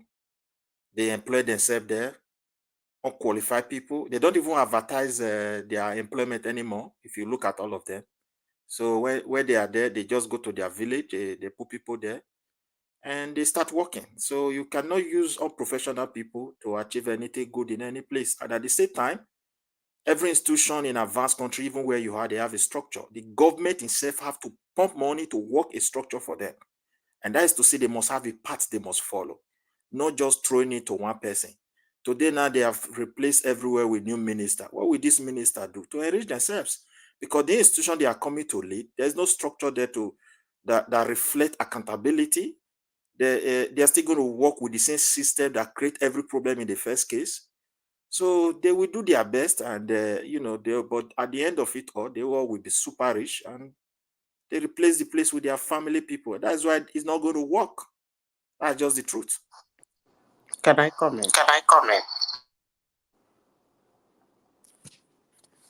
You can comment. You can comment. Why is this thing echoing? Is it me or is it echoing on your side? It's better now. Go ahead, Zita. You see, I think you spoke well, but the way you just said it is actually the problem I'm hitting at. I gave example of India because I monitor everything that is happening. Not all. I might not be 100% correct. I might not even be 90% correct, but I can assure anybody that 70-75% is a pass mark. The way you just said it now is what is the problem. In the first place, there is no, first of all, you wouldn't even call it an institution if they don't have rules and regulation. For you to say that Nigerian institutions don't have rules and regulation, that's the problem we are having. That's the problem I'm hitting at. No, I didn't say they don't have rules. We have rules. It is What the implementation. What I said, the structure to implement those rules. That's what I'm saying. Is our problem. So that's what I'm saying. The structure. Wait, madam. If rules, see, you look at another thing again. Look at NNPC, for example. I'm not the one that told Nigeria that Warri Refinery will start producing so much. It is the same NNPC himself that announced it. When the government pump monies there, it's not me that announced it. It's the same government that tell the world we have released the money that will enable us to fix that place properly so that it can, start producing for Nigeria and help the economy. But at the end of it all, from that same date, they will shift it to another date. So you can't blame Nigeria for that. So the government should be responsible for their action. Can you understand me? Yeah, let me try to understand. Yeah. An institution. Extortion. The policies and the rules and regulations of it and institutions come from the structure. Am I echoing? Huh? Hello? Hello? Hello, madam. Here, I think other people are here as well. Are you people not here? I can hear. It's echoing on my end. That's why I'm asking. It's echoing. I cannot hear myself. Stuff like that. It has stopped. It has stopped. Go ahead. Okay. For you saying that the structure is there. The institution is there. The structure is there. That's why I always ask Nigerians, who are we? I can't actually lay my hands on who Nigerians are. Because since I was born, nobody has ruled Nigeria except Nigerians. So when Nigerians say this institution, they don't have structure, this person is going to collect money, I begin to wonder, is it foreigners? Because it's soldier come, soldier go. A Nigerian rules go. Tinubu is a Nigerian. When he goes, another Nigerian will come. So who are we? Hello? Hello? I think I've gone off.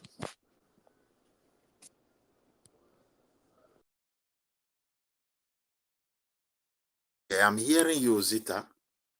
Hello. How many people is here, Seth? Baba is here. Eyes on. Yeah, I can hear you. Midwest. Midwest. What But of it's eyes? echoing What of anyway. Baba? Echoing anyway. I do.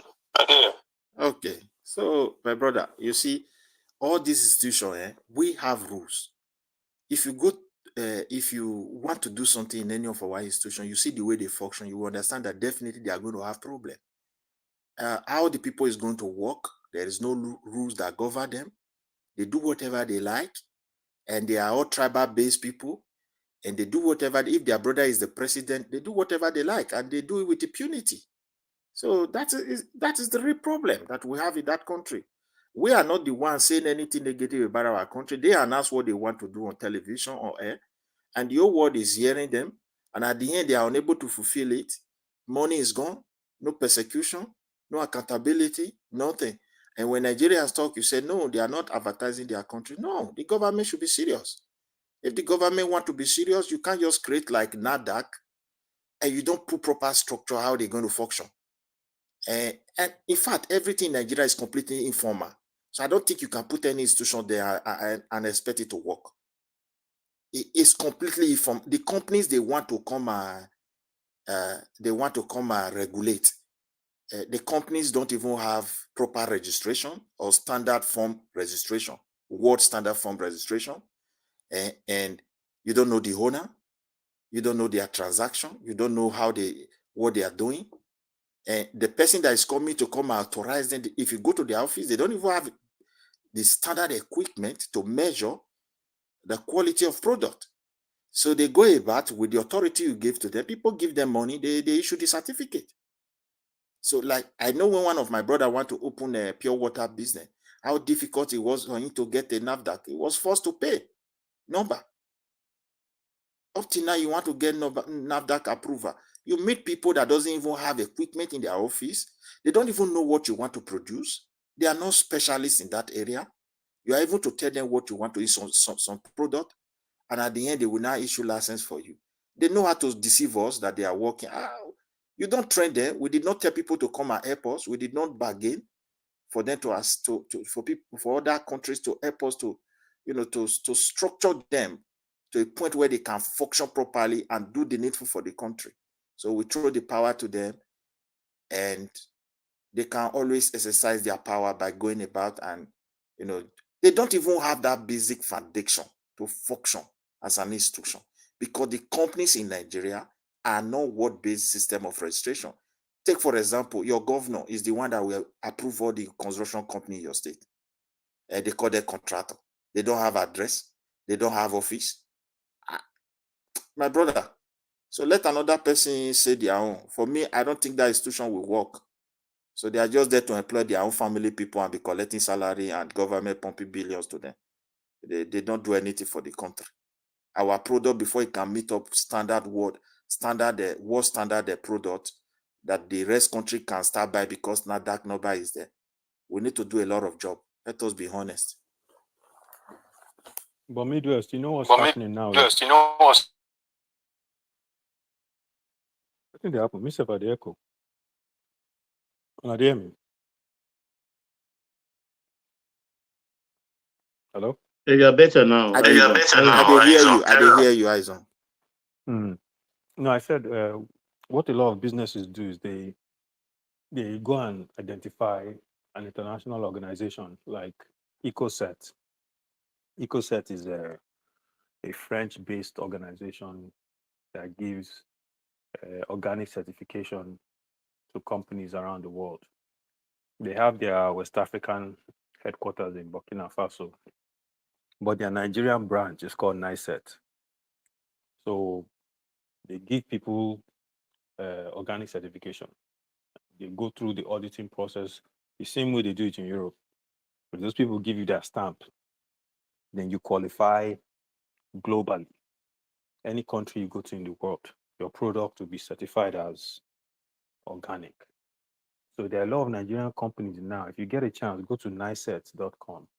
There are a lot of Nigerian companies now that have received that certification. And those companies are exporting around the world. What happens in Nigeria is that these little things that people can do to blow themselves up, instead of making it publicly available to everyone, some people just keep it secret. Like this thing now, if I wasn't involved in one kind of business and I had to do some digging, there's no way I'll know about it. And it's there. Their headquarters in Abuja. Okay? You tell them the kind of product you want to produce. They take you through a 1-week course. They give you all the information. They come, they audit your facility. They give you the certification. You can sell in Europe, you can sell in North America, you can sell in Asia, you can sell in South America, and you have that certification. They trust your product at that point. Downside is it will cost you slightly over ₦1 million to get that certification. You have to pay them, you know? And every year or 2 years, they come and audit your processes again to make sure you meet up the standard. But that's the problem. You know, a lot of businesses, if they are medium and small scale in Nigeria, they may not have that kind of revenue to just pay for a certification. But if they can get it, that's a good step. Then the next step will now be, okay, to go through the process of actually exporting. But that process is not easy in itself, especially if you're exporting, like, let's say it's bitter cola or cashews or sesame seeds.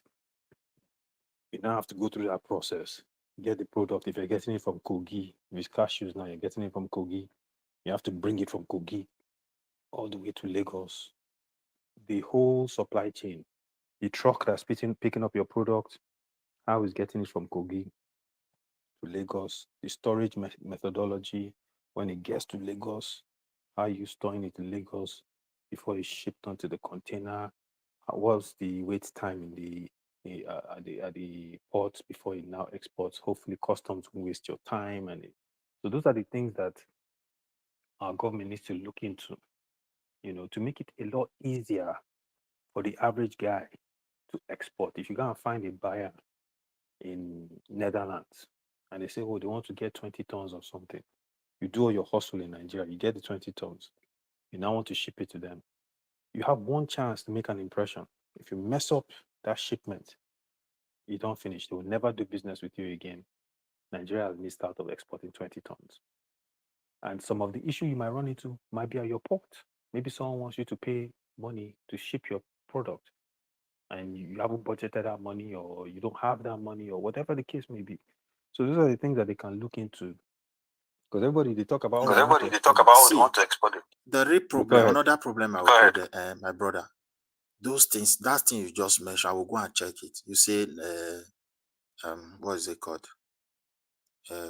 This NICET. authority you just said. NICET. Okay, I will do. But NICERT. Okay, even if you have that thing and you want to pass through Nigeria port, all you're going to see Nigeria port is tribal people. Now Yoruba is ruling. We appoint all Yoruba there.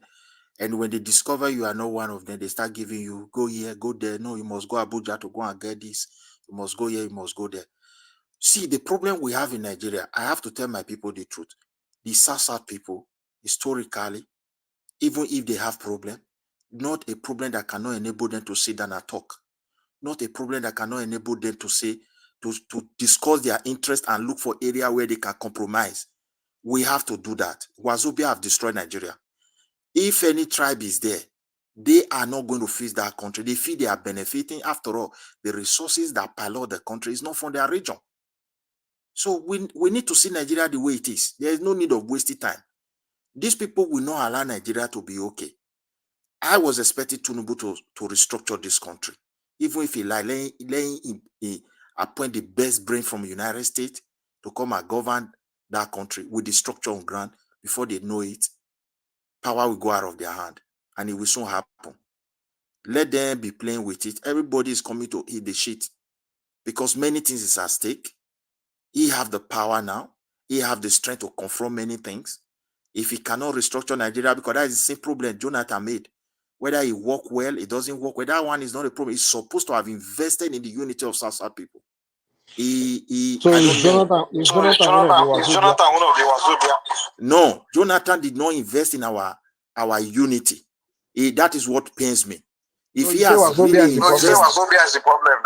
Jonathan was. Did you people give him chance to rule? After, do you know how they chased him away? Are you not there? Yes, they gang up against him. He was not. That's what I'm trying to say. If he has united the South people, he would have enough strength. So the three because majority we need to gang up. The three majority gang up against Nigeria. You know what is called Wazobia? Who we rule? Not against Jonathan, against the country itself. Against the country called Nigeria. It's only three tribes that are corrupt, that are doing bad things in Nigeria. No, everybody else is innocent. The thing is that these three tribes, what they are not doing is that they feel other people are no longer Nigerians. They feel other people should not have voice. Look at where Aizon start from. Edwin Clark, he said they storm his house. Can you go and do that to any prominent person in the north or west? The answer is no. Yes, now. They now see everybody like people they can jump upon because we see ourselves. When they put Abiola in prison after he won election. That one is military. And that one is different. And they find him. That was listening. That was military. Didn't they storm Igbo's house? Igbo is a common man. Nobody knows Igbo. Clerk have made a lot of sacrifice for this country. So people of that class. Use people like use class of people as an example. Then you can't point to anyone. I'm telling the truth. They can't near them. I don't buy this idea. I don't buy this idea that one tribe or some tribes. No. See, if we want to even help, if you are one of the elites, they will give you respect. What I know is this. Asari Dokubo, the way he talks, if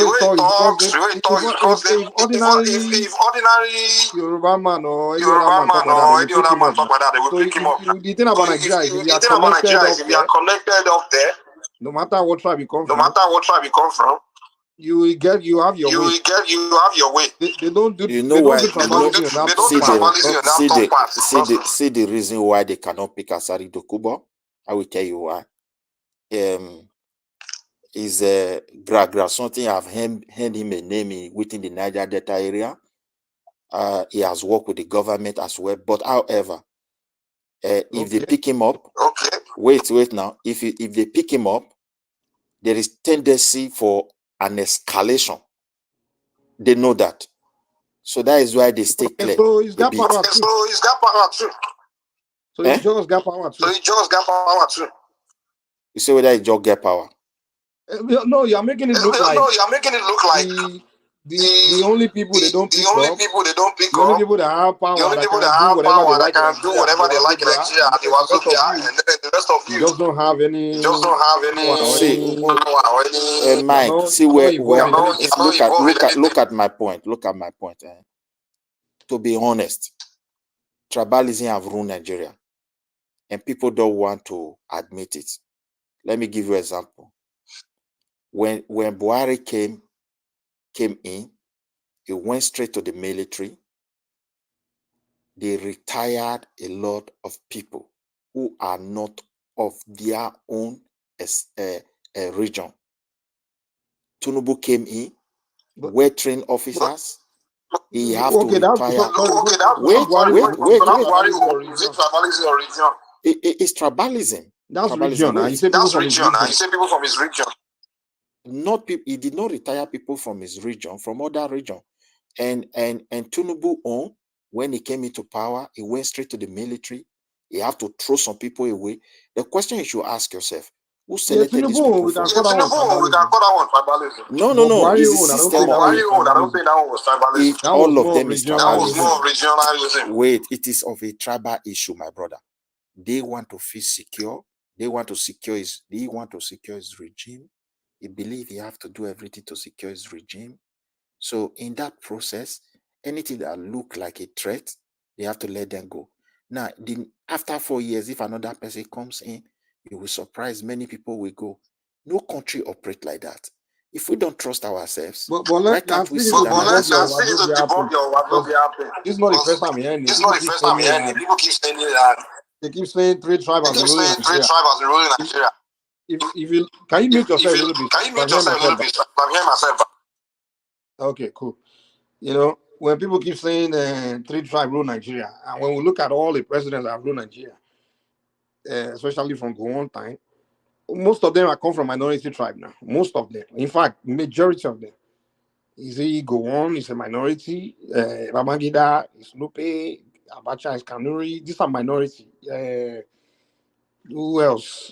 Jonathan Ijo. I mean, majority of the leaders that rule Nigeria come from minority tribe. They didn't come from no Wazobia that people keep claiming. And we can say maybe Obasanjo and Tinubu. Among the, those are. See, I don't know any Hausa during Gowon. I don't know Igbo that has been ruling. Wait, there was no during Gowon. There was nothing like Wazobia. It was Babangida administration where Wazobia was formed, and Babangida is not member of the Wazobia. Wait, he is. He's a Nupe man.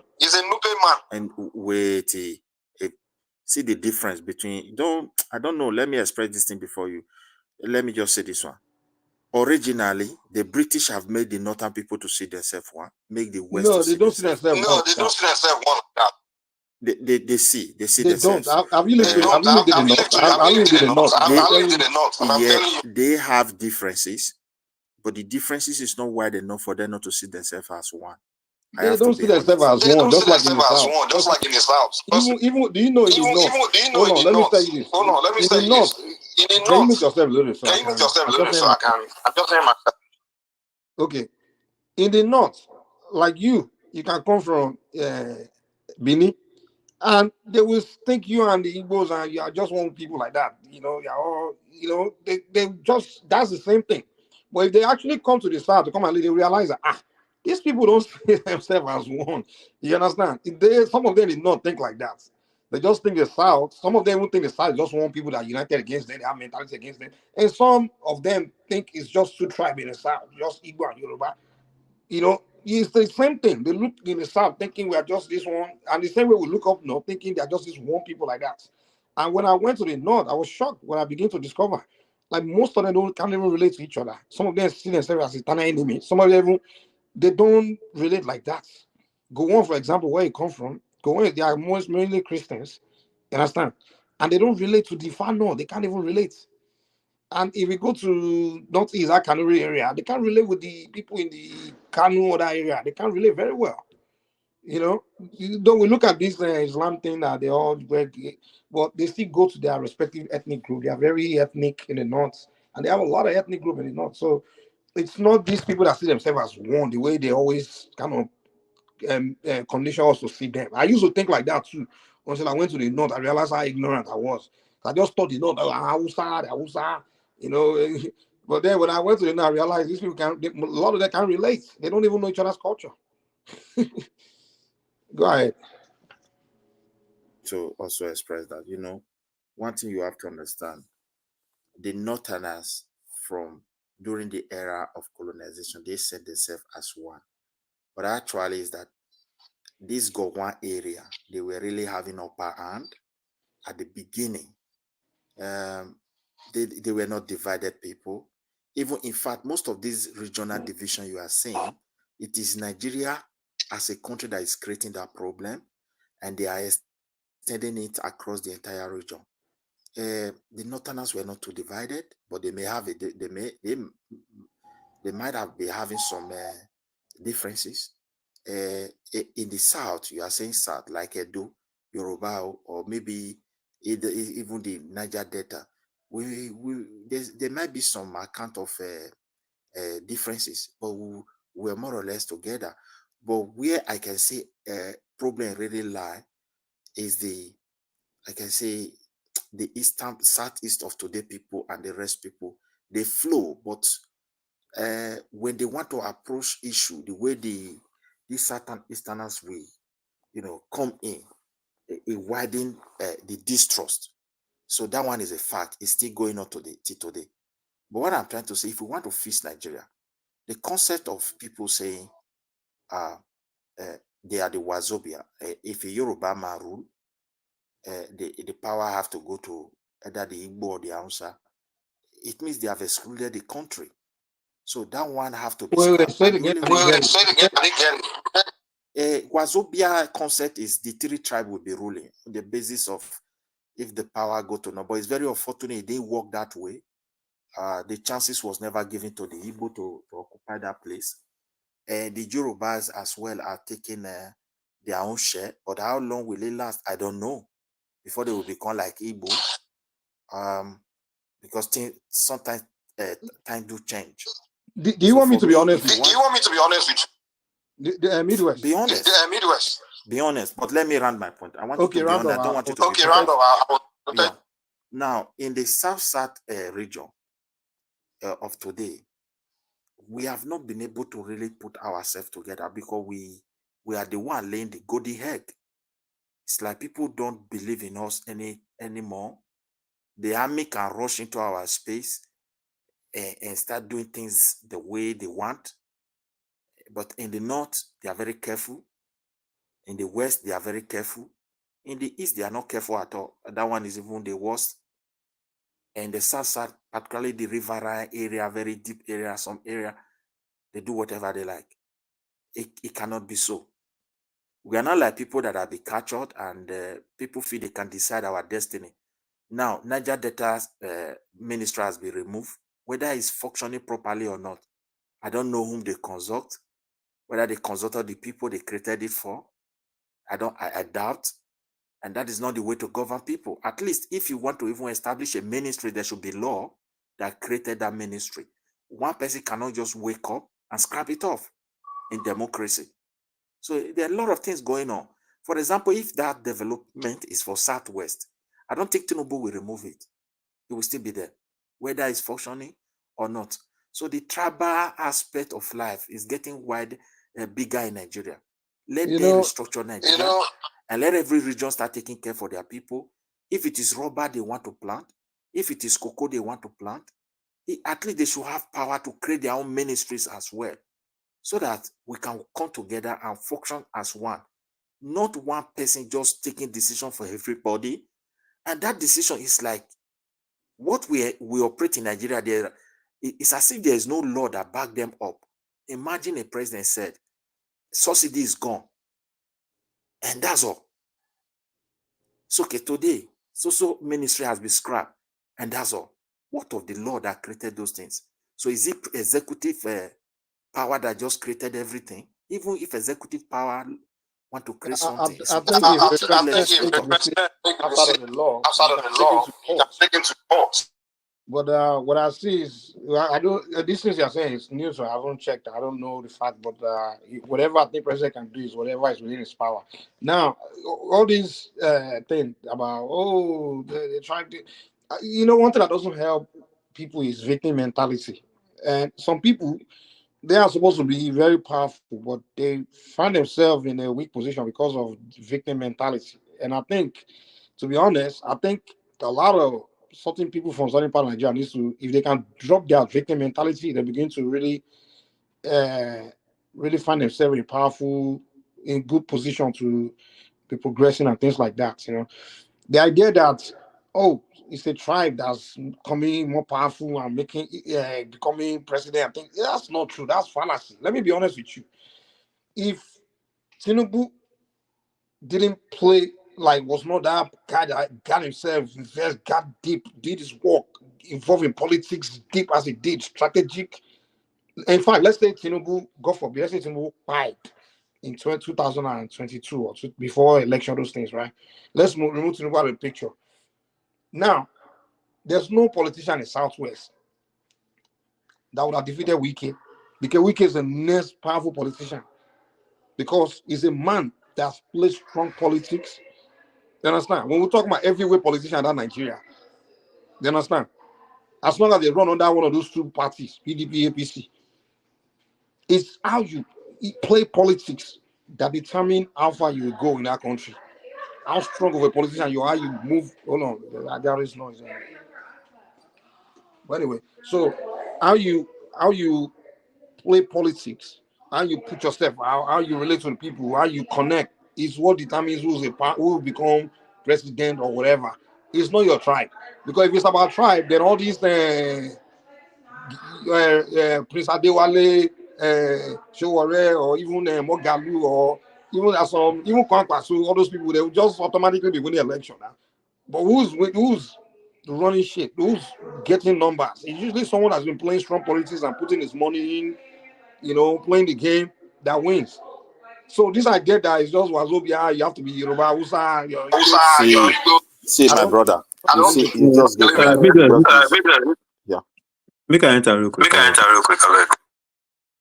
So what Mike is saying is that that the tribal thing didn't play a role in Tinubu's rise to power, and he used Wike as an example of how Wike played his cards right and is a powerful politician. And he mentioned Prince Adewale and some of these other guys who belong to major ethnicities but didn't go to the top level of power. Okay, so let me break each one down for you. Prince Adewale does not belong to one of the major parties, so his case doesn't even factor in. Same thing with Showore. Showore doesn't belong to any major party. NNPP only has Kanu, right? And then the Wike example. Wike is an Aquarian man.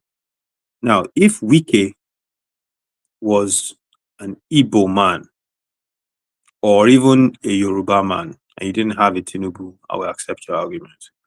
Part of the reason why Wike could not generate the kind of huge following that Tinubu did is Wike didn't have 30, 40 million, the likes of Yorubas behind him. If Tinubu did all his politicking, but Tinubu was an Aquarian man, forget it, Tinubu will not be president today. One of the major reasons Tinubu, he played his cards right. I'm not taking that away from him more. But he also had the Southwest in his back pocket. And then he was able to be smart enough to support the Buhari thing and use that to help him as well.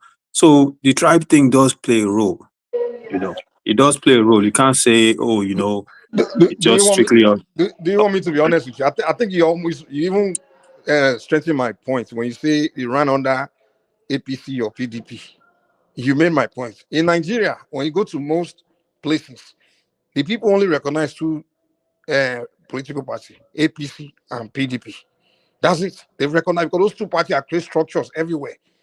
And when the two parties come together to say they want to do primary, he's who play even Atiku to even defeat Obi in his own region in primary, because he play better politics and he put his money, do his whatever, bought people to the delegate to support him. You understand?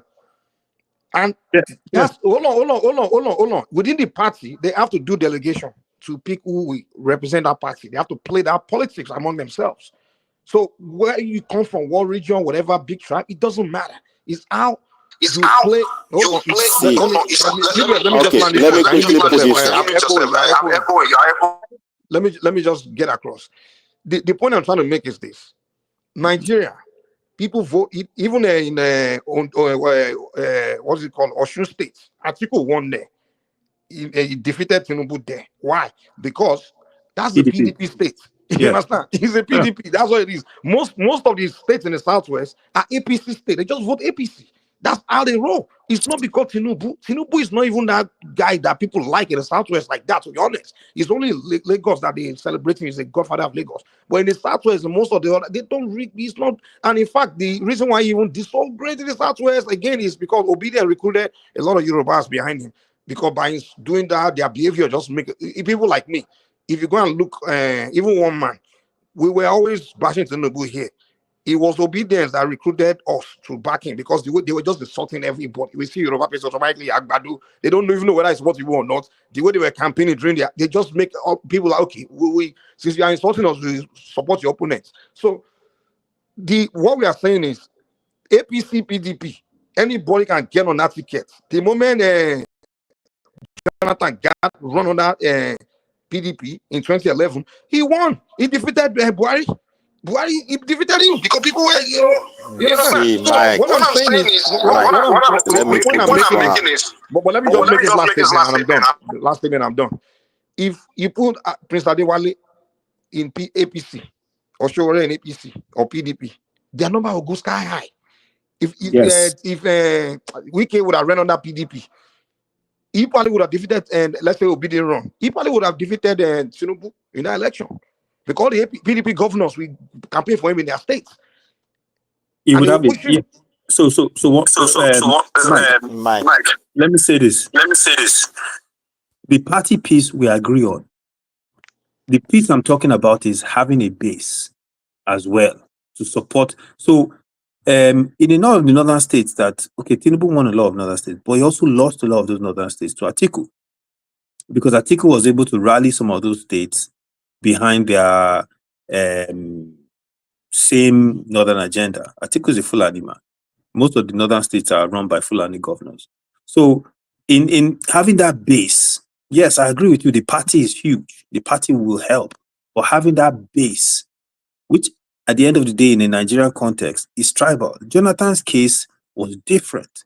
Jonathan was a case of circumstance. And when I say tribal, I mean you belong to the Midwest calls Wazobia. Yes, you belong to the Wazobia. Okay, if then put like this, if Yaradua never passed away and Jonathan found himself in that person, good luck Jonathan would have never been able to rise to the top of his party. And part of the reason why that makes it difficult is because in his party, he doesn't have that large number of his ethnic base within that party to push him. That's why a lot of them disrespected him. The Atiku, the Saraki, a lot of them because they wanted things to happen a certain way because they didn't see him as the kind of person that should be running their party. So a lot of them ended up leaving. Wait now. A lot of them ended up leaving PDP because of that. Because they didn't think someone like Goodluck Jonathan should be running their party, right? If Goodluck Jonathan had the kind of base behind him that had the numbers of a Wazobia, that's why, and again, that's one of the reasons why Goodluck really tried to get the Igbos on his side, because he felt, okay, if I can get the Igbos on my side, then I can get one of those Wazobia groups to back me up. What you're saying is important, yes. How did he win 2011 election? How did Jonathan win 2011? That's what I'm saying. That's what I'm saying. No, wait, because 2020. Let me put this one before you, Mike. I will just make two examples. Do you know why Wike was not nominated? Because of tribe. Atiku that abandoned the party because the chairman of the party was from his, I can say, either affiliated as tribe or religion. They all betray Wike. and they took him out. If So not, all those Southern if delegates, they voted for it because of tribe. it was because of tribe. Wait, you know what? See, I don't really know how to explain this. Although you are not going to admit it, this problem is there. Let me and be it's honest real. with Let you. me be honest with you. Hold on, It's real. it's real, and it's affecting everybody. It's affecting the country. But let me wait now. Wait, let me also quickly. Mike, I gave you time. I gave you time. Look at Jonathan case. I can say it's just a child of a situation that came as a result of circumstance.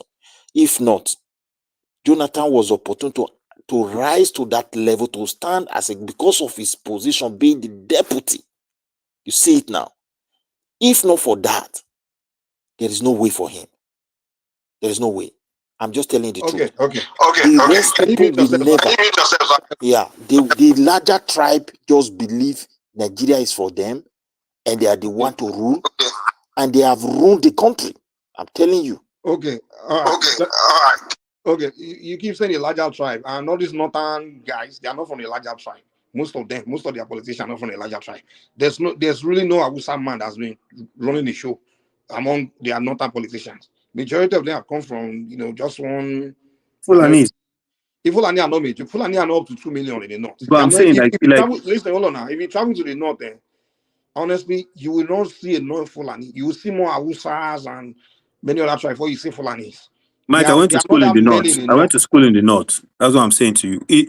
The Hausa, remember they used to call it Hausa Fulani, right? No, so they never. This Hausa Fulani concept just began with I know, but it became. We all used to. In fact, let me be honest with you. Before, until about 10 years ago, nobody in Nigeria talk about Fulani.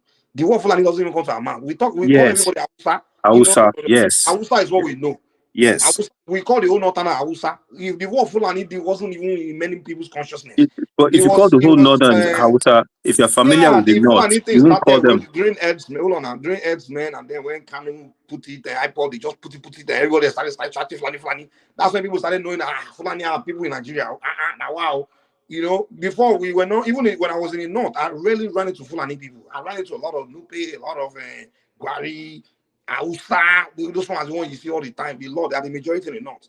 And there's no northern politician that's Hausa that's dominant. In the north, the way it works is the guy that's very good in politics plays politics very well.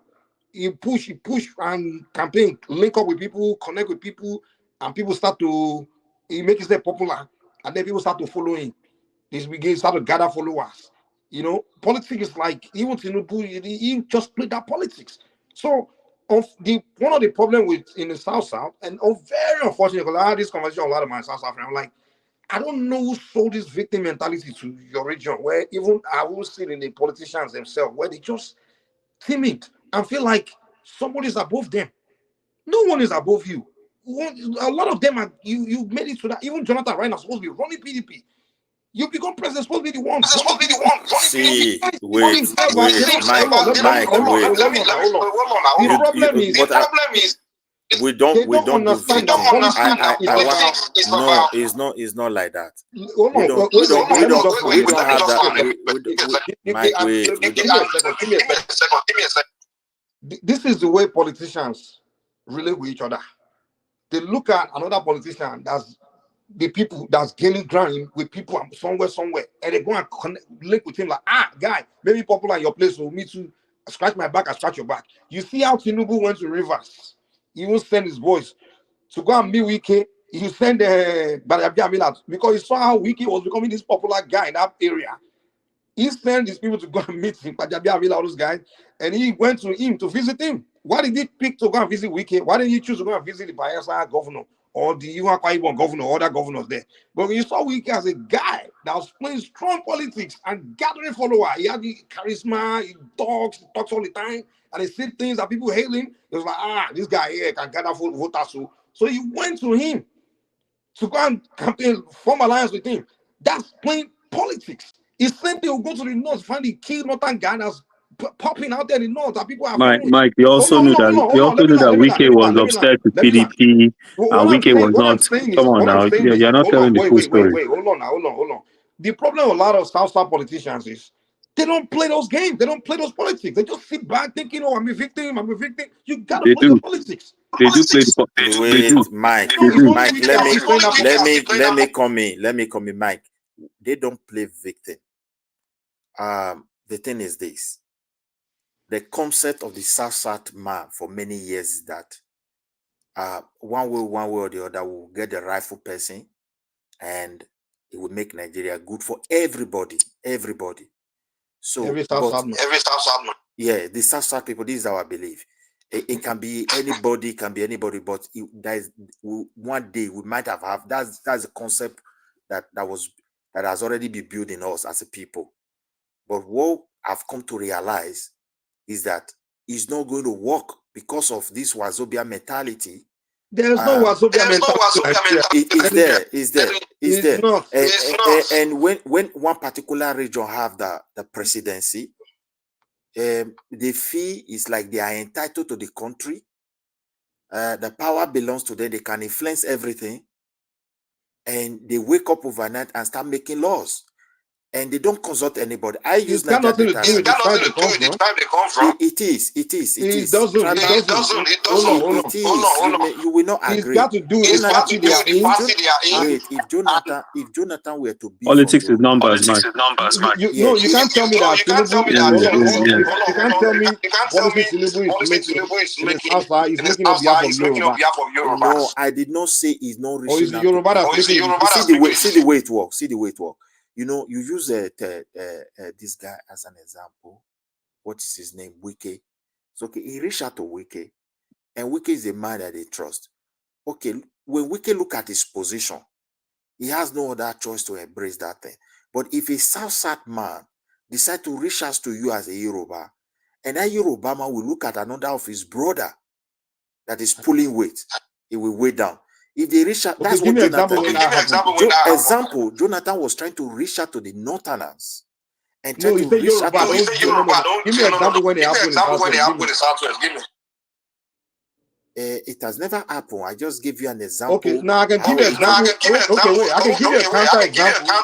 I will give you an example. Let me give you Yoruba. Let me give you an example. I want to give you an example. I work in Southwest. Wait, I want to give you an example. I just remember. When Jonathan was to run, when Jonathan was to run for the Southwest, when the Jonathan, that was a long time ago, Mike. It doesn't factor in now. Mike, wait. When Jonathan wanted to run for the second tenure, he reached out to most of Yoruba prominent politicians, and none of them were able to stand for him.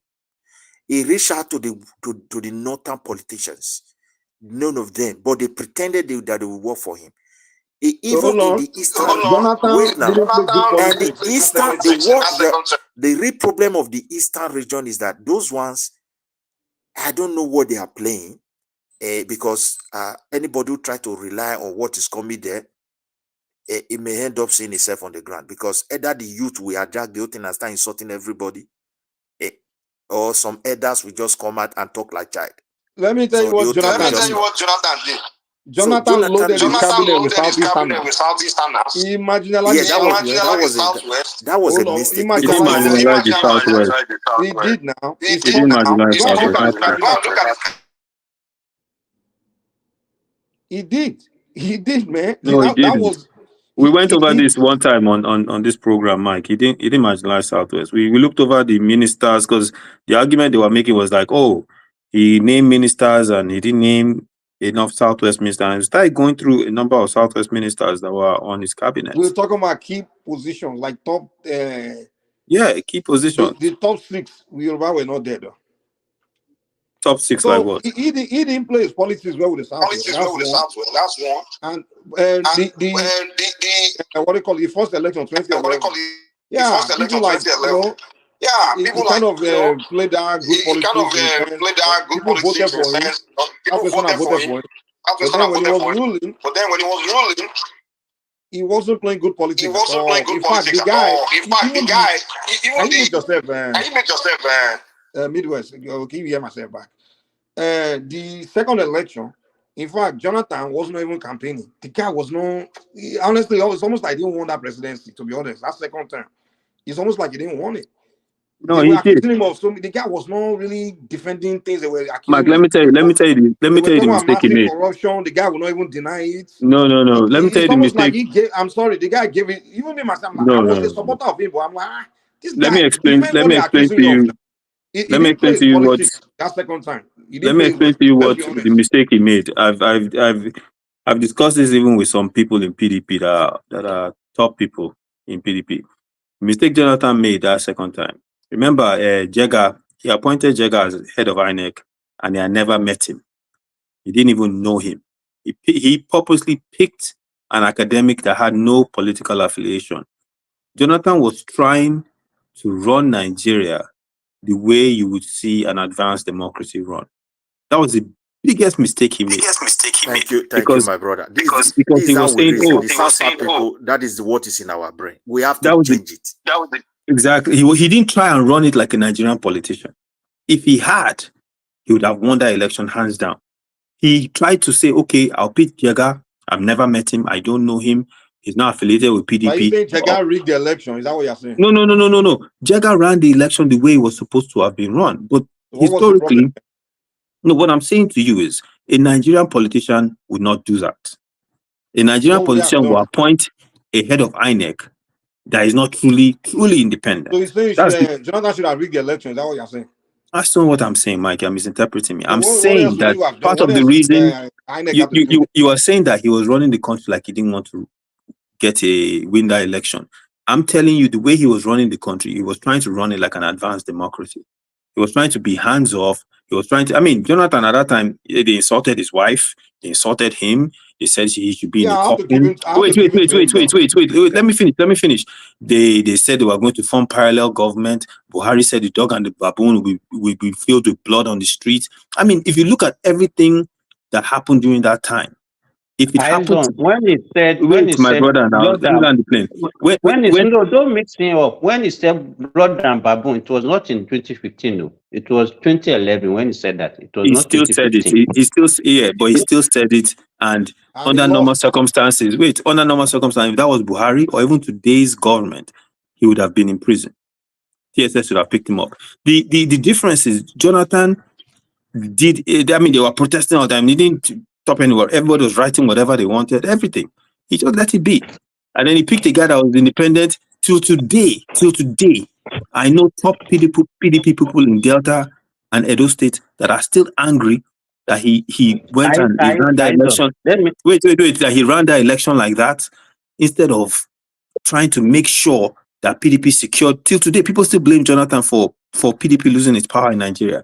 But what I'm trying to say, because I'm saying all this because Mike was saying he ran the election like he didn't want to win. No, he was trying to run it like I'm hands off, even though I'm the president. I'm going to be hands off and let this thing work itself out. So you And agree that's with why me when that he saw, when he saw he was losing, if you notice, how many incumbents do you see pick up the phone and just call the challenger that, oh, I congratulate you, before the thing even happened? And on top of that, how many incumbents in Nigeria lose election?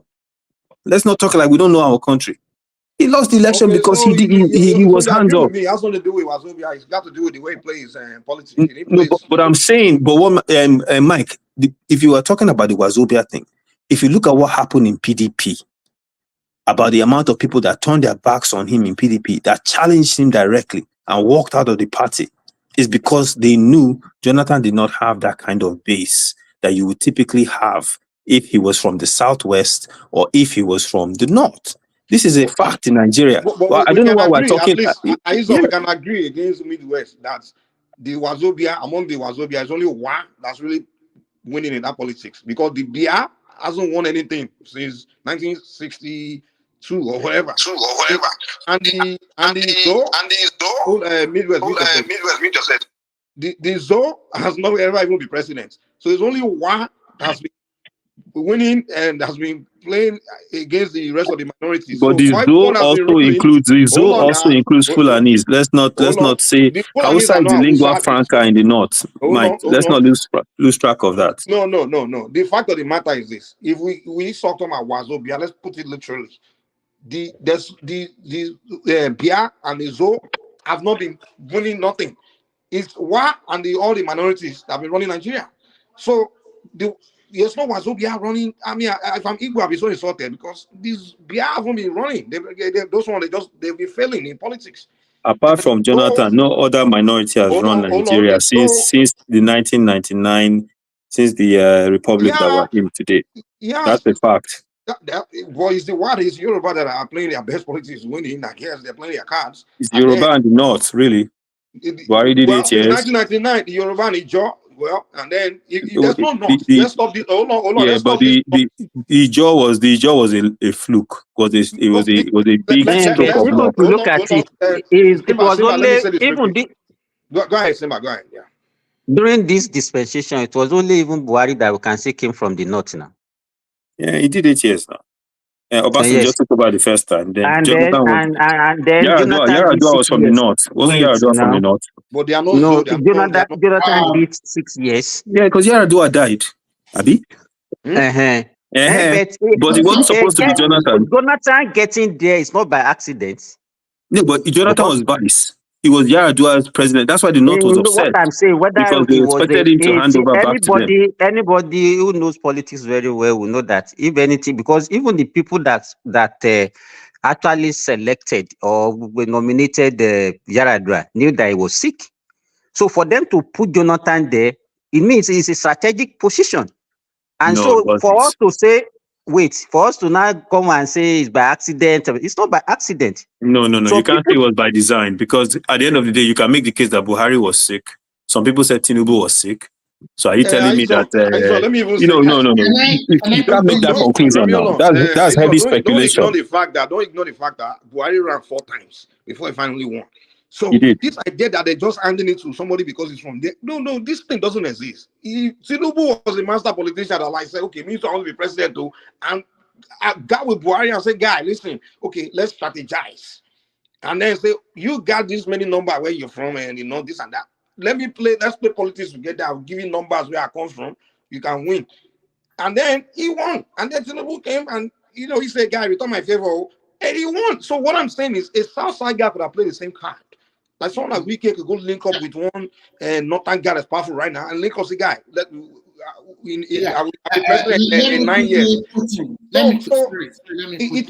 What I'm saying is, people that are becoming president, they are playing their cards. It's not they are giving you because you are from Guinea. Mike, I'm not discounting that. I'm not discounting that they are playing their cards. They are playing their cards. Yes, I agree with that part. What I'm also telling you is playing your cards and having a strong base that makes up one of the 3 major groups is also a significant factor that helps you get into that office. That is a fact. That is a fact, my brother. You earn it. They didn't give you. No, but still, you have that base. If it didn't matter, Tinubu would have never said Yoruba Locum. He would have never said it. He went to that speech. That speech was to rally his base behind him, and it was a smart move. He did. I'm asking you, Aizon, what is the solution to that? I'm not saying that. Listen, Simba, I'm not complaining. As in, I'm just what we're trying to state is the reality that we're currently in. The point Midwest. No, I know it's a problem now because it will be a recurring problem, and that's why I'm asking you that. What do you think would be in my opinion? You're asking for my opinion. Okay, my opinion is.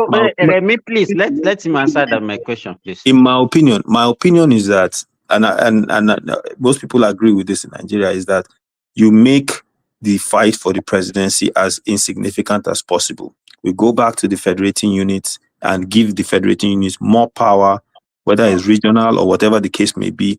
That is what we need to do. And those regions will now pay tax to the center. That's my solution. If you do that, then the fight will not be about the center anymore. The fight will be about your region. So we should make the central less attractive. That's what you're saying. 100%. Okay. I agree. 100%. What I would say I agree with you. About Jonathan. What I would say is this: at that second time of 2015, everything is stacked against him, and I will tell you the major factors. The number one factor is that he was not supposed to be the president for 8 years, if not because Yaradua died. And when Yaradua died, and in 2011, when they go for that election, everybody supported him.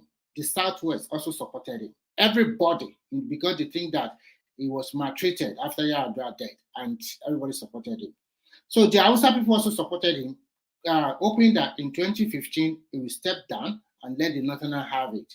At least he was not supposed to be the president. So all this, and unfortunately for him too, he mismanaged Nigeria economy.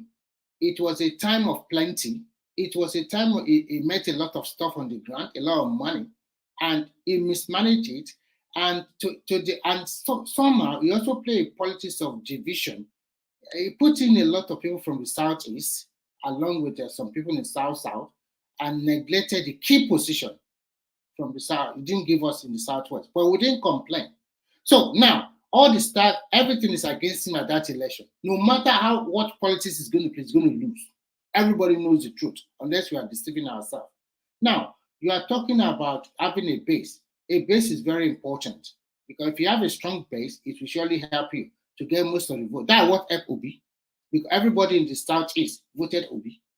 Now, let's assume that the vote in the southeast was balkanized like it was balkanized in the north for the two major politicians, I mean Atiku and Tinubu. Do you think Obi will get 6 million? No. So from that base, I agree with Eisen that you must have a strong base, especially from Remy, do you know that Tinubu only got like 30% of the votes anyway? And if Obi and Atiku, they were on the same campo before. Hold on. Let me lie. What I'm trying to say is that the situation with Jonathan when it was on the second time, where people were not happy, it almost happened to Tinubu too. Most people were not happy during that time because the bank, that Emefiele situation, that bank thing, and then economic things were kind of bad towards exactly. So a lot of people, a lot of people, because of that voted for Buhari during that time. A lot of them withdrew their support a little bit. So if it would have been Atiku and Obi the same way they ran against Buhari last election, they would have won this election because both of them, their vote combined, their vote combined was more than Tinubu's votes. So you are right. So exactly. So that's the point. If in going forward, if I was South politician, I would do my calculation very well. Unfortunately for the South, they have smaller ethnic group all around. But if they are very good in South, come around 2037 or something like that, that is their best shot. But if they are playing, their politicians don't do the work now. They go to sleep. Yes, if they are I just pray Wike doesn't go to sleep because the only one that's very active now. The rest of them, they reign, they'll go to sleep, and then they'll be claiming victim. President again. To be frank with you, they will get it ahead of the Southeast. I'm sorry to say this, because the guy that the Peter Obi have shot the Southeast on the foot, the way he plays politics, a lot of Nigeria don't like them, don't like him anymore like before. So if I were a good politician in South, I will start building that bridge very well because they have a better shot. Remy, look, this thing, what we're trying to say here is simple. When the whatever people are ruling, they rule as if they rule with power. They don't care about rule of law. No, I don't agree with you on that. The reason why I don't agree, I will tell you. Let me give you an example of the behind. Let me tell you why I don't agree with you. First and foremost, if you are a president of Nigeria, you pick ministers all over the 36 states. You give people position apart from minister from every region of Nigeria. So when you continue to call Wasube, I don't totally agree with that. I agree with Aizon, build a good base because the South are together. If you have a strong base from that place, then it will be a Remy, please let me make one key important point. Other regions.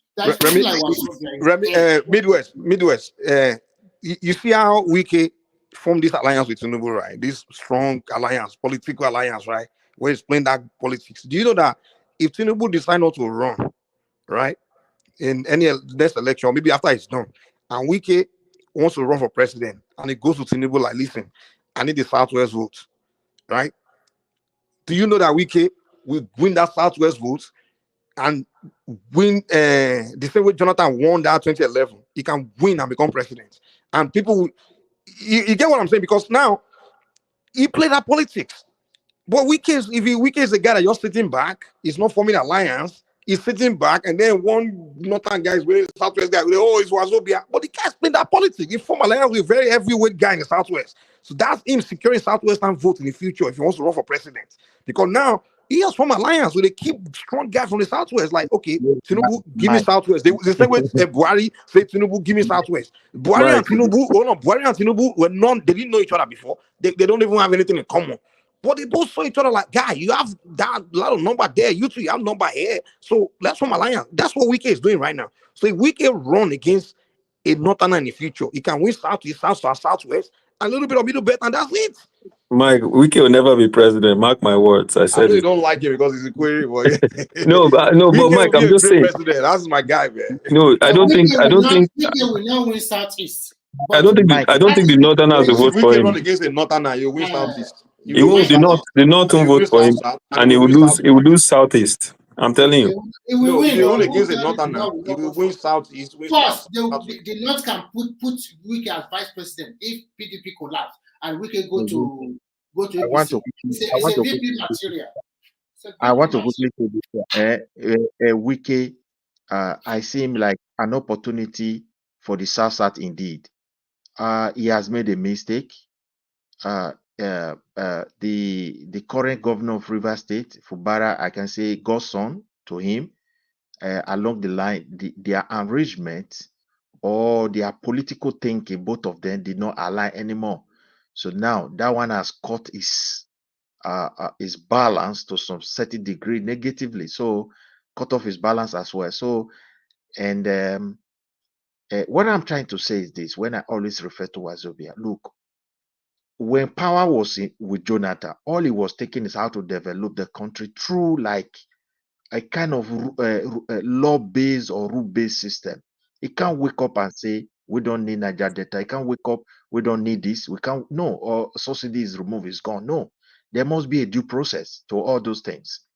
But when the Wazobias are ruling, it's like the power has been given to them and they strategize. They don't even respect any law anymore. They wake up and tell you, this is how I want it. I'm sorry. Jonathan does not rule very well. Let's take you can't see him. The only area don't give him any. He ruled very well. No, Midwest, it's like this thing is echoing. When another person is talking, mute yourself, please. Okay, but let me just round up. Yeah, but when I'm talking, is he echoing? No, you are the one that is echoing. If you are talking, no, it won't be echoing. But if another person wants to talk, you have to mute. Yeah, it's like whenever he's on mute. I think it's not echoing anymore. Are you on mute now? Let me just. No, I think it's better now. Is this echoing, Zimba? Because it's not echoing anymore. So let me mute. Zimba, is still echoing to you? Okay, let him go ahead. Yeah, it's no longer echoing. You're good now. Go ahead. When Jonathan was there, you may say he did not try. But one thing is very clear. Jonathan, if he believed in the power of the people, as I said, the first thing Jonathan would have done was to unite the people of South. Look where they have differences and look area where you can put them together so they can so that he can have that root-based support of his people. Everybody will not see him as one. He failed to do that. He never invested. So no, I'm sorry, I disagree. No, Remy, you don't need to disagree on you. You are not a South person now. He never really invested. Okay, let him finish. I'll come He's telling you the way he feels. Let him express himself. You can't say no.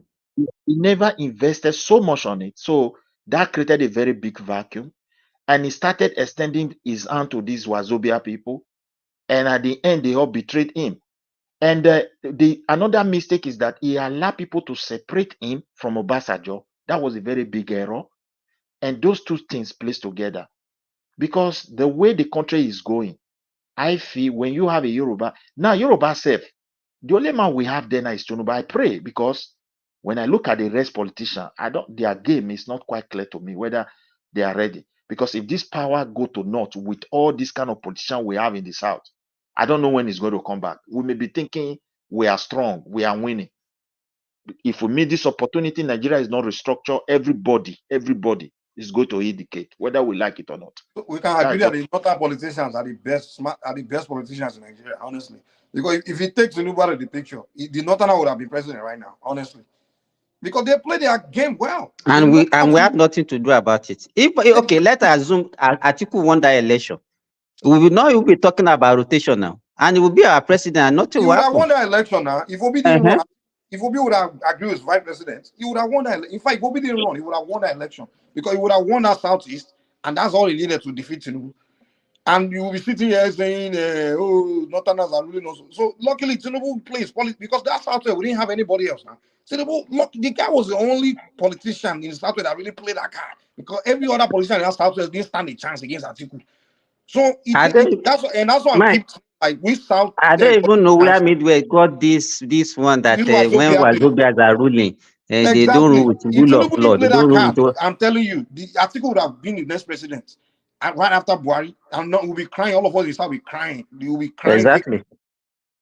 So that's what I'm saying. So this whole victimhood need to stop, and that's why I always call the problem we are, earlier on, Mike. Whenever some Yoruba play that thing too, the North is controlling us, the North is ruling us. I'm like, you can't keep playing this victimhood. Politics is it Izon or Midwest that says something that the North they see themselves as one? They don't. If they see themselves as one, whose problem is that? We in the South, we don't see ourselves as one. Because now we are victims because the Northerners. Whose fault is that? Because now over Sabi, the warriors for the South. Over Sabi, everybody wants. Simba, let me even bust your bubble. Do you know that the Southern governor, they were all talking that the presidency must come to the South, and they hosted a meeting, Southern governors meeting. Guess where they hosted it? In Okowa's house in Delta State, and they all came together to agree that the presidency must come to the South. Guess what happened after they all left? Okowa ran as vice president for Northern. They are not honest with each other. They play this victimhood, and they don't play good politics. They don't play good Southern politics where and then they will try to blame and say the Northerners are victimizing us. I said one man. Mike is not victim. It's just that they're too selfish. They are too selfish, and like you said, they had that meeting in Asaba, and Okawa at the end of the day decided to become Atiku's vice president, which is part of the reason Wike was even very angry because PDP they wanted it to come to a candidate in the south, and Wike was saying that they had agreed that they were going to pick a southern candidate. How can those people? So, because some southern governors went and backed Atiku in the PDP instead of saying that they were going to back Wike because of the agreement. In fact, what they did, all those southern governors, sorry, Simba, is an insult for the South. Insult. A northern just spent 80 years, and you from the South, you are backing a northern candidate. That is an insult. It's selfish ambition. It's selfish ambition. It's selfish. A northerner will never do. They will never do that to their own people. And they will play victim at the end. Mike, when Wike started his fight, initially, Wike was strategizing for the South. That was why he didn't want the chairmanship of that party to come from the South. He was fighting so that the way they used to do is that if the president is a candidate is from the South, then the chairmanship will be from the North. That's the way the two parties, the major parties, that's their rule.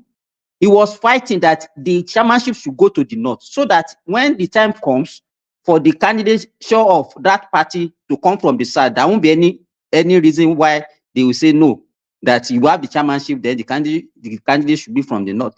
But nobody, they were not supporting him. He was not getting enough support, even from his own people. There are a lot of the Southern delegates, they all supported Atiku now. I was shocked after we all cried our president. All this cry, we in the South, we screw ourselves and then we cry too much. We don't even love ourselves. Everybody just look at the kind of support. But Simba, even when you are talking about Simba, that's the nature of politicians now.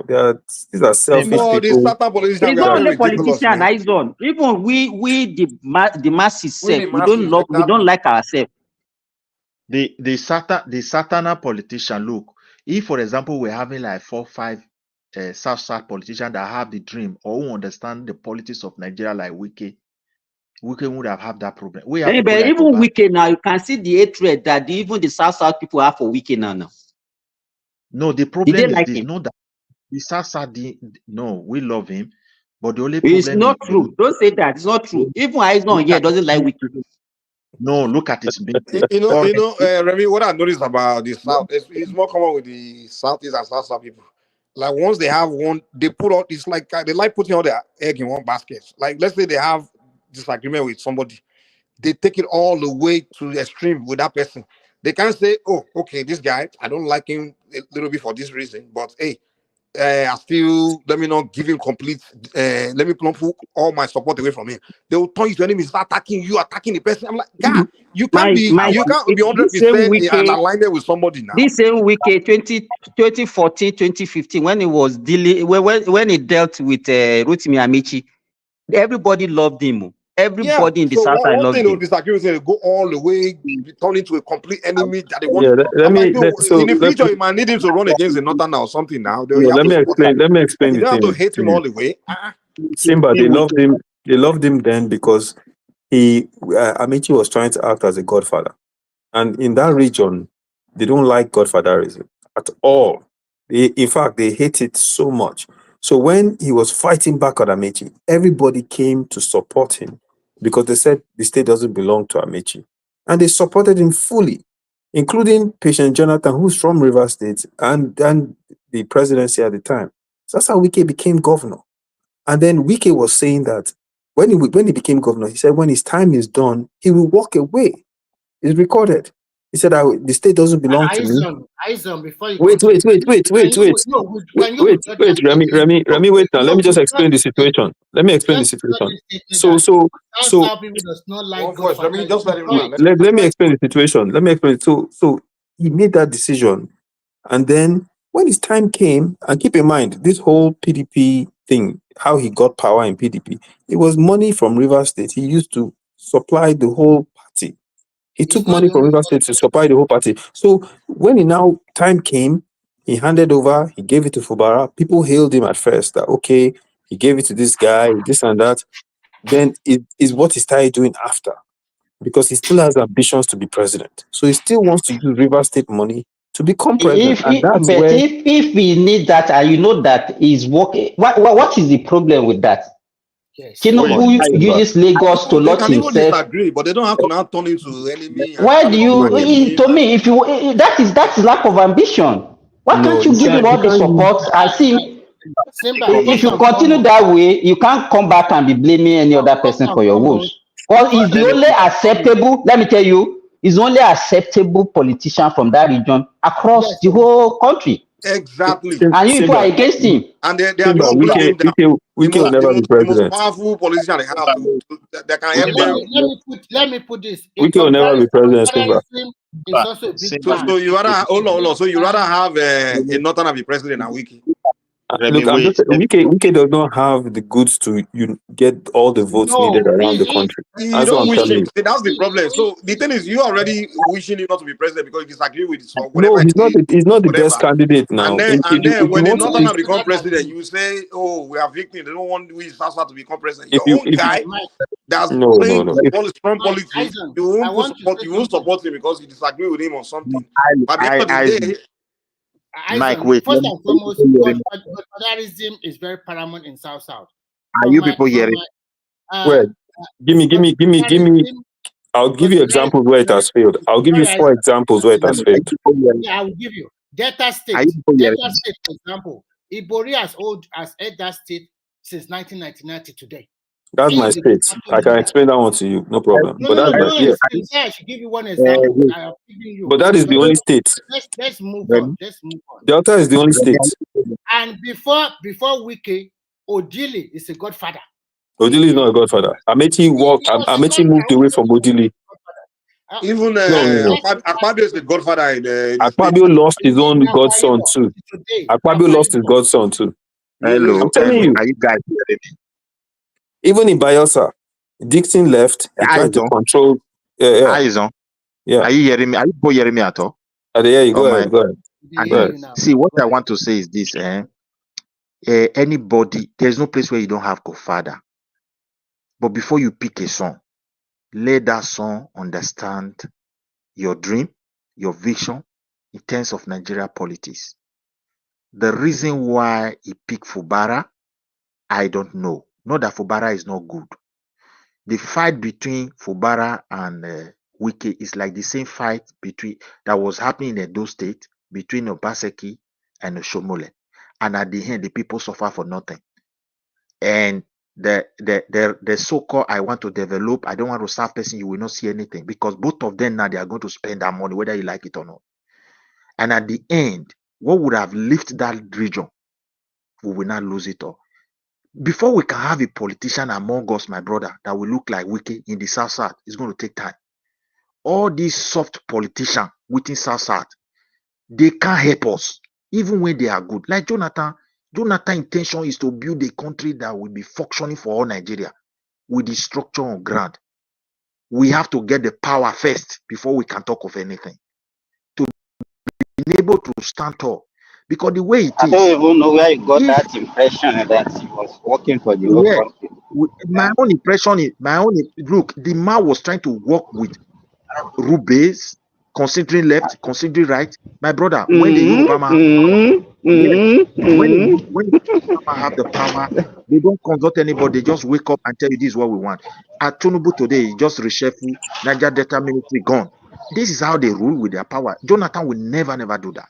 No. If you let me tell you, do you know that even during Jonathan, the ministry are restructured? Wike go down like this. Now, I'm telling you, during the military, during Jonathan time, the ministry were also restructured.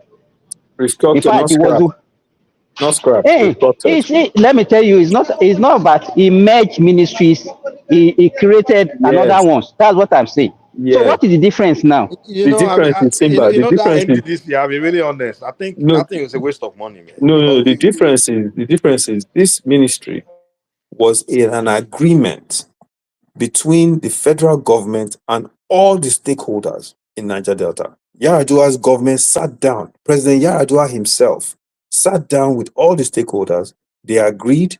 They drafted it. They all accepted all the conditions in the area that made this ministry necessary. Wait. So it is written in stone. This ministry is written in stone. So if you are going to, under normal circumstances, if you are going to scrap something like this, you have to go into consultation. You have to go into serious discussion with the stakeholders. No.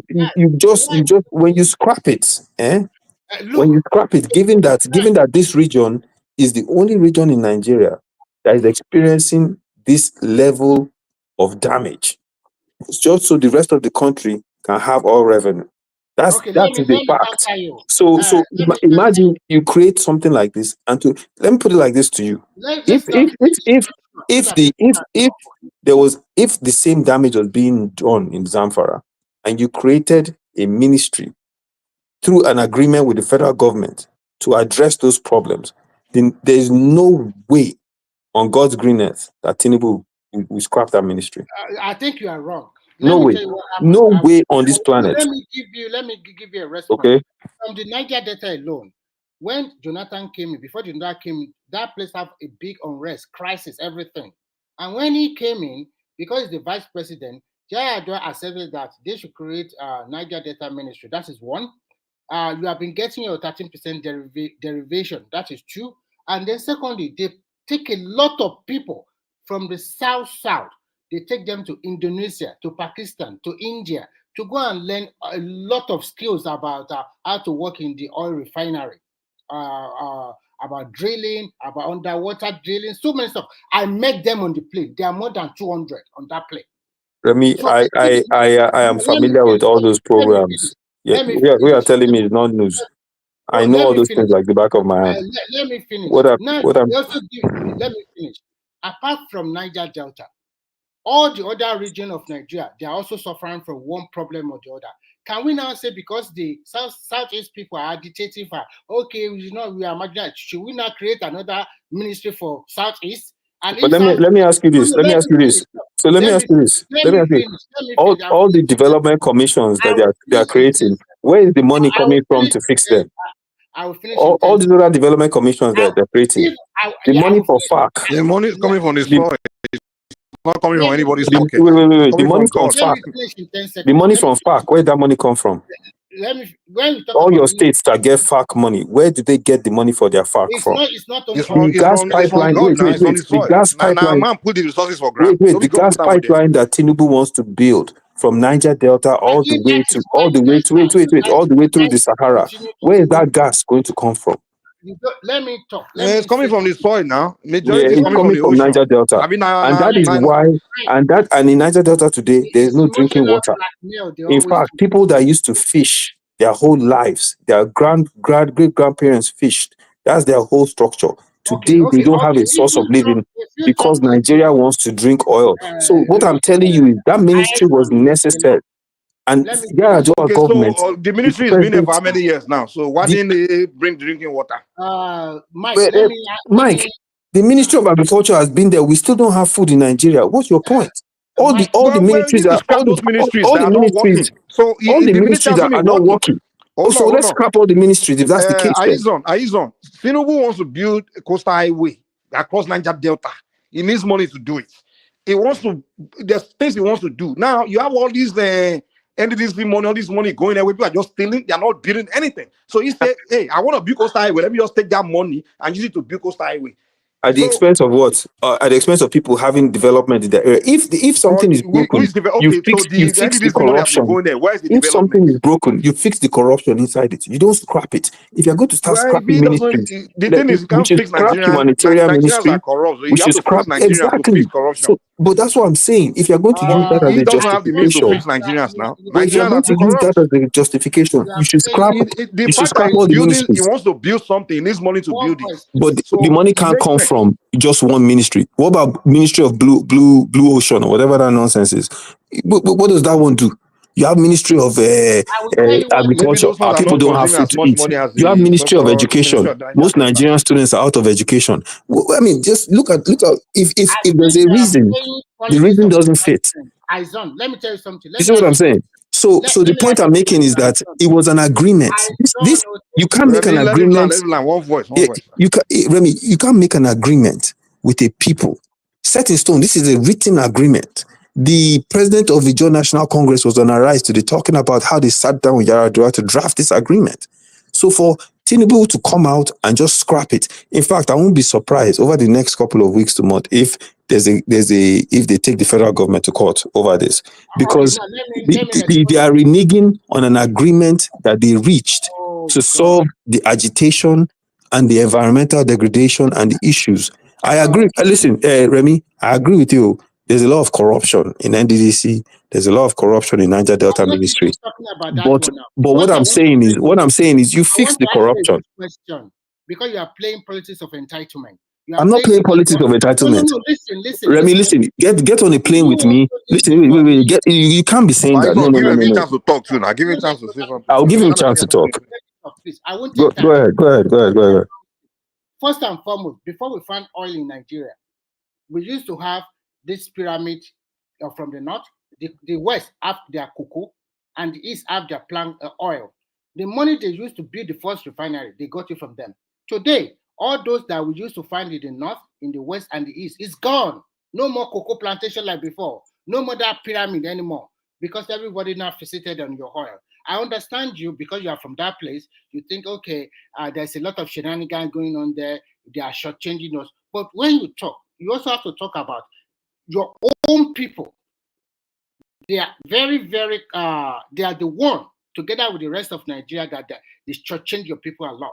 But when they created Niger Delta Ministry, it's through the power of the presidency. Another president can come, can match or scrape it. Nothing you are going to do. It falling within his own power to do that. And when you look at it, you have NDDC, you have Niger Delta Ministry. That is true. You have 13% derivation. You also have another money voted for you as ecological fund. So a lot of money going into that region alone. And when we talk today, when they do the federal allocation, just like 2 or 3 states from that region always get the highest. Now look at the states like Osun. or Borno or Zamfara, they get lesser than Delta, like than Akwa Ibom, than than Rivers, or even Delta. So when you are talking here, you should also talk about all those money you guys have been getting in your region. What can't you use it to develop for your people? You get a lot of money, but then you come here claiming because the oil is from you are not the only one that get oil. Ondo has oil, Lagos have oil, Banshi have oil. A lot of states in Nigeria, who knows? Maybe all the states of Nigeria even have oil. We don't know. If they start exploring it. Okay, So can I respond? don't play politics of entitlement here. Okay. Let me respond to everything you just said. First of all, I'll start from the end. First of all, nobody's playing politics of entitlement. Okay, there's no entitlement here. You can't play politics of entitlement with something that's in your ancestral land. Okay, it's like me telling people in Oyo State they're playing politics of entitlement with the cocoa in their land. Okay, they will tell me I'm crazy, and they will be right to do so because I will be crazy to tell them that. Okay, so that's the first thing. Second of all, you're talking about 13% derivative. Do you know that 13% derivation fund is an actual robbery? It's an insult to the people of that land because in 1960, right, four or 5 years after they found the first oil in Oloibiri, in 1960, it was 50%. In fact, in 1950 something, it was 100%. The one you're talking about, granite pyramids and all this, they used to build. The regions were keeping 100% of their revenue. In 1960, it went to 50%. By 1980s, the military administration had dropped it down to 5%. By the time 1998 came by, it was a mere 3%. During Abacha, they kept dropping it down to make sure that we got nothing.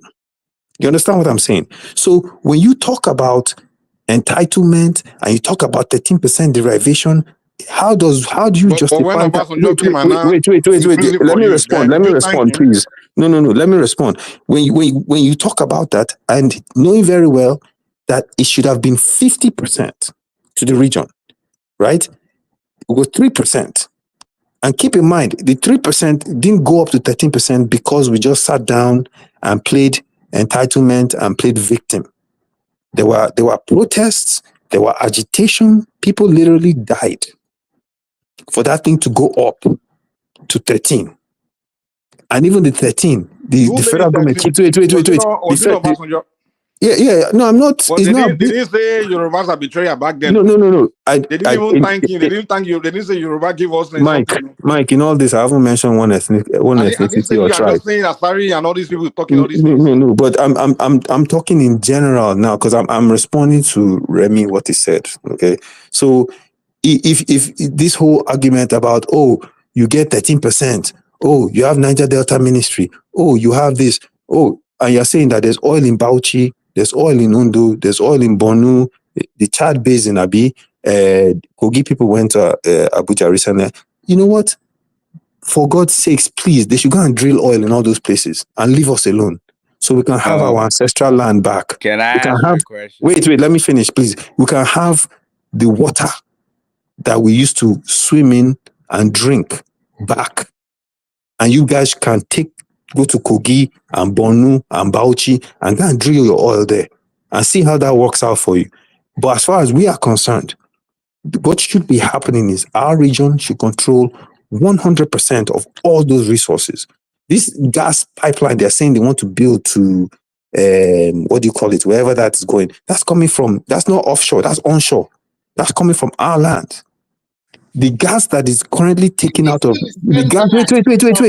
The gas that Nigeria currently produces. Wait, let me educate you. Wait. You're talking. I let you talk. Let him Please. just I let land. you talk. We allow us to come in too. Let's show some decorum. I let you talk. The gas that we get in Nigeria is a byproduct. You know we don't even drill for gas. If Brass LNG was in operation today as we're talking, it would be one of the most productive and one of the most financially generating LNG plants in all of Africa. So let me put that in perspective for you before you start trying to point out that, we get this, we should be happy. There's no entitlement there. It is under our feet. And if we have this whole restructuring that should be done, then we control our resources. This isn't, the handout is not something that you think we should be grateful about. There's no being grateful here. Let Uriola come in. Uriola's been trying to say something. Let me say. Yeah. Okay. Before I say anything, I want everybody to know this is just what we're doing here is opinion. So Uriola, this is my. speak like Nigerian. Speak like a Nigerian. Huh? Speak like a Nigerian. Yeah, I'm always talking about. I'm talking like Nigerian. What do you mean? So this is opinion. I don't want anybody to now like start questioning me as if I'm trying to find solution to anything. This is basically just opinion. All right. So I have a question for you. What is the difference between the ministry and the Niger Delta commission that they have, their development commission? What's the difference? Because what, to my understanding, what Tinubu is trying to do, every region have now they all have their own commission. You have the Development Commission, you have the Southeast Development Commission, and also have the Niger Delta, which is doing the same thing No as the Southwest ministry. Development Commission, no, Baba. No, no Southwest Development Commission. No, there is. No. Allah There we have. is. Allah we have now. There is a Southwest Development We have. Commission. There's We have. Southeast. There's Show me, also please. Show me. Northerners also have one. One of the Everybody have is now. it Northwest or whatever. They all have. So what he's trying to do, to my own understanding, when I read it, he put every one of those commission on that one ministry. So I don't see anything wrong because when you look at what's Yaradua and Obasanjo, when you read it, the template, Obasanjo put together the Niger Delta Development Commission. When Yaradua came in and he makes sure he want the ministry to supervise the development commission that was created. So what this guy is now doing is everyone all have Niger development commission. Now put every one of them on that one ministry. I don't see what is wrong with that. If you read it, because the minister will come and go, but the development commission they have like people that are fixed. They fixated, like it's not every single time that you have election that you change them, so they can work on whatever side they come from, whatever their region is. They're focused on that. So I don't see anything wrong with what he did, and to be seeing people complaining unless you don't understand what was going on before. Because if you do understand, that commission only reports to the ministry, then the person in charge of the ministry is the minister. So what is all this complaint that we're arguing Honestly, about? all those development commission are rubbish, to be honest. Very, very unnecessary. Well, we can debate that, but I just didn't see the fact that because when you look at it, it's not like Niger Delta and ministry and Niger Delta Development Commission is like they're separate thing. No, the development is under the ministry. And why are we now complaining? The Development Commission is just a part of the ministry. It's It's under like it. You report so to it. Read about it. yes, When you but read about it, you it's under understand that it's under they're it, doing but the it's same thing. You but just the giving ministry. Okay, information so back to the let me. ministry. Do you want to learn what they do, or do Who you wants to presume? learn? I'm just telling you what it is now. It Okay, seems like you let need me to learn explain to you. about Let it me explain to because you you don't fully. know what you're saying. If you Okay. do read about it and understand it, you will realize that your argument is baseless. It makes Okay, no so sense. let me They're explain it to just you. reporting to the Let me explain ministry. it to you. Let me explain Don't it to read you. to explain. Okay, we're listening. Let me explain it to you, because you claim to know, but I don't think you really understand. No, you don't understand. I read about it. Okay, Okay. what is it? Is it separate? Are you Is it saying? separate organization? Tell us. Let me be clear about what you're saying. First of all, are you saying that the only thing the ministry does is to oversee the NDDC? Is that what you're saying? Yeah, that's what they do. They That's the only report. thing. That's what So that's wait. what they're meant to do. That's the Unless only they're thing. not That's doing the their only thing job. the ministry exists for, to oversee NDDC. Yes, they report. That's where you're wrong. Go check. Go look it No, up. no. You need to look it up if you don't know. Listen. I just explained right now how the ministry was created, right? The How was NDDC. it? Because I Wait. explained it too. I Jesus, want to man. hear your own side. How was it created? Tell us. The ministry was created through negotiation and an agreement with the Yaradua government. Wait, Okay? that's not true, Wait. please. Oh my Wait, God. I Jesus. don't like when we Oriola, talk, when we let him talk land a point, then you what does respond. not You make gotta let sense. him talk. You know, The Yeah, but ministry what he's saying is not even correct. the ministry was not done through negotiations and NDDC is under the ministry. Why are you saying that's not what I'm there's a saying. That's not even the point I'm making. If you're negotiation listening, for what? Because they're doing the same thing. can you The listen? Can you same listen? thing. okay, Oriola, let him explain, and then let him get across, and then you respond. Okay, guy, we let's have a conversation. Okay, there are other ways we can talk. I don't think you want to take it there, but let me say this to you. Okay, the ministry was created through negotiations with the federal government, the president at the time, Yaradua, and they created the ministry. The NDDC at the time was a standalone strictly for development projects. Once the ministry was created, a minister was assigned. Now, the NDDC is just a part of the whole ministry. It is not the entirety of the whole ministry. It's not all the ministry does. They created a specific ministry to address the neglect and the issues that had grown in that place over 50 years of neglect. Okay? That's the reason why it was created. NDTC is just a part of the whole ministry. It's not the entirety. And as we all know in Nigeria, when you create a ministry, the ministry is also given a budget to do other things, to address a number of other things in an area. And NDDC has its budget specifically for development projects. So the two are not the same. One is under the other one. Yes, you're correct about that. But the NDDC does not make up everything that the ministry does. So when you scrap the ministry, saying that, oh, the NDDC exists, the NDDC is just one part strictly for it. But the ministry was created because the number of issues that are facing that area were so many that the NDDC itself alone cannot address them. And because of all the years of corruption, not just at the Niger Delta level, even more so at the federal level. And if you don't believe me, go and watch the videos of when Akpabio was going to tell everything and they were saying off your mic, because people in House of Reps are benefiting from it as well at the federal level. So that corruption has not even produced half of the results that should have been done. But instead of fixing the corruption, you scrap the ministry that should be doing a lot of the work, like I said, because of over 50 years of neglect. So when you come here and you now start saying, oh, the ministry and NDDC, they're both doing the same work, so it's redundant and one doesn't need to exist with the other, I'm trying to help you understand exactly what it is. Wait, okay?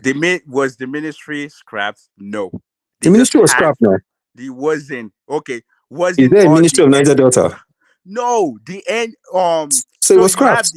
wait. Let me say something. So they have the NDDC. They have the north, the southeast. They have the southwest. I think maybe the middle belt also have, and the south, the northwest also have one. And they now have them all. All these commission, they now have them under one umbrella that has a ministry. That's what it is. They just have every one of those commission. It's called the under one Ministry of umbrella Regional ministry. Development. It's called Regional Development Ministry. And they've now put the whole country under the ministry. So what's wrong with that? Whereas a specific ministry was... You only want one region to only have their ministry. What Yes. are we saying? Yes, I do. So that's why What sense does that even make? Like all of Did you them, listen? they're Did all you listen to half focusing of what I on said? development of their region. No. Why Because can't we so have let me ask you this. Let me ask you this. Give me one other region in Nigeria that contributes over 70% to the federal revenues generated in that country, and at the same time has the most environmental degradation in that country because of all the money that comes from us. Give me one. Wait, Give but me what one. does that If you have can to give me do with one, the fact if you that can give me one region that has that same that issue, environmental then thing you know what? is That no longer region happening. deserves a ministry. Wait, That's something of the 90s now. Give me one region. Wait. Let's respond Does to that you. stop them Let's from respond. carrying from? Does that stop anything that's going on in the northeast from happening? No, it doesn't Northeast? stop What are it. you talking about? We're not All talking it about the does is Northeast. listen. All it does is it makes the ministry job more. They have more No, work to realize that tackle now. Northeast. They Do you have mean more to work to say do. South? That's What what do it you mean? is. You said northeast. Are you meant to say south? Well, I know all of them. I don't know how many I Okay, know they have so many. no. You mentioned northeast. I thought you were trying to mention south. I think Northwest have. I don't think Northeast has one. Do you even I know think who's involved in Northwest the has Ministry of one. Regional Development? Listen. I'm telling. Let me explain to you. All these other development corporations. What money do you think they're using to fund them? Wait, Is it why cocoa? do Is you it cocoa worry? money, Wait, or why is do it you? granite? Wait, is I'm asking Nigeria you, is it not a sesame seeds country or is it anymore? cashew? Wait. No, Is you're Nigeria not over a here country making a anymore? case for something you Why don't do even you fully worry where understand. the Hold on, money let's comes get one from? fact straight. Hold on, guys. Aizon, most of that oil that's been drilled, majority of it is being drilled from the water, from the continental shelf, from the ocean. Okay, So that's are what you you. saying it's your oil when it's in the ocean? No. A part of it, not majority of it. A part of it No, is being. majority of it is coming No. from the Okay, water. let me correct you. Most people think they understand this stuff. Part of it comes from offshore, right? Yeah, Another most of it chunk comes of from offshore. Most of no, it. that's not true. Part of it comes from offshore. Okay, so the oil block that was given that was the Ajib oil block that was given to Awando, is that offshore? Yeah, there are some that are on the land, but majority of it Okay, comes so from that's the offshore. point I'm making. The oil blocks that TY Danjuma owns, is that offshore? Because that's on the land, and I can tell you where I can take it to where it is. So what I'm saying to you is this. Listen to me. What I'm saying to you is this. A lot of the revenue that comes from it is on the land, right? All the oil infrastructure they have in Bonny Island, is that offshore? Because the people in Bonny are Ijaw people. Is that offshore? All the revenue that comes from. So okay, Mike, you know what? Fine, I'll give you this. Let's do this. The one that's on the wait. The one that's on the water. The one that's on the water. Nigeria should go and keep it. The one that's on the land, they should let us control it 100%. Thank you. I think what you are doing here is very simple. The oil comes from my land. We must control everything. We don't care about the rest. That's what restructuring is about, my brother. I understand you. We understand. 100%. We should restructure the country. I also want. Wait. So you want Let's Nigeria to restructure be the country. restructured, right? Yes, please. Because you guys will never understand what is funding most of You your want states, Nigeria to be and you restructured. think You will be the same and you're not even when appreciating. other On top regions of are that, saying we should be all together. You no, will be the same people that are dude, saying screw that. We don't no, want to be they should together not anymore. be all together. What is clear now with this scrapping of this ministry is that we definitely need to restructure this country, because at the end of the I day, see you already have a ministry that's looking over every one of them. So I don't understand all these separate ministries. We are all talking about the government is too big. It's too big. Now you want now Niger Delta want their own ministry. So Southeast will now come. We also want our own ministry. Southwest will come. We want our own ministry. What sense does all this make? They're doing the same similar things, and they have them under one ministry. What's wrong with that? my brother, I'm not debating ministry with you anymore. We just need to restructure the country in peace, because you know what? Because it has become clear. Yeah.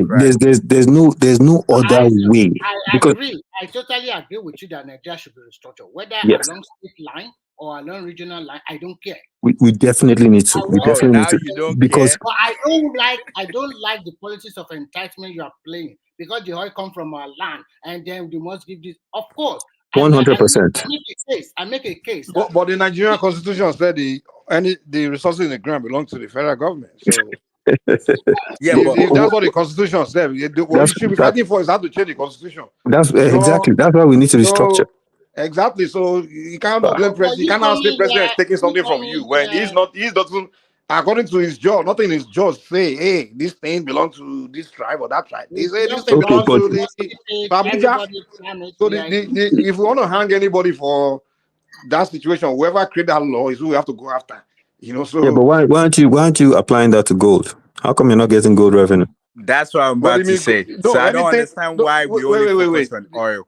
We have so many other things that will give us more money than oil. You're not getting gold revenue. Gold, we have lithium. Are you getting the gold from Zamfara? So hold on. So wait, does the laws there, the resources in the ground, including gold and everything, Minerals, everything. Exactly. Yes. Okay, so then it belongs to the federal government then. So yes. But you're not getting that one though. What do you mean we're not getting? What sense? You're not getting it. People flying, Chinese flying and take that thing all the time. Well, You're not that's getting it. illegal activity now. So some people are, No, but you're hold not on now. We getting. have to There's talk no at the same time. there's no Calm down. revenue coming from it. But hold on. There's no revenue coming Mining, from it. hold on. If you're talking about somebody illegally mining something, Even if just they're not like illegally people are also mining it, there illegally is no doing oil revenue coming bunkering from too. it. There is no revenue coming from it. We have so many resources in Nigeria that are on tap. The government is lazy to drill Okay, or whatever. there's But the gold fact, in but you can't sit Zamfara here you're and not tell me, getting. hold on. But you can't sit here and tell me that those resources is owned by the state. It's like all these hyper always doing propaganda, saying It's exclusive list now. It's they exclusive allow list. other states to control their resources, but they're only taking. It's exclusive list, but the federal government is not getting that. So the whole argument you are making is void. That because it's in the land they own it, they're not getting that one. So my point is this: if we're going to run a country, then anything that exists in any land anywhere, we should be getting it. But we're not getting that one. So therefore, we What do you mean deserve we're the not right getting to. it? Are you saying anything? Which gold revenue? Federal government are not mining? Is that what you're saying? Which gold revenue is coming to your FARC? Go and look Well, I now. don't know. This is not a debate. Maybe it's not. The question: are they mining gold? Is the federal government mining? Are they mining? The Zamfara Are they people, mining? Is a question, though. the federal government not Yes, mining they're jack. mining now. They're stealing the If they gold. are mining, you're not. There is hearing going to about It's the. illegal mining. Yeah, they're doing that. The federal government is And the not country is mining not doing anything. anything about So it. the Ministry of Mineral Resources, They're whatever not they are doing mining in that jack. ministry, are you They're saying not it's not going doing to the jack. federal They're government? not Yeah, he's doing working anything. on that now. He's working to make sure Working there's where? protection. How much are and we? How much you have to revenue get are we license. generating in gold? How much revenue Yeah, are we but that's generating? because that's because we don't have any. Exactly. So that's my point. So Yeah. don't come here and tell me that everything belongs in the land. Meanwhile, But you're not when the making any mining money from. begins now, How then does we your have to get country on that. That's have what the gold? Constitution says. That's why My it brother, gets look, man, let me explain something to you, man. It's the one thing that is very clear is that this current system is not going to work. You understand? Because at the end of the day, Well, I don't agree with you. one region cannot continue. One region cannot continue to feed the whole country. You understand what I'm saying? It can't continue to You happen. can't really say you're feeding the whole country. I But think feeding, you go just and look have at your to. FARC. Most of your FARC is all revenue The that comes from resources in the belongs to the land. land, it's not. You didn't put it there. I mean, it's God. It's I our mean, it's ancestral God that put land. it there. It's our ancestral land. Isn't our ancestral land? It's not in the lines in the ground. If the cocoa in your land belongs to us, then you can come and claim that No, one it's too the now. cocoa farmer. The cocoa up to You the guys man. that won't even cede to the fact that when Igbo say Lagos is no man's land, you get angry. But you're here trying to tell me that our ancestral land belongs to the whole No, country. nobody say your land doesn't belong to your Okay, land. Your land belongs to you. exactly. So if our land belongs to us, then what's in our land belongs to us.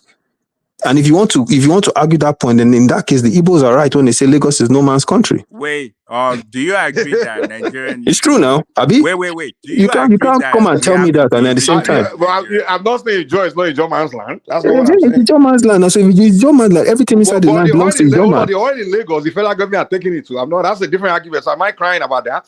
How much oil is being generated from Lagos? Okay, let's talk about that. How much oil is being? How much? No. You want to bring that up? How much oil is being generated from Lagos? There's a lot. Thousands of barrels. Which thousands of barrels? It's thousands of barrels. Yes, it is. How many thousands of? It's Okay, let's at least 60,000. Okay, comparatively, let's compare. You can't say all the states in Nigeria are producing the same amount. Almost all. The same amount. But the argument is, hold on. But the argument is the oil they are getting from Lagos belongs to the federal government. I'm not crying about that. It's a different thing to say. But does the land belong to the state is no man's land? Does the land belong to Lagos people or not? The land belongs to Lagos people. I'm a Lagosian. So I'm an indigenous exactly. of Lagos. And by the way, not crying. Do you know why I'm not crying? Because the Constitution says resources in the ground belongs to the. But that's you now, Mike. You are okay. You are okay with it. Was he not agree? But you are okay with it. I am not. I am not okay. I am not okay with it. Well, I am not. Because I believe that if something is in your region, it's only going to the federal government. But that's you now. Me, I'm not okay with it. I think if something is your region, you should control it 100%. If you're okay with someone else, if you're okay, I'm in favor of that too, 100%. Let's change the damn thing. Okay, it's a waste of time. That's what we should be having conversation about. And that's what I've said. Ho-ha. Let's change it. It's a waste of time. They're stealing stuff. As far as I'm concerned, they're stealing resources. That's the way I say it. Let me say something. Do you think anything will change even if you're getting it will change. right? Wait. It will change. Listen, it will change. Wait. It will change. Now. If they have their own region, do you no think? matter what they make, can deal with it. Okay, so give me 1 minute. Give me 1 minute. Do you think anything will change? Because Of as course. of right now, as of today, NDC, DC, ministry, whatever for Niger Delta, they're getting money. where does that money go? Has that money improved anything?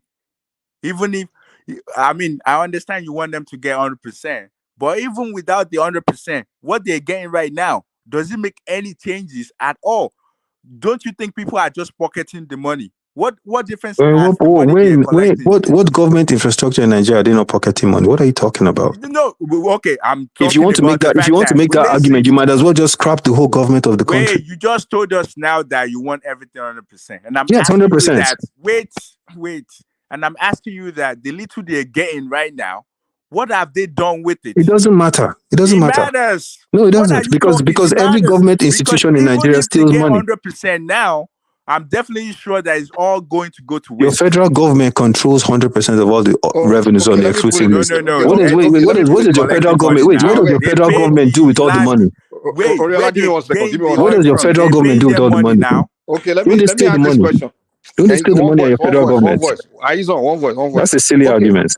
Okay. The question is silly argument. It's a silly argument. Now, you're going to sit down somewhere. Silly argument. You sure that you don't understand how these things No, work. you don't understand anything. You don't think people should control their resources because you claim that they are stealing it. I never said that. It doesn't matter. Is your federal government not stealing money? That doesn't make sense. Is your federal government stealing money? Right now, what have they done with your federal level? Are they not stealing money? Do anything with the money?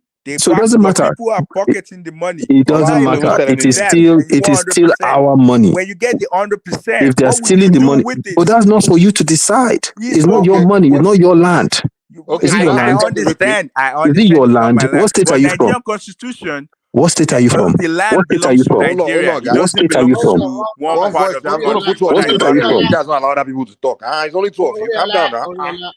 Other people have to talk to. What state is he from? He won't even admit his state. Hold on, please. If you get your region, nothing concerns the rest of Nigeria. How you do your stuff, none of our business. Because what you are doing here today is to totally politics of entitlement. Because you it's not. Let me finish. No, it's not.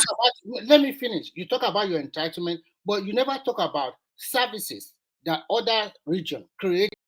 That all over the country, people go there to make their hands, to make a living.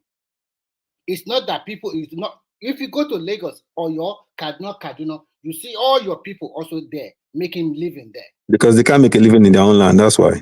No, don't, please. I'm trying Let us control our 100% of our resources and see if you see any of us in your land. That's all I hear. Excuse. See if you see any of us in your land. Let's control it. Tell your guy that owns, what's the name of that Southwestern guy that owns 6 oil blocks?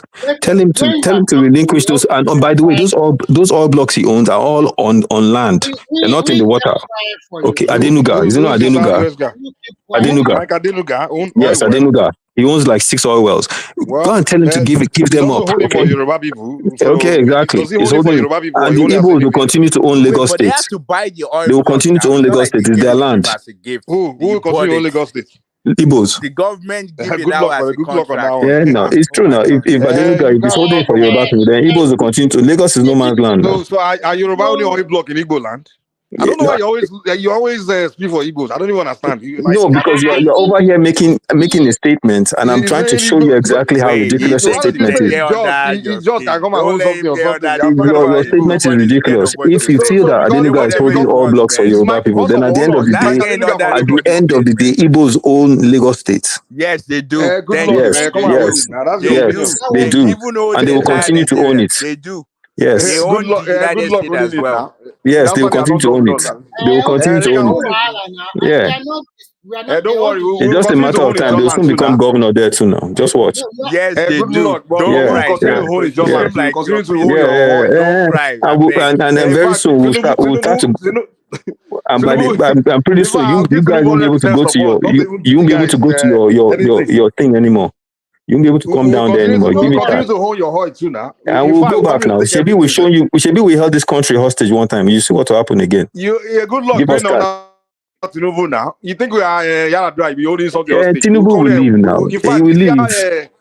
He will leave. He's going to leave that office now. You see the one Obasanjo did in OD. But he will leave. He will leave that office, Abi. Tinubu will leave that office, Abi. And when he leaves that office, you see what will happen. Now, as long as We'll it's get it all back. this, we are this, we are that. Don't worry, Igbo, don't Lagos. Yeah, Igbos don't Lagos now. Since you want to talk nonsense, let's talk nonsense. Yes, now. Now we are talking nonsense now. Yeah, we talk nonsense now. Igbos don't Lagos now. Tinubu come Fact. and your Ijolan, you come He and you call won't Igbo to come and anything. fight He for you. won't anything. Even after they did what they did in even after what they did in OD, what happened? Didn't we hold this country hostage? You guys could not drill anything in this country. The oil production went down. That was under That's why they came to the table. No, that was under Obasanjo. It was under Obasanjo. That's why he came to beg. That's why he created NDHC. He created. Why did he create it? Why did he create it? Why did he create it? It's been No, it's because the oil revenues were down. First of all, hold on. What are you talking about? That's why I can't stand about all of you South people. I can't stand about you Yoruba people. This is why I can't stand about you Yoruba people. You are so insensitive. You think the world revolves around you. And that is not a fact. No. You want to make it. Okay, go to the back. Who started making something tribal? You know the one that first say Igbo only got this thing. You start making you lick Igbo people's ass too much. That's why I can't stand you. That's why I always come here to blast you. First of all, it was the Igbos that took your oil. It was the Ronsi and then that took your oil and I say it belonged to everybody. But yet you blame Yoruba man for your problem. It was Yoruba man that decided to give you something, give you 30% whatever. In his own, at least try his own best to give you something. But you still have hatred for Yorubas, but it's only Igbo you be licking their ass all the time. Igbo. They are the people. They are the one that destroy your region, destroy your future in that country. Because in the beginning, this thing you are crying about, this so-called let's control our thing 100%. That was our that agreed that every people should control their stuff. Yoruba fought for you to have your thing. You understand? It was the Igbo people that came and took it from you and gave it to everybody. But yet, you have hatred for Yorubas. You be talking, instead of you to speak for Ijo, you're telling me Igbos on Lagos. Well, why are you bringing Igbo to the conversation? If you are telling me that Ijo and in Lagos, their own things, yeah, I can say, okay, that's fine. Or you're talking about Igbo. You just lick Igbo people's ass too much. I don't get it. You go to a platform where they are insulting Yorubas, you be typing comments, ailing them. But when we come here, we mention Igbos, you are attacking me that I'm tribal, I'm this, I'm dry, I'm attacking Igbos. Are you Igbo or where are you from, Seth? Answer, yeah, are you Igbo, man? Or what the heck? The guy This is what I'll say. You're a lily-livered coward. You took me backstage just to run your damn. Okay, good night then. Get lost. Just take it easy. At the end of the day, even if they have their own region, you come here. Some of them I don't even know. Like they just be come out, they be looking Igbo people's ass all the time, and those ones don't even like them. The Igbo people are talking about. Once I just came here earlier saying how you we conquer them. Those ones talk about. Those ones don't even. Those ones want to conquer them. Those ones even tell them their oil belongs to them. They call them Biafra. They don't, and they will keep quiet. But then it's Yoruba people that will be coming after. Well, you see, Tinubu that see the hatred is spilling against the entire Yoruba because Tinubu make a policy or whatever. Yeah, Yoruba. This what I say in it is very simple. It is only Yoruba land that are very easy for you to come and domicile, do your business. The other region, the south, it's not easy for you to go there and start business. You can't go to Igbo land and you won't hold anything as a region man. They won't even give you space. So, if with all this noise, Eisen, blah, blah, blah, blah, blah, blah, blah, nobody stop you from developing your region. Akpabio did a wonderful job in Akwa Ibom. We can say with our Korokoro heights. And then you have all the derivation you have been collecting for more than 20 years or more than 20 years now. What did you use the money for? Some state did not get that kind of money. And when you are making a case that all the oil they get from your land, what about who built that refinery there? Which money they used to build it? Before the refinery, Nigeria rely on another thing. In fact, if we don't have oil today, can we now say because they also are producing peanuts and then Yoruba are producing cocoa, then we should now lay claim the blah blah blah blah blah. Is it not I don't even disagree that whoever own the land should own the property, whatever. But the thing is, the law is in place that federal government owns it. So it's not Yoruba man that create the law. It's not anybody that create the law, right? No, listen. Like if I'm in charge, like let's say if it's by my own power to decide how everything should look, I personally will say whatever is in Ogoni land, Ogoni 100%, everybody 100% own whatever is in your land. That's how it should be. But unfortunately, that's not what the law is. The law was changed that everything in the soil belongs to the federal government. And who created the law? It was Igbo man that created the law. He's the one that created the whole UHP system, decide everything like that. But then these South people, when they want to spread their hatred, They go after Yoruba. The Igbo men that own oil well. In fact, you go down the list, Igbos are part of people that own oil well in Niger Delta. But you will never say that. You will never mention it. It will just, these South people, I don't even know what it is that they are hatred for Yoruba people. Not all of them with their son that are like us. And it's like they were raised by Ipobians. They just brainwashed them that Yorubas, the way they will rubbish Yoruba people. This way the guy is coming here to talk as if it was Yoruba people that create law against to be sharing your oil. We must tell ourselves the truth. There is a big division among all the tribes in Nigeria. And we must come and tell us how do we want to live. If it's resource control, if it's by region or by state, everybody should have their own. And but why are their politicians not sponsoring bill for resource control? They are not. But the thing is, they don't go. They don't even go after their own leaders to sponsor these bills they want or whatever resource control. But they will be spilling hatred against right. They're supposed to be telling their leader that 13% is not enough for us. We want 50%. Then we are talking, and then they will negotiate. And they'll get an improvement in 13%, maybe to 30%. But you coming here castigating the Yoruba, they don't like when they negotiate with Abacha, what did he do? Did he not answer Oriwa? It's totally unfair. It's totally unfair because the way I see it is this: if they go back to region, that is bye-bye to Nigeria. That is it. At this present situation, if you say go back to region, that is bye-bye to Nigeria. Because once you say go back to Nigeria, before you know it, everybody will declare independence from Nigeria. And that's it's not. I don't care if Nigeria stay together or break. I don't care too about it. If that is what my only issue is this idea of the thing they say among themselves, like Yorubas. I think we created some of your problem. Yoruba people create your problem. I think the reason why they are doing like that is that to me, I see it as a negative competition. It is not a healthy one. It's just envy now. They can't get their shit together. It's part of envy.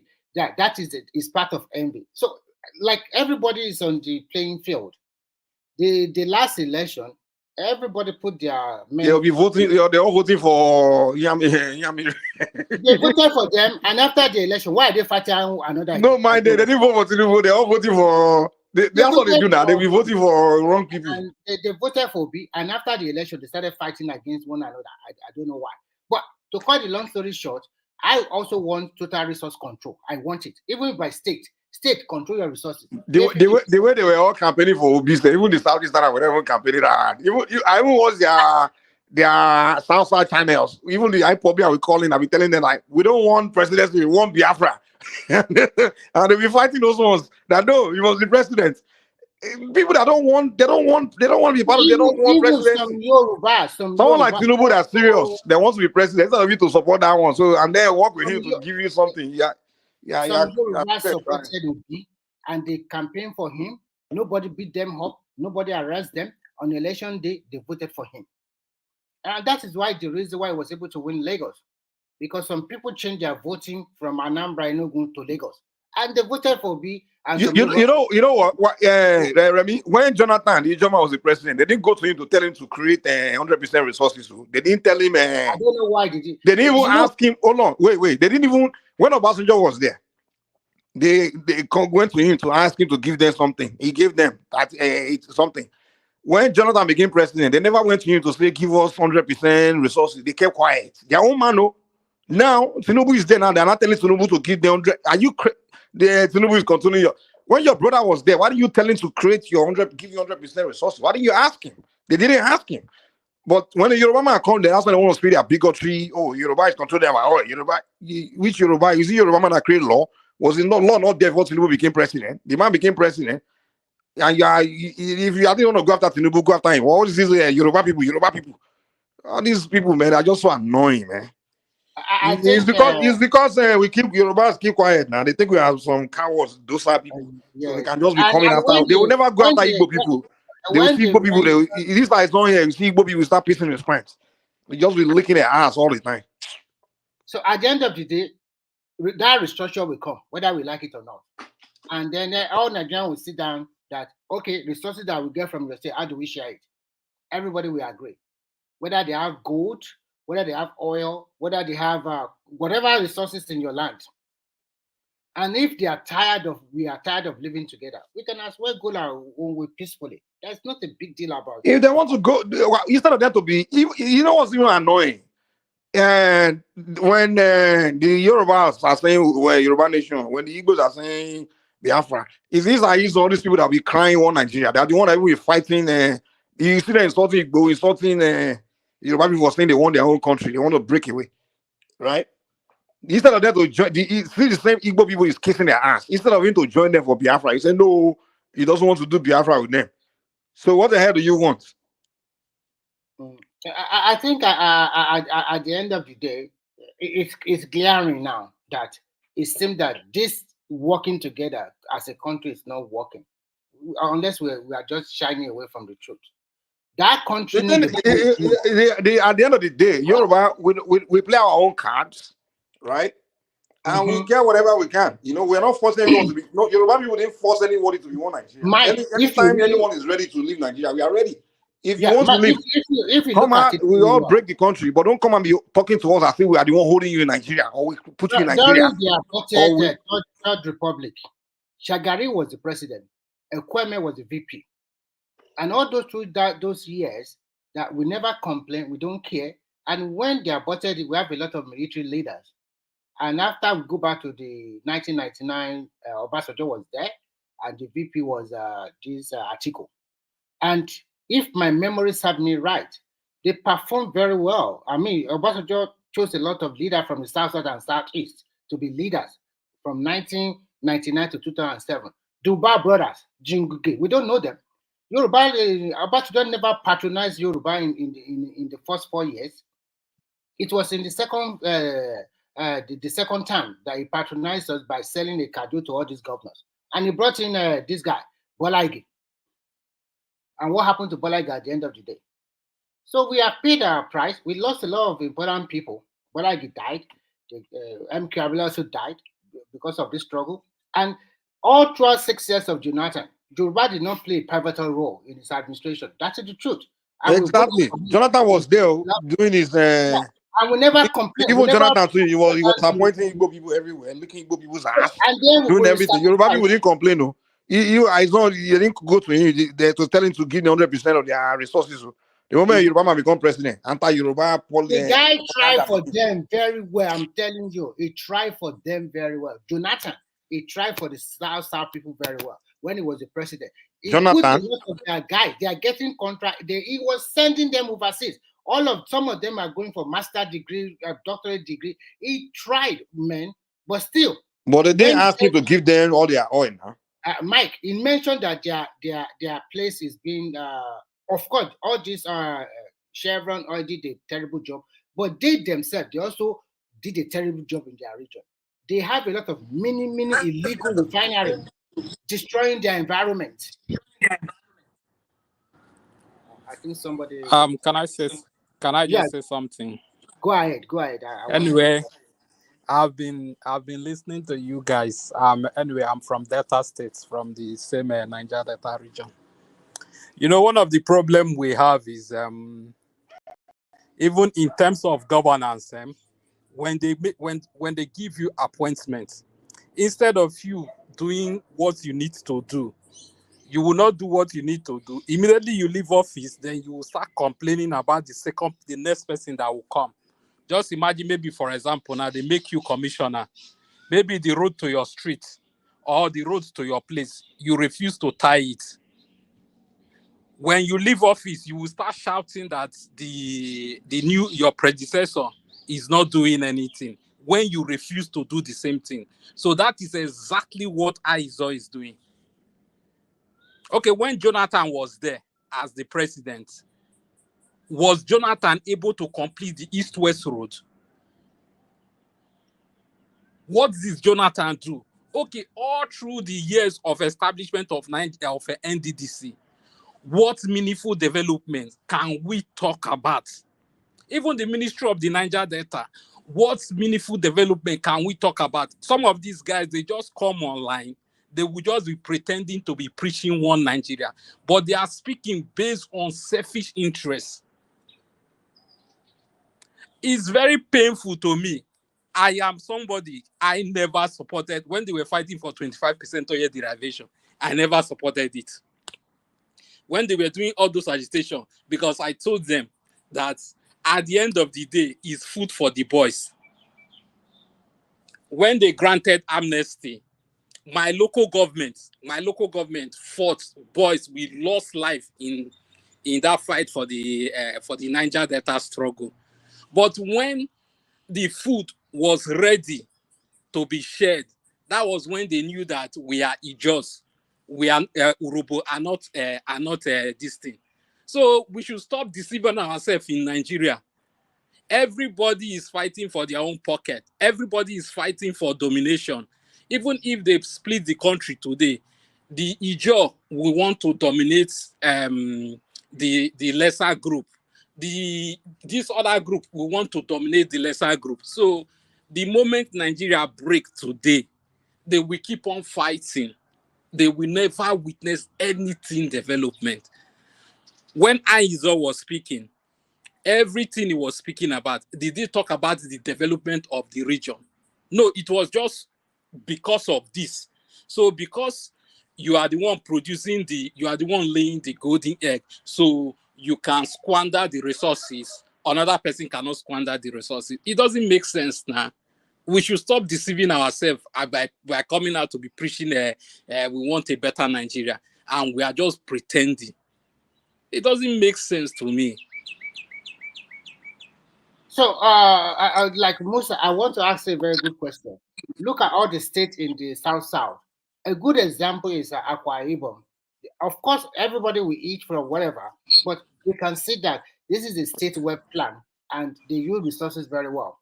Now, just suppose it with where you come from, Delta. Please, I want you, because you are from that place, I want you to give us what is really going on that you only have one hegemony. Ibori people continue to choose leader for you in your state. And you are the one that is collecting the highest number of our money from FAC. Why is your state not developing? What is the major reason that you can say this is why we are not developing? Can you tell us more? Because people, this is a global platform. People can know what we have leadership problems. So no matter the amount of money you put in that state, even almost the whole region, no matter the amount of money, no matter the control you give to them, nothing will come out. So we should stop deceiving ourselves. Talking about leadership from my own thinking, I think you have had from 1999 to 2024, you have like 3 or 4 governors. You have had several commissioners, and some commissioners that today they are your commissioner in your state. I think they are under 20, like 1999. So, what do you think about the followership that I mean the ordinary citizen in the South? Because when you talk about leaders, I don't normally agree with everybody because leaders change every year and every 4 years. The so-called teenager, the leaders, in 1999, we have the same, a commissioner or probably a governor. Who knows? Okay, so we the have the followers, same. the ordinary citizen in the street. What is their mindset? Do they like okay? Go ahead, please. We have the same set of we have leaders who have the same mindset. All of them, they have the same mindset. And I will just let people know one thing today. The whole of South, they don't do election there. So sometimes when people come outside and say election is not free and fair in some area, election is free and fair in some area. So the people cannot even decide what happened in the place. Okay, let me just give you one typical example. When Ben Igbakwa was the commissioner for transport in Delta State, his boys, some of his boys are my friends. When they go to Saple, when they are coming back to Abraka, sometimes he will give them 20,000 just for transport. But immediately he finishes his tenure, when they started their own business, what happened? When they go there, that is when this man knows that transport from Sapele to Abraka is 1,000 naira. So he will give them 1,000 naira. So why is he not giving them 20,000 from his own personal business? But when it was government money, you can dip your hand into government money and give to these boys the money that you are supposed to use to develop the the place. Musa, sorry, that's your state, that Delta State, supposed to be like El Dorado, because the money. I think person is making noise. So that data set, I often wonder what happened to that state. If Akwa Ibom can turn it around like that, even Ebonyi, a Southeast state, is even faring better than the so-called Delta. And you are here talking about you get your leader from the followership, and the followership is as terrible as the leader. That is in all Nigeria, not only the South alone.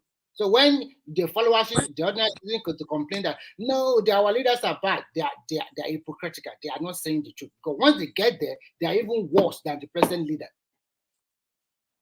Nobody can tell me that, because from 1919, we have a new set of leaders. And when you check those leaders, when you check those people we are talking about, all of them, like from Ibori to Odwaga. Odwaga was a commissioner in Ibori administration. Okowa was I think SSG to Ibori at one time. Even this sheriff, this current governor now, was the Speaker of the House. So there is nothing new there now. Is there anything new there?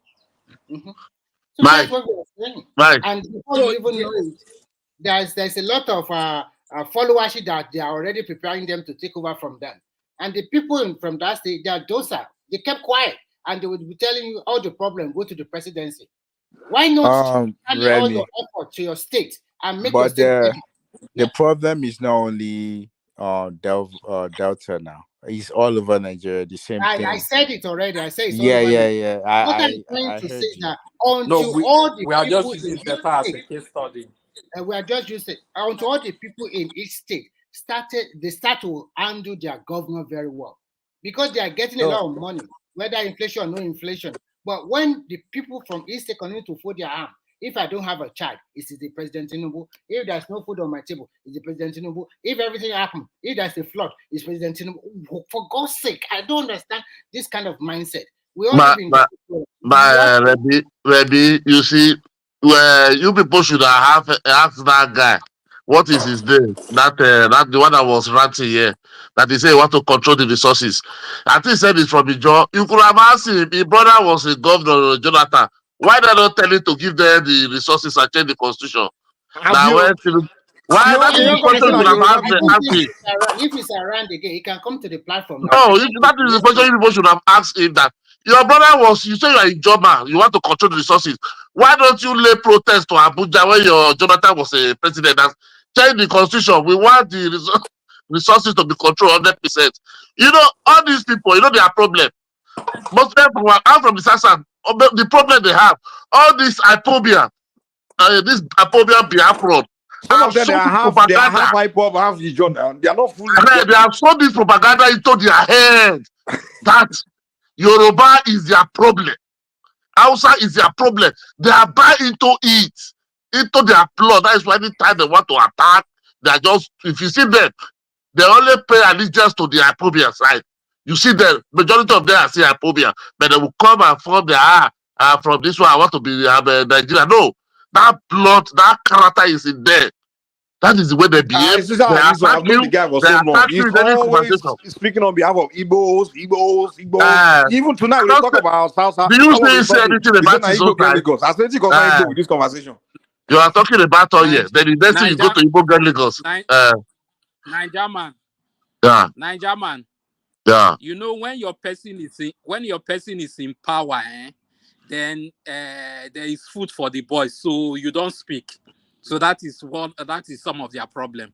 So when Jonathan was there, we know what. What about Yoruba speaking against Tinubu? A lot of Yoruba are speaking against him now. They are holding him tightly. No. There are people who are abused like that, because when Jonathan was in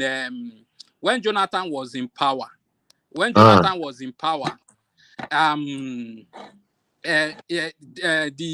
people like them, Tom Polo, they were using the presidential wing as at then. Even as at when they invaded the Baramatu kingdom, they even gave Tom Polo the same contract to rebuild the place. He did not build the place. So how many shouts did you hear? The person the guy that said he wants 100% control of resources. How many years the money, the NDCC and NDCC, what they're gonna call it? How much?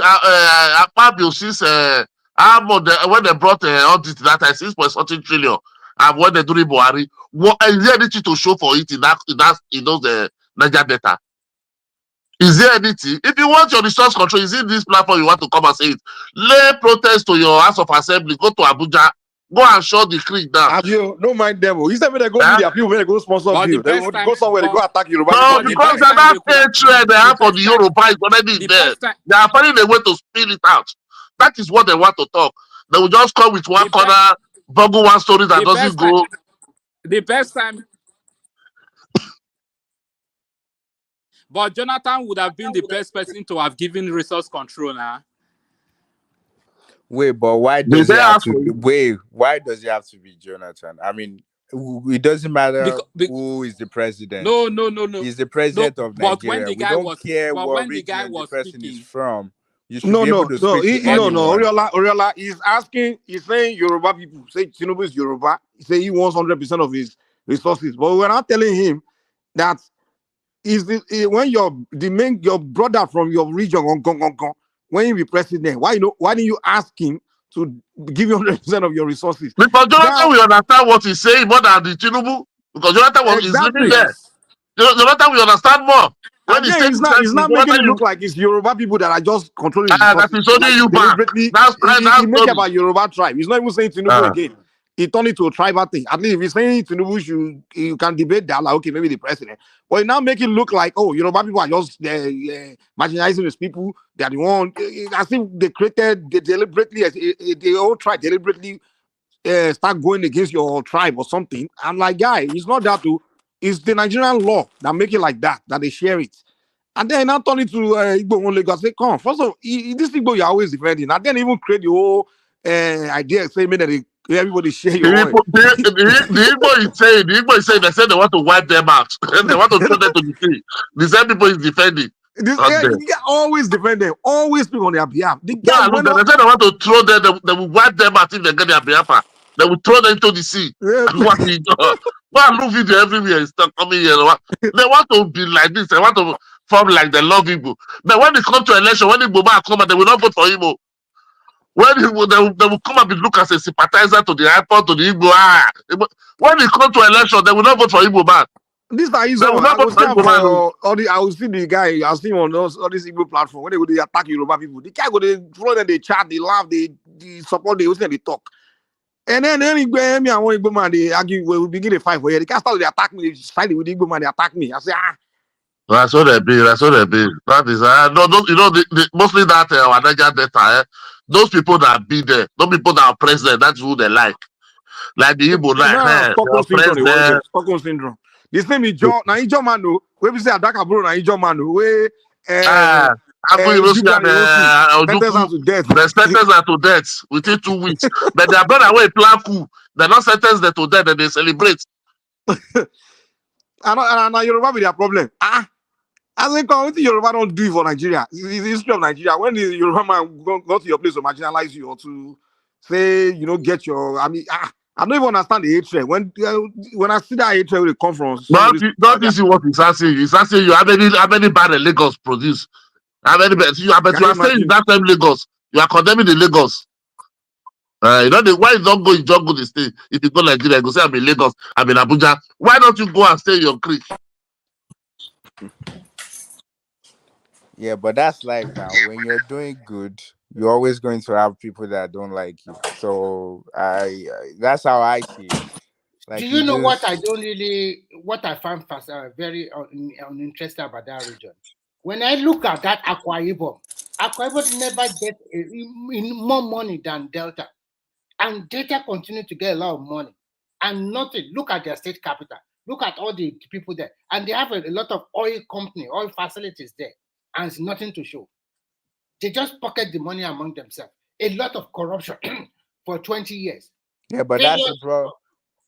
That's the problem in Nigeria. The people that we need to hold accountable. Wait, I'm saying that the people that we need to hold accountable, like the governors, we don't care about They them. won't hold any Everybody goes governor to the accountable now. president. When you ever say I used to talk about governors, They the won't governor or in talk politics, about their governor. It's the president. They, Everywhere is the Yes, they president. always hold brief. that's the They, problem.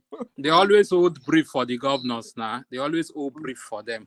And the The same people governor holding not brief there. for governors, the same people holding brief for governors will come out and tell you that they want a new Nigeria. They want a new Nigeria. Sometimes I will just laugh.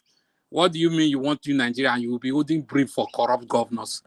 You hold brief for local government chairman. If most of It's the quite government Nigerians, they are using that money judiciously, using it very well, and they did not control the local government, and the local government is also working. What do you don't need, what is the president? The president job is just foreign affairs and economy. That is over. Most of the job is being done in the state. And when they get a lot of money, you see with your korokoro eyes Remy, that you are eating your money. Yeah. Remy, Yes, sir. do you know even today when you talk about primary health care, when you talk about secondary school, people will still be shouting the president. So sometimes I will be imagining, does these people even know how government is even run? Sir? Yeah, but can I say something? I think that, don't you think, because for about 20 to 30 years we've been ruled by military and everything has to come from them. Don't you think we are suffering from that syndrome, that No. we still think that we are in Oriola, that let me ask you one dictatorship? question. Huh? From 1999 to 2024, if you are born in 1999, how old are you now? You do not witness any military government now.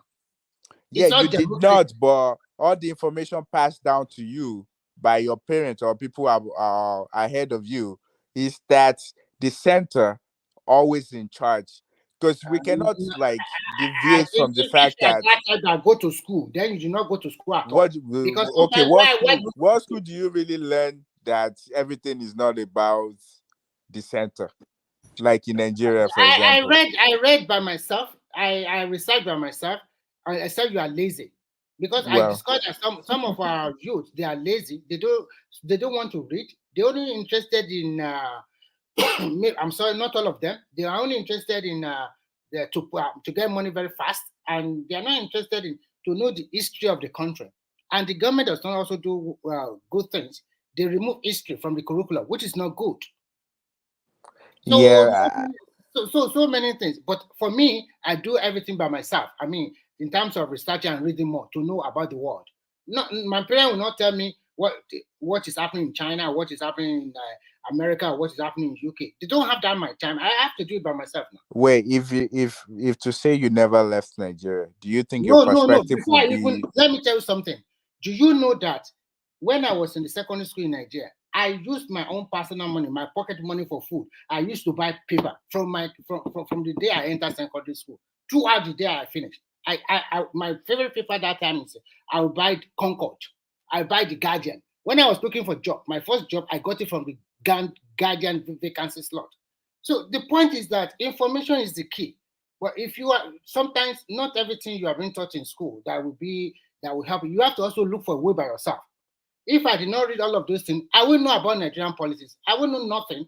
I will just be listening to people bamboozling me around and telling me what to do. I'm not that kind of person. Yeah, but you're just making the point I'm making now. So you bought newspaper, you read newspaper, but Yes, all the newspaper is telling you about the system in Nigeria. It's not but really teaching I can you. also share the information by myself. I can know which one is really this is true, this is not true. Well, maybe you. I mean, a lot of people cannot do what you did. Like a lot of people cannot think by themselves. A lot of people have to see and do what other people are doing. So I just think that we have this thing that every family has passed down to their kids, and a lot But of don't people you during think we are in this military time. modern world? We're in modern Ori- world Or, with a telephone in Oriola, your hand. Yeah, right. Oriola, Yes. Oriola, you are putting brief for those people, but it's the same people that will tell you that they are wiser than you. Yes. Yeah. What about that? We call them even developer. It's so interesting. Really, it's interesting. Actually, I if you mean, want to, okay, for example, don't you think those kids that you just mentioned now, they're the ones saying that they want to go back to the military time because they never experienced it? because none of them know. Because they never know nothing. Because exactly. they are you see them around. Because they did not seek for this knowledge. And when you do not seek for the knowledge, people will bamboozle you around. Go to wait, how would they seek for the knowledge when majority of the information around them is pointing to the same thing? No, I think the problem we have is that they are lazy. They don't want to seek for that knowledge. And when you do not want to seek for that knowledge, anything anybody tell them, that's what they are doing. Because, for example, you asked a lot of people before that election, why are you supporting this candidate? He said, my friend told me he's the best. What do you mean your friend? You don't have your own mind. Majority of them, they don't have their own mind. And when you don't have your own mind, then people will use you. And when they use you, when they dump you, what can you do? Well, if you have I don't think I agree with you on that aspect to the you extent. might not And I agree will tell you why. I'm not saying all of them. Let me, please, let me ask you one question. Sorry. Let me see, during that election, look at the Edo State, the way they supported Obi. Obi. After the election, when they lose, who are they now fighting? Who are they now fighting most? Go to all social media, go to TikTok, go and look the way our palace, everything, everybody. Go and look what did they do to them? That is these people are egotic. This is their character. This is their, go and look it from 1960 something dark. This is their, when they lose, when they don't have what they want, everybody must become their enemy. That is who they are. I think based on what you just said, what I see from my own little knowledge is the fact that when you look every region in that country, some region have direction where they know how things goes. You listen to the elders. This is how we do stuff in our. We have like a cultural thing going on. While some other part of the region, everything is more like they don't have any backup information. Like they don't have direction. They don't have people that guide them. That's how I say it. Because when you look at the Yoruba community, for example, even though they're separate by states, they still want to do things together. When you go to the north, even though they're separate by states, you still see like the houses and the Fulani, they want to do things together. But that doesn't seem to happen in other regions. They don't have people that guide them. It in another way entirely. What we are trying to say is this: we have new set of youth, and this youth, they are going to be leaders of tomorrow of Nigeria. And if this youth that we have today, they cannot seek knowledge by themselves, they cannot hear information by themselves. They are like everybody just tell me what to do and I do it. What kind of result do you expect in the What future? about the elders? Don't even. What about people that are older than them? Forget, I mean, you're talking about the youth when now. people told you only what they respect is money, no moral. So how do you that the measure of success is who are richer than who? That is only who will be respected. So how would the elder have mouth? Yeah, that's why I said they don't have Oriola, directions. They don't have people that they look up to. You know what? There's no cultural bag. I would have respected the youth more in Nigeria if they say, okay, we don't want any establishment. We go for green on. Forget Shawara, forget Peter Obi, forget Atiku, forget Tinubu. Coming together as youth of Nigeria, the power is in their hand. Go and look for someone that people will trust and that you guys like. No, they're just filing behind another establishment and they are trying to turn everything around. That is not how politics is being done. You can't cajole people, the people that are older than you, to just support the candidate that we know that it's not. Yeah, even but who is there for them to actually stand behind? Yeah, Who is there in Nigeria that is not corrupt that they will stand behind? One thing I know is this: if you cannot get the presidency, then you can shake the National Assembly. Put your people there. Yeah, but who? Who? Tell us. Who can they put there?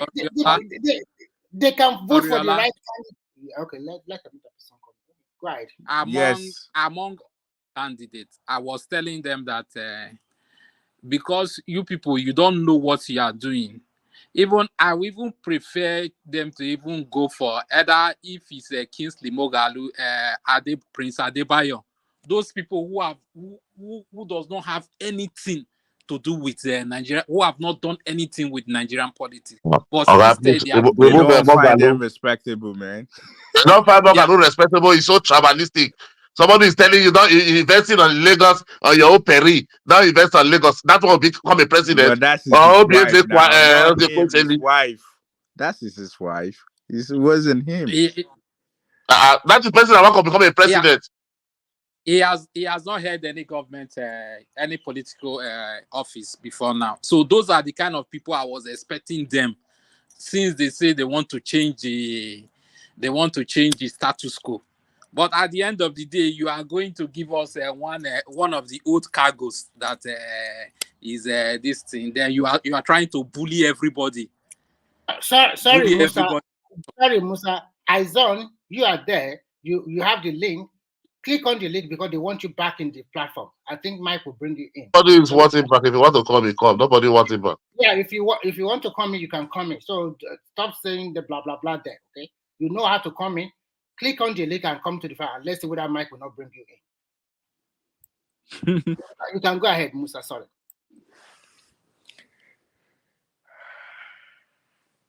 It's a whole of because when you look at those scenarios, in all Remy, my final conclusion is that everybody in Nigeria need to come together and agree that we want Nigeria to move forward before we can move forward. If but not, that will never happen.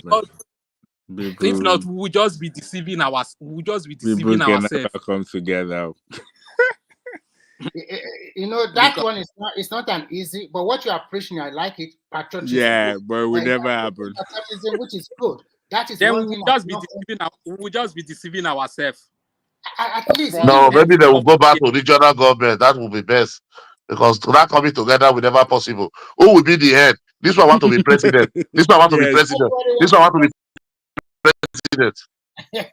People that know that what I'm talking about, it involves all the citizens, both the civil servants. That is what I'm saying.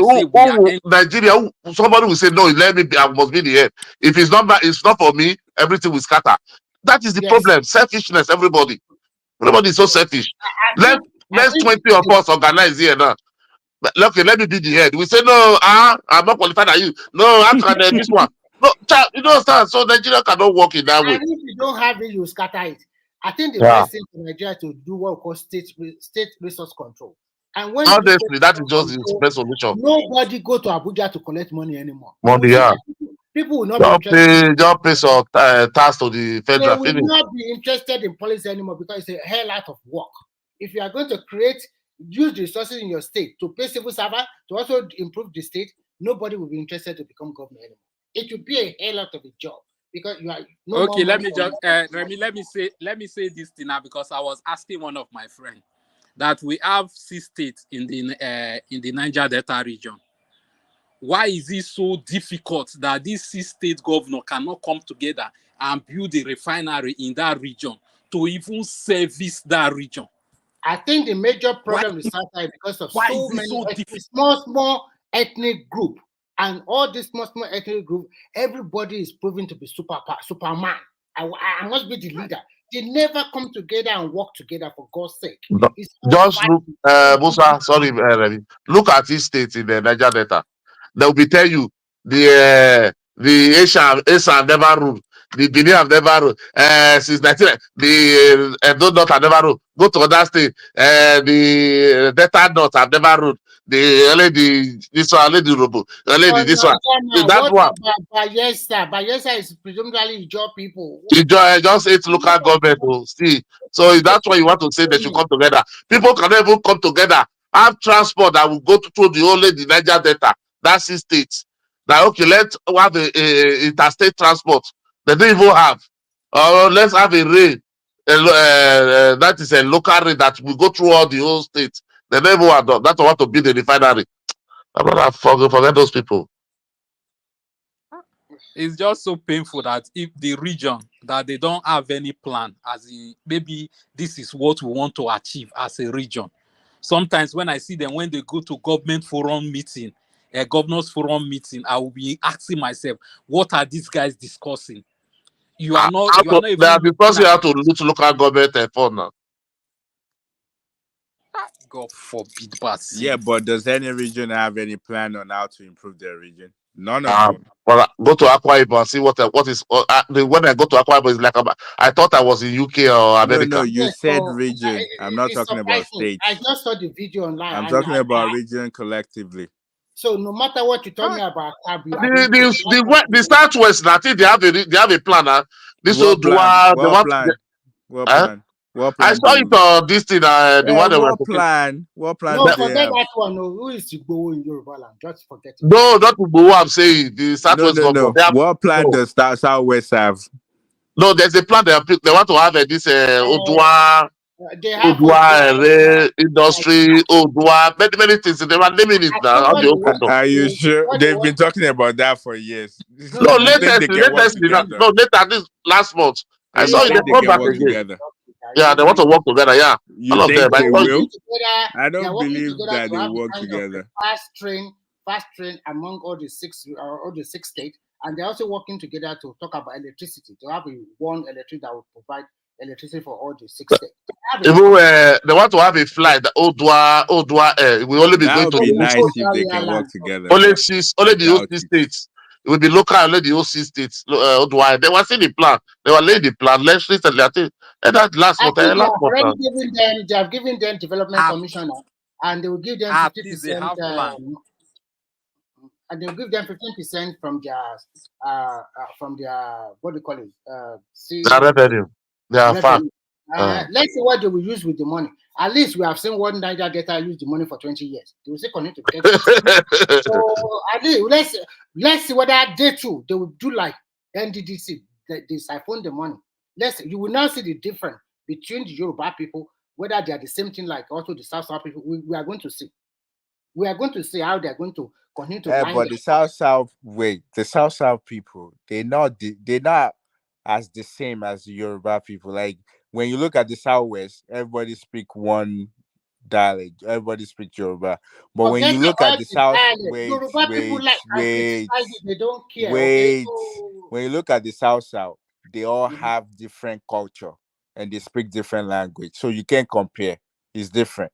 Different culture. I'm not even talking about culture or language. I'm talking about the mindset of the people themselves. In the Yoruba land, look at President Tinubu now. You can see Yoruba on TikTok abusing him, telling him what to do. He has not been doing this thing.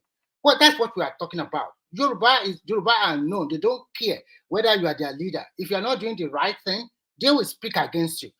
But you have the same culture. You're not like South Side or South. They have different cultures. So if you speak bad about my own tribe, I will be bad. But when you look at Yorubas, the Southwest, all of them, they're the same thing. They're from the same ethnicity. Let's speak one. No, but let me see, why the Southwest as the Southwest Development Commission come, the whole the big elders in the Southwest come and give them a master plan.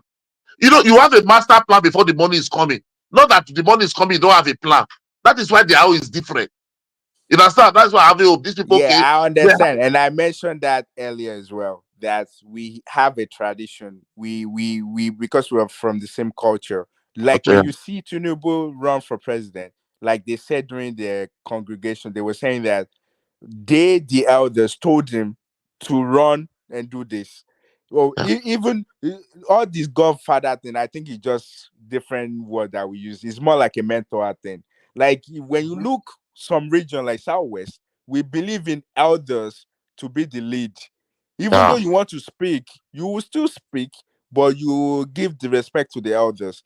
That you can when you look at the North as well, they follow kind of like the same routine where if your elders, we respect you, of your old power, we respect you, and this is how we speak as a unit, not separate.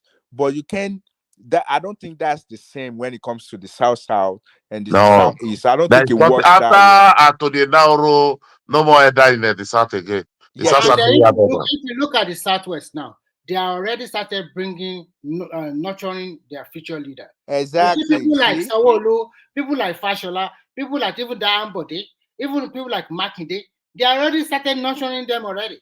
These are the people that will take over from them. Right. Because Oshoba will go, Tinubu will go. Yeah. So they continue to nurture them. Right. See? Already continue to nurture all the commissioners and the rest. Exactly. You can see how they are working. It's like a base that they have a solid base, and then they continue to learn. It's our culture. It's our culture that's making this work. You can say the same thing for the South and the You can even Southeast. see in this platform when people like Baba or Babajali Koko want to talk. You will see how the other Yoruba Exactly. Now you're give making that kind of see opportunity to exactly. Sometimes we also disagree with him, but that disagreement, when I want to talk to him, I will coin my language so that I do not disrespect him. But I See, am also telling him I don't agree with you. it's tradition though. That's our So culture. But in their own culture, they don't have it like that. I understand, but at the same time, it does not mean they should not work together as a team. Well, But you know, in South South, ready, you know, in South South, there is too much small ethnicity But there. how It's come too that much. Fabio was able to perform in Akwa So, Ibom? How come that Fabio was able to go but those you know, things? Akwa Ibom was dominant with the BBO. The majority of the BBO are there. They have about 9, I think about 9 different ethnicity, but the majority there is the BBO. You understand? So they was able to have it, and they have good leader. The problem of since the creation of Akwa Ibom, they have good leader. One check on So, their right from beginning, so who are patriotic to their hand. German and Oh. Musa, are you telling me that you think data will never improve? Data state. I don't think Delta State will ever improve. All the old lion in Delta State, that would later improve. There's too much money in data now for them to improve that. There's too much money there. I don't think Delta State will ever improve. You know what? Even one of the major problem of Delta State when it first started in 1999, also when they were fighting this Warri crisis, we were warning them that the consequences of this thing that it will not be easy. As at then, they were giving people 5,000, 2,000 to go and fight. They will call boys, they will give them gun, 5,000 for a day fight. We told them that all this company, they will leave this place. And you will never recover from it. Until today, we've not been able to recover from it. Outside that one, we had Ibori as the first governor who sold a corrupt seed in the state. And you can never just watch all the states in the South states. River State have their own peculiar case. Anytime any governor leave, they will fight and fight and fight. When attack came in Uyo, at the end of the day, Atta did what he did. Despite how people are saying Akpabio is corrupt, but you can't compare Akpabio with my state governor now. You can't compare them. Can I ask you a question? So, what is the culture? What does culture say when it comes to how would I put this? Not really politics or governments, or if you have obaship or like kingship. What does culture say when it comes to power for Ijaw people or for the other people, BBO people? What does culture say? Because, for example, like Yoruba now, like respect, you have to respect whoever is older than you, no matter what, even if they're wrong. You will have to find a better way to speak to them. So, what is when it comes to power with those culture? Because you have to understand people's culture before you can actually fix things. When it comes to their culture, how do they see power? It doesn't matter if someone is older or younger, or the younger has to respect the elder. How does it work? Do we know? Because we can't just, I don't think this can be fixed if we take out their culture, because we have to put their culture in place, how they work this. Because I think that's why a lot of things does not work out for them. Like when you look at Lagos, for example, no matter how we say what's the word everybody always uses, like Tinubu is the ruler or whatever, you still have to understand that this culture that help them manage whatever they're doing, where they respect that, okay, this guy have more knowledge than us, we'll see him as a mentor and we follow his lead. How does it work when it comes to the job people and the other cultures? Who knows? Everybody is knowledgeable, so nobody listening to each other. That's just the simple truth. Yes. So I that's think the culture. because yes, That's I just the think so. culture. If they have a particular set of leaders, like they said before, they said they have a Naho to be the leader, and you know what happened to him, unfortunately. So, since that time, they don't have a clear-cut leader. Even as of today, the so-called Tinubu is not even the leader of Yoruba. Even Yes. Tinubu will respect Olusi. Yes. That's the leader in Lagos. Tinubu will have to respect what Akonde said or Yes. Shegun Oshaba. You're right. So if you want to get things done from Tinubu, go and meet those people. He will do it immediately. He can bend them a little bit, but he has to do it at the end of the day. Because these are respected leaders. And nobody can look straight into their eyes and say rubbish. So unfortunately, but still, I still believe with this small ethnic group, if they really love their state, they can turn things around. Yeah, but not turning things around for 24 years and see that Akwa Ibom there, turn things around. Look at the stadium, look at everything, look at their road, look at the structures there. And when No, you look at their transportation. and But when you things now are go to doing well in Rivers now. Rivers is doing something. Rivers have Flyover, they are building flyover, only flyover now. Go forget and it. look I think at they don't have that flyover. no job, no. Go and look at the poverty. They go and look the statistics now. No, they're not creating. It's only building flyover all over everywhere. But what about this footballer that is fighting Wiki for? What has he done for the last almost going to 2 years now? He's flagging up projects. Flagging up projects since when? I bet Gary. I This don't one understand. I think History is repeating that itself guy in this did a region. mistake. He The guy allowed some people to use it. Fubara, Okay? The problem is South. Let me tell you, the money that is coming that place is too much. If we make elderly people, let's say the politician to lose focus, even the elder. That is why the money is too much for them. So The money everybody is is too losing much, focus. and Iceland is You know, asking for more. So if you get 50%, 100%, that means you should go when Jonathan was there, you should have lead if you love the people too much, you should have lead protest to Abuja now. To go and ask for 100% now. I mean, governor is not. He state doesn't have a governor. But you go to their house of assembly and hold there with a protest and tell them they will give them 100%. Please leave all those kind of people just to talk for talking sake. Want to come and argue? You know when people have grudges in their mind, they have hatred in their mind. When they see a place, they will spill it out. They will be on. They will, they will just carry Joko and sit down. So you see, let's just suppose Rivers with Lagos State. I remember during the days of Amishi, he was building a monorail, and when Wike came in, it didn't work on that one. Now look at Lagos. In a space of under 12 years, they are able to finish 2 lines, and before you know it, they will flag up the green line now, and soon they will flag out another. They have started doing the completion of the blue line already. By next year, they plan to start the completion of the red line. So when you get all those lines working perfectly in Lagos, you don't need to buy gas of 1,000. In fact, I was reading a report today that 10,000 marketers in Nigeria, they have lost their petrol station because nobody is patronizing them like Maybe that is your own understanding and English. I'm telling you, I've met people that will tell you it's federal government that is doing what is illegal. They will say because Tinubu is the president. And we have is it 1 year they started this trade? The deep blue deep policy and deep the deep what is that that they flag before Buhari, deep sea, I mean what do they call it? Blue line. No, the deep sea ports. The other port, the Lagos one, the other state port. Is it federal government that did it? You know, so people they are wired to believe what is not existing. That is just the problem.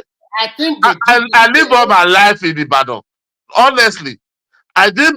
It go to Ibadan. Maybe you can say maybe because there is no blue line or there is no there is public transport in Ibadan. Go and look all the old park that back in they build all over all the utilitarian, all over all the local government. Go to Challenge, go to Ojo, go to Iwo, go to Dugbe. You understand? It's very big. It's not like this one in Lagos. Don't show the whole. In every area of the old park all over. Go. There is no one road. Go to the rural area that there is no road. You understand? There is nowhere that is, there is no street light, all the old major road. That does all night is like a daytime. You understand? All power by big jet. You understand? All over. So I don't know when people will say there is only Lagos that is developed. It's only Lagos that is developed. There is dry seaport in Ibadan. There is trade in Ibadan. Yes. Eh? You are still a Nigerian man. Your people were not satisfied because because many people see. Let me tell you what happened. Eh? I was there in that politics. There's majority of people. You know what happened? Mark today is not sharing the money with majority of people. No. That's not what I'm saying. In terms of development, they still think Ibadan is supposed to be at least 50 or 60% of Lagos. But it's not that the development starts now. All this Kajola, all those people was sharing money now. Listen, your state, forget that state is not about sharing money like other state like that. The Ibadan people, they are politically savvy people. What happened was that the guy does not prioritize that Ibadan as the capital. Comparing his job with Ajimobi, a lot of people still believe he didn't perform very well. And that is the truth. He can do better because he still has 2 more years to spend, okay? But what I'm trying to say is that people still believe, coming from Lagos, it's like you're coming from Los Angeles and immediately they just drop you in Adekunle. When you get to the toll gate, Remy, what has that Abiodun did? What has he done? Let me come again. Coming to here to toll gate what? Please. I mean, it's like coming from Los Angeles, that is Lagos State. And you just get to Ibadan, you find yourself in Nigeria. No, before you get to Ibadan. Speak about good states. Speak about What are you talking that you get to Ibadan becoming Dagegi? I don't understand. If you get to Ibadan, it's messy. Let you speak about good state. What was the last time you was in Ibadan?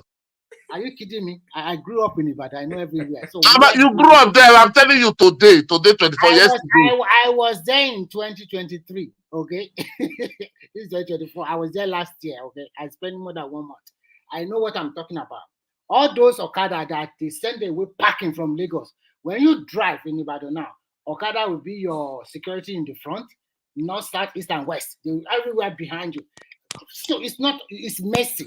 Let's be fair. Okada is not routing in Ibadan. I don't know where you are getting it. Majority of all the Okada is all this lady. Ibadan is a village now. What do you mean? It's not a town. I live there. That's where I live every day. So don't tell me. I don't know the area you live. I don't know. Maybe you are living in the Shei. Not taking anything from you, German. Ibadan is a very peaceful city. It's a city where you live your life live a peaceful life, not like Lagos that is too jam-packed. That's, you can build your house conveniently. The people are loving and kind to one another. So when you look at all that parameter, it's a very good city to also invest in. You have whatever you are looking for, artisan, professionals, skilled worker, everybody, they are there. So I think in the next 8 years, that state will also improve a lot because Lagos State. Remy, Lagos is not jam-packed though. I think it depends on the area that you chose to live. We are talking about more than 20 million people. What is but it would depend on where you decide to live. There's some area where only very place spacious. you find a lot of people is Lekki because it's super high, bro. You want to go to Surulere, or do you want to go to all those mainland streets? You not see a lot of people. Right. I that's why I said it depends on where your money. Yeah, but the majority of the people live in the mainland now. Majority of people live in the mainland. All those are Papa. Those are Denzel. Depend on some area in Ikeja. It's like it's not jam packed. No, you can go to Ikeja now. If you go to Ikeja roundabout now, before it used to be a lot of small cottage industry or small company, but now they turn it to out of buying and selling. You see them angry clothes. Oh, just forget it. It's unbelievable that this place, Allen Avenue, all of them places that used to be a good place, now they turn them to buying and selling, trading. Forget it, Jerry. They need to, I don't know. No, the system of Nigeria is not only legal. The system of Nigeria is not organized. There's no system in place. Everybody just awake in the morning, front of his house, just carry capital, put one kiosk there, start selling, go to the main road, put one table But there, one that's the chair, job start of selling. but that's the job of local government now. Like, because That's why they want the local government to function now. yeah, that's the job of local government. So if the local government now functions, you will see like all those things will be fixed. They will remove them all. Yeah, Because it's constituting nonsense. You just see a building that was built with fence, there was a ventilation. You will see that they will just bishop cover the house, no more ventilation, no space. Say, wow, what is all this one, man? Yeah, that's the job of the health. What the environmental service, they call them health care something. That's their job, to make sure that the environment is clean. You don't have any you don't have anything houses stack on one another. Like, that's their job. But because If there's no the money, local government is now, if they are able to get this local government to function, maybe not in 4 years, I hope they're able to get there. You will see all these things will change before do 10 you years. think do you think they're gonna allow them to work? No, what the Attorney General did, that is the best way. You just tell them there's I think it's a Tema committee that they are drafting some law, because he told the local government, he said, the governor have immunity. You don't have. So don't expect when you siphon money or you take your money back to the governor, we will wait after 4 years. So when they notice, they will just come and pick you. It's the best way. When like 5-10 governor now go to jail for the money they give to, if they like, they give the money to governor. The next people that will come will start challenging the governor. Say, no, I'm not going to go jail for you. Before 2 election cycle, we'll get that local government right. It will not go right now, because some majority of them will still be using that mugu, still be returning the money to the governor. But when they now make some local government with example, Right? you understand? So if I some go of there them now, the they put me, even they put the governor just put me there. I win the election through him. He said, bring the money. People will start challenging. Look at Lagbaja is in prison. Look at this one is in prison. Money, no, I'm not going to give you. They will start challenging the governor. By then, that is only the No, way. we actually expect people, because you will know the local government chairman in your area. We are expecting people who actually go meet them, that we know how much you received this month. Why are you not doing anything for our community? That's what I'm expecting. The citizen will be active, because that will be I hope published. so. Because I've went to my local government before, and I asked him, when they told me, he said, no, that was about 5 years ago. He said, no, we don't receive money. They always give us a little to pay ourselves. If it's not even the money they give us, we cannot even pay teachers. All those teachers, primary school, those are supposed to be paid by local government. Correct. You understand? Correct. So when people will not be challenging you, if I not go to for what I did, do you think the next man we will give back? Because the money is going to my account now. It's not going to the state before it go to me. Now it's going to my account direct. So when I have the money, we have the power to challenge you now. You know what I'm saying?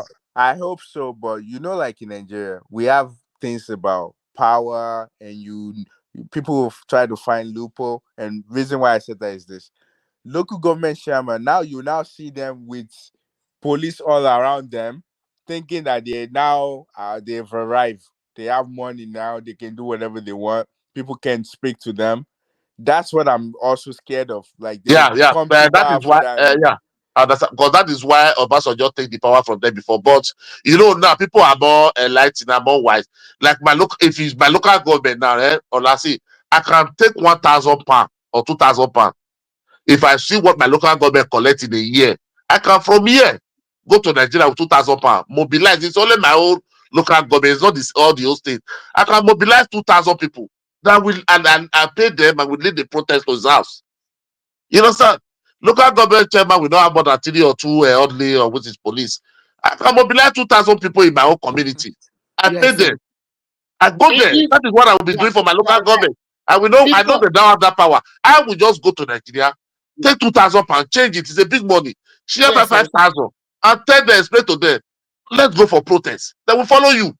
They will. We'll go there And for the accountability. beauty of it is nice that even a lot of people are already saying that, believe local government does not have immunity, and they must live in that local government. So they must do your road. People should talk. People Yes, sir. kept quiet too much. Talk is your It's your money. Go and fix this road.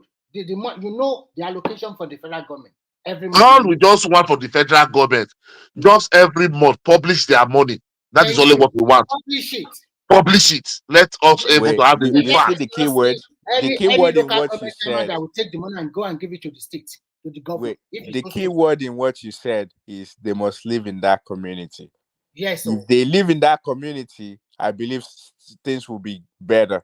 But if they're doing how they're doing right now, that is one of the criteria now. If you don't live in the community, how can you be local government chairman of this state? I know, but isn't that what's going on right now? No, that is exactly No, because they are appointed caretaker. They are just picked by the governor. Go there. Is the SA. Those SA the governor have. Those people they just appoint. Go there.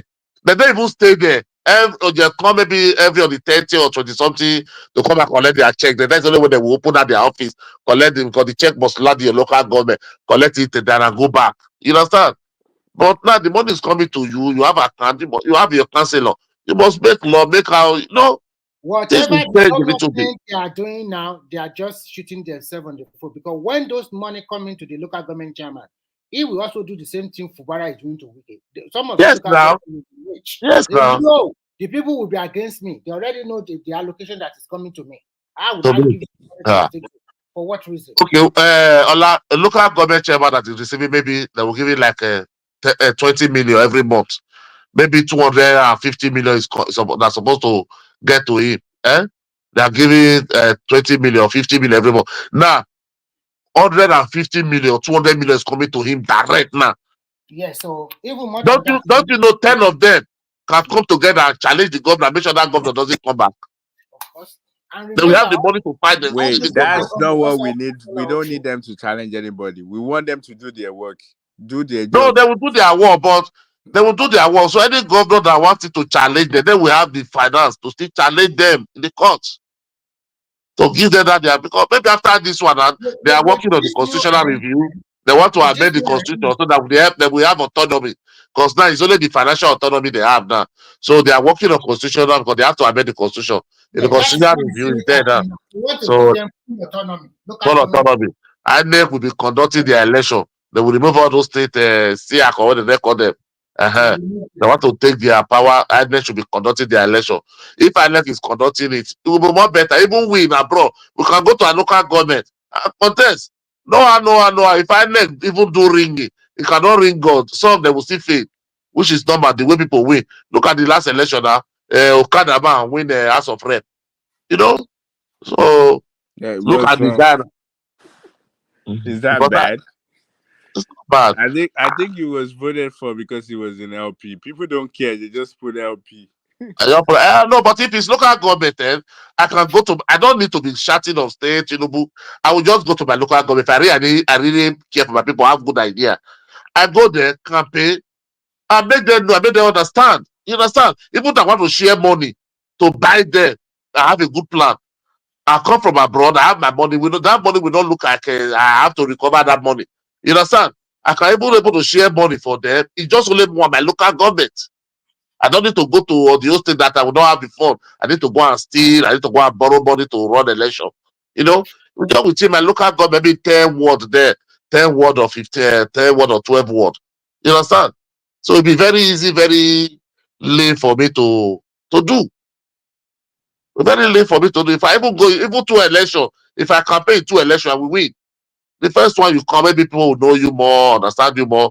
Start your local government, start giving, maybe have office, start helping one or two things, one borehole in one place. Before you give two borehole there, people who have already know you. You know, start conscientizing the people, make them to understand. Before the next election, you will win. You don't need to spend too much money. So don't think when you want to become a governor, you have to go and look for 1 billion naira, 2 billion naira to go and contest for election. No. Even you go to the smallest party, because that you will at buy. the end of the day, this local government chairman they will have more power than the governors. Yes, now. Because at the end of the day, I don't care who's the governor. It's my local government I'm about. When we are growing during the military regime, do we even care? Do we even know governor? They always come take us to street. The governor will be where they will tell you, governor is coming. Oh, Today, oh, they will take us from school and I will stay in the main road. We will waving his hand. This time, maybe one will roof. Everybody know your counselor.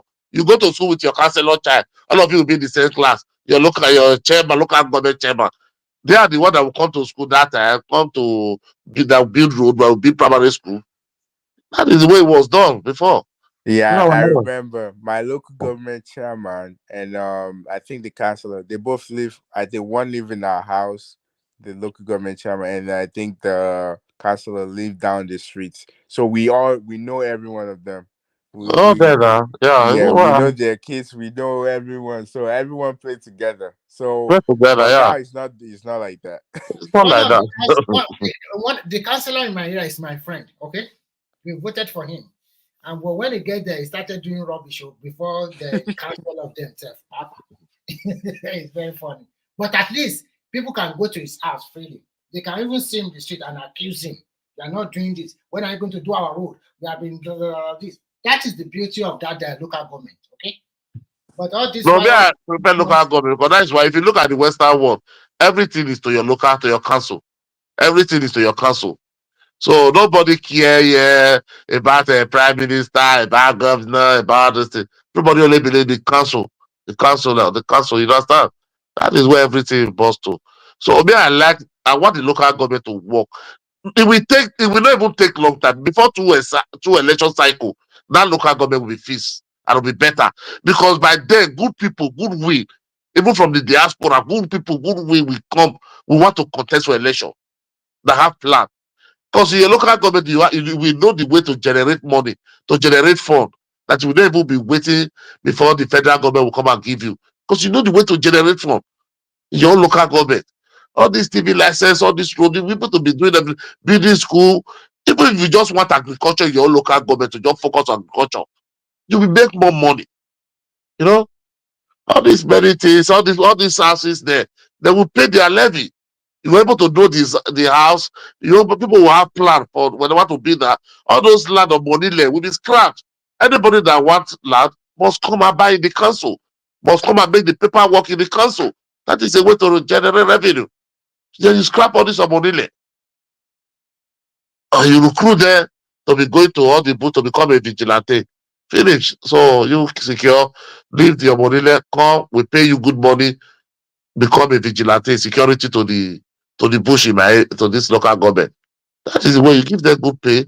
If you give them good pay, if you form a vigilante, be giving them 120,000. You will see all of them will do the job well. But if you are going to be giving them peanut 30,000, they will turn to armed robber and kidnapper. You understand? But they give them good pay, they will do the job well.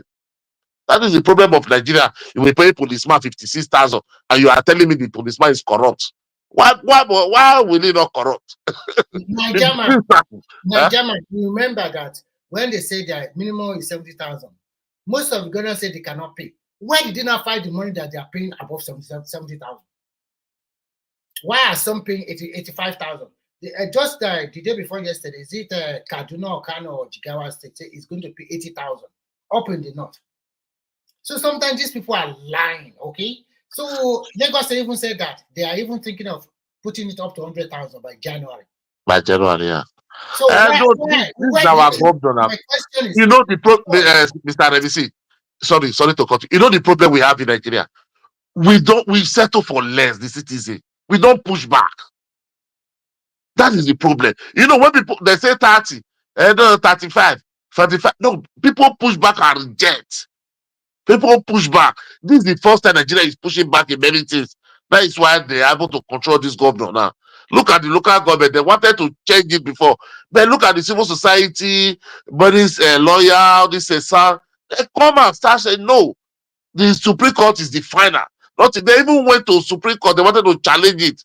You know, but no lawyer no even sound was for them. They just take their money. All of them just make jabori for them because they said, no, local government, this is the Supreme Court. All of them was coming out.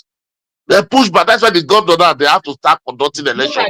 Look at the recent one they do. They took EFCC and ICCPC to Supreme Court. At the place, 3 states quickly withdrew. Yeah, there is because they want to, because when they want, because that thing was sponsored by this man, Yabelu. they want to have their own anti-graft agent in the EFCC in their own state, so that when they, every of their case will be will be charged by the state, like we have EFCC in the state, will be charged by the EFCC of that state, so that they can able to bribe their way, install their person there, so that whenever they leave power, the paper will be closed. You see, that is their brain. That is what they are trying to do. These people, they are just criminal. All these governors, those governors are our problem. I don't know the kind of courts they are. All of them, they are our problem. Our problem, because this local government fund is problem for them. All this loan they are taking is this local government fund they are using to pay the loan. That is why they all of them are paid. We shall know the truth soon. By early November, they are going to give them October allocation. And those ones that have already did local government election, they will publish it. But some states tell next year. Some states, still remember 6 states. We have 31 states now. If you don't get money for that local government, and they won't give We have 31 states that have 31 states that have connected their election now. Local government, so we still have 6 states. If you won't get money, that is it. Okay? They all agree. Some fees they are in January 25. Nigeria, no. God will say, if I just want the president, what I wanted to do, release money to those who are conducted already, who are connected their local. Just release money to them. Those who have never connected, see all the money. If they like, they go and conduct it in 20 years time. They all agree for that one. All the 36 they agree. That is why they give them 3 months to go and do whatever they want to do with their local government election, cook their book or whatever. Some people are still putting next year, January. Is that they not won't get any money now? So it's just as simple. They won't give the local government money to that state. Yeah, that's what I'm saying. They should not give them money. That is better now. They should not give them money. So, don't do it yourself. The local government will not get CC. That is how it's supposed to do. Just hold the money. That's the best way. That is what I'm trying to say. They should not give them money. Just let them be. It's because they are receiving money from the federal government. The moment they don't get that federal allocation anymore, that the state resources what you use to create wealth for your state, you will see that nobody will be interested in Nigerian politics anymore. They will chicken out. It will be like an atomic bomb. Because when you look at America now, before you become your president or governor, you have to tell them where you are going to get the money to pay the civil servant, to also improve the state. Not that every time you just run to Washington, D.C., give me money every month. Give me money every month. No. So that is why that is why those governors are very lazy. That's why everybody can be a governor in Nigeria. Everybody can be anything in Nigeria because they know they are not going to crack their brain. They don't need to go and look for fun and do anything. I didn't do anything. More telling I'm going to Abuja to collect money. So let me spend whatever way I can rig myself in. I'm going to Abuja and recover my money. But when you are coming, maybe state resource control, you have to crack your brain to generate money. The best people will be coming. Those people doesn't have anything, will run away. You understand? Because will run away. How do you want to get money to pay our salary? How do you want to fix this road? How do you want to do this? Then you will not be thinking, if I use money to ring my way, how am I going to recover my money? Are you going to tax the hell out of them? Then story will come.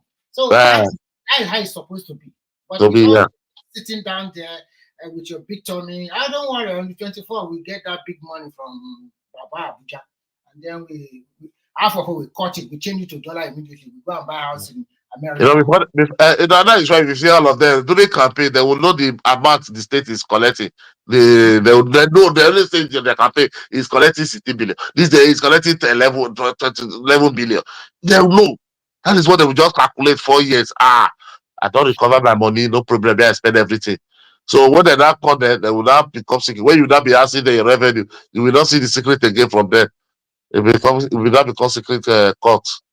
But when they are coming, they will know the amount of the revenue the state is collecting every month. No, I'm happy if they can just make it down with that state resource control. It's more better.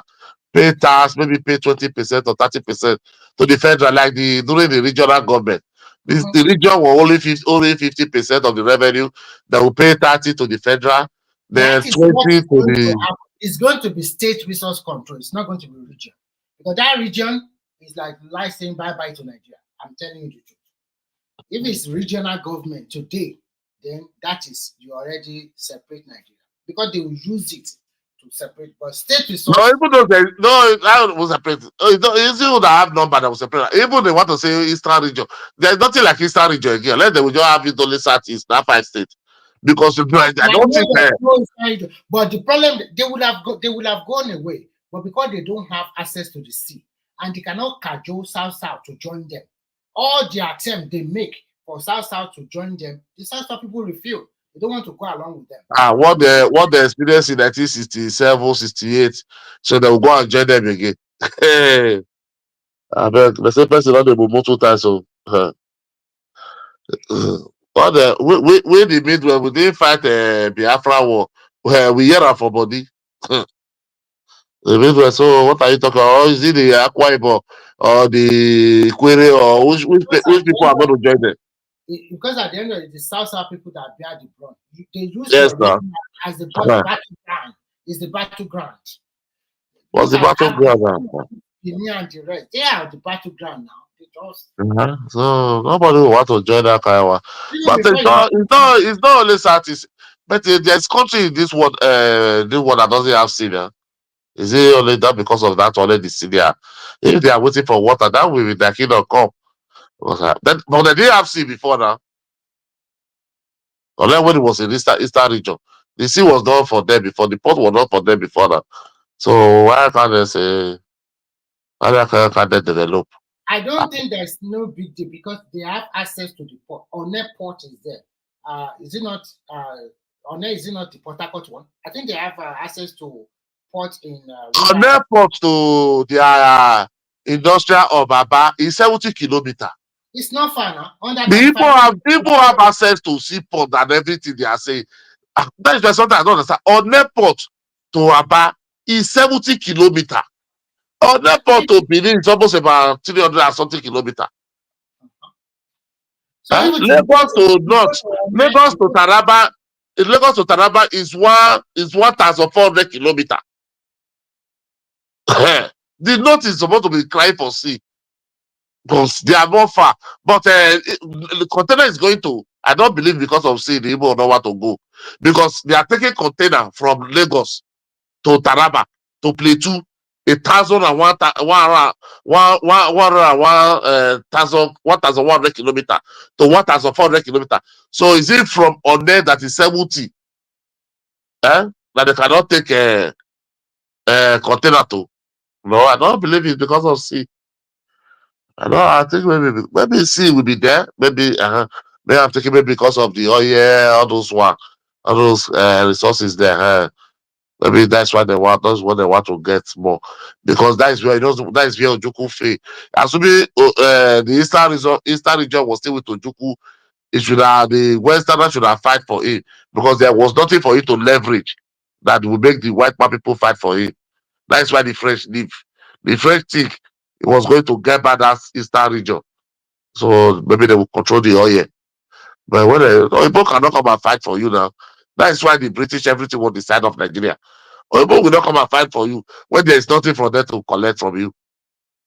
So they're not going to fight for you now. Think, if they say they want to fight another fight, who will fight for them? Who? They'll come and fight for what are they going to give to them? You must leverage something. You must leverage something for them now. Nobody will come and use this. Look at Ukraine now. They know America will win Ukraine now. So that is it. You forget those one. They should forget all those shatty and come together. Let everybody be one. All those history, the 30 history, say propaganda, fake history. They should forget all those things. Listen to their politicians and come together and know the way to come to that center. That is the way. There is nobody that Nigeria doesn't hold any individual president. People should understand that one. You have to fight for it.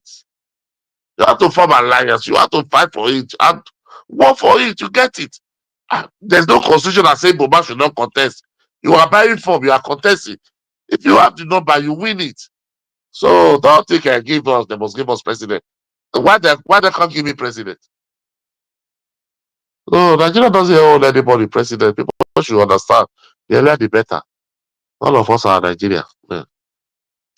Oh, let me leave you guys. So I want to go. I'm going to work. Oh. Okay, later. Go to work 2 hours time. Okay, later. Bye bye. Bye bye.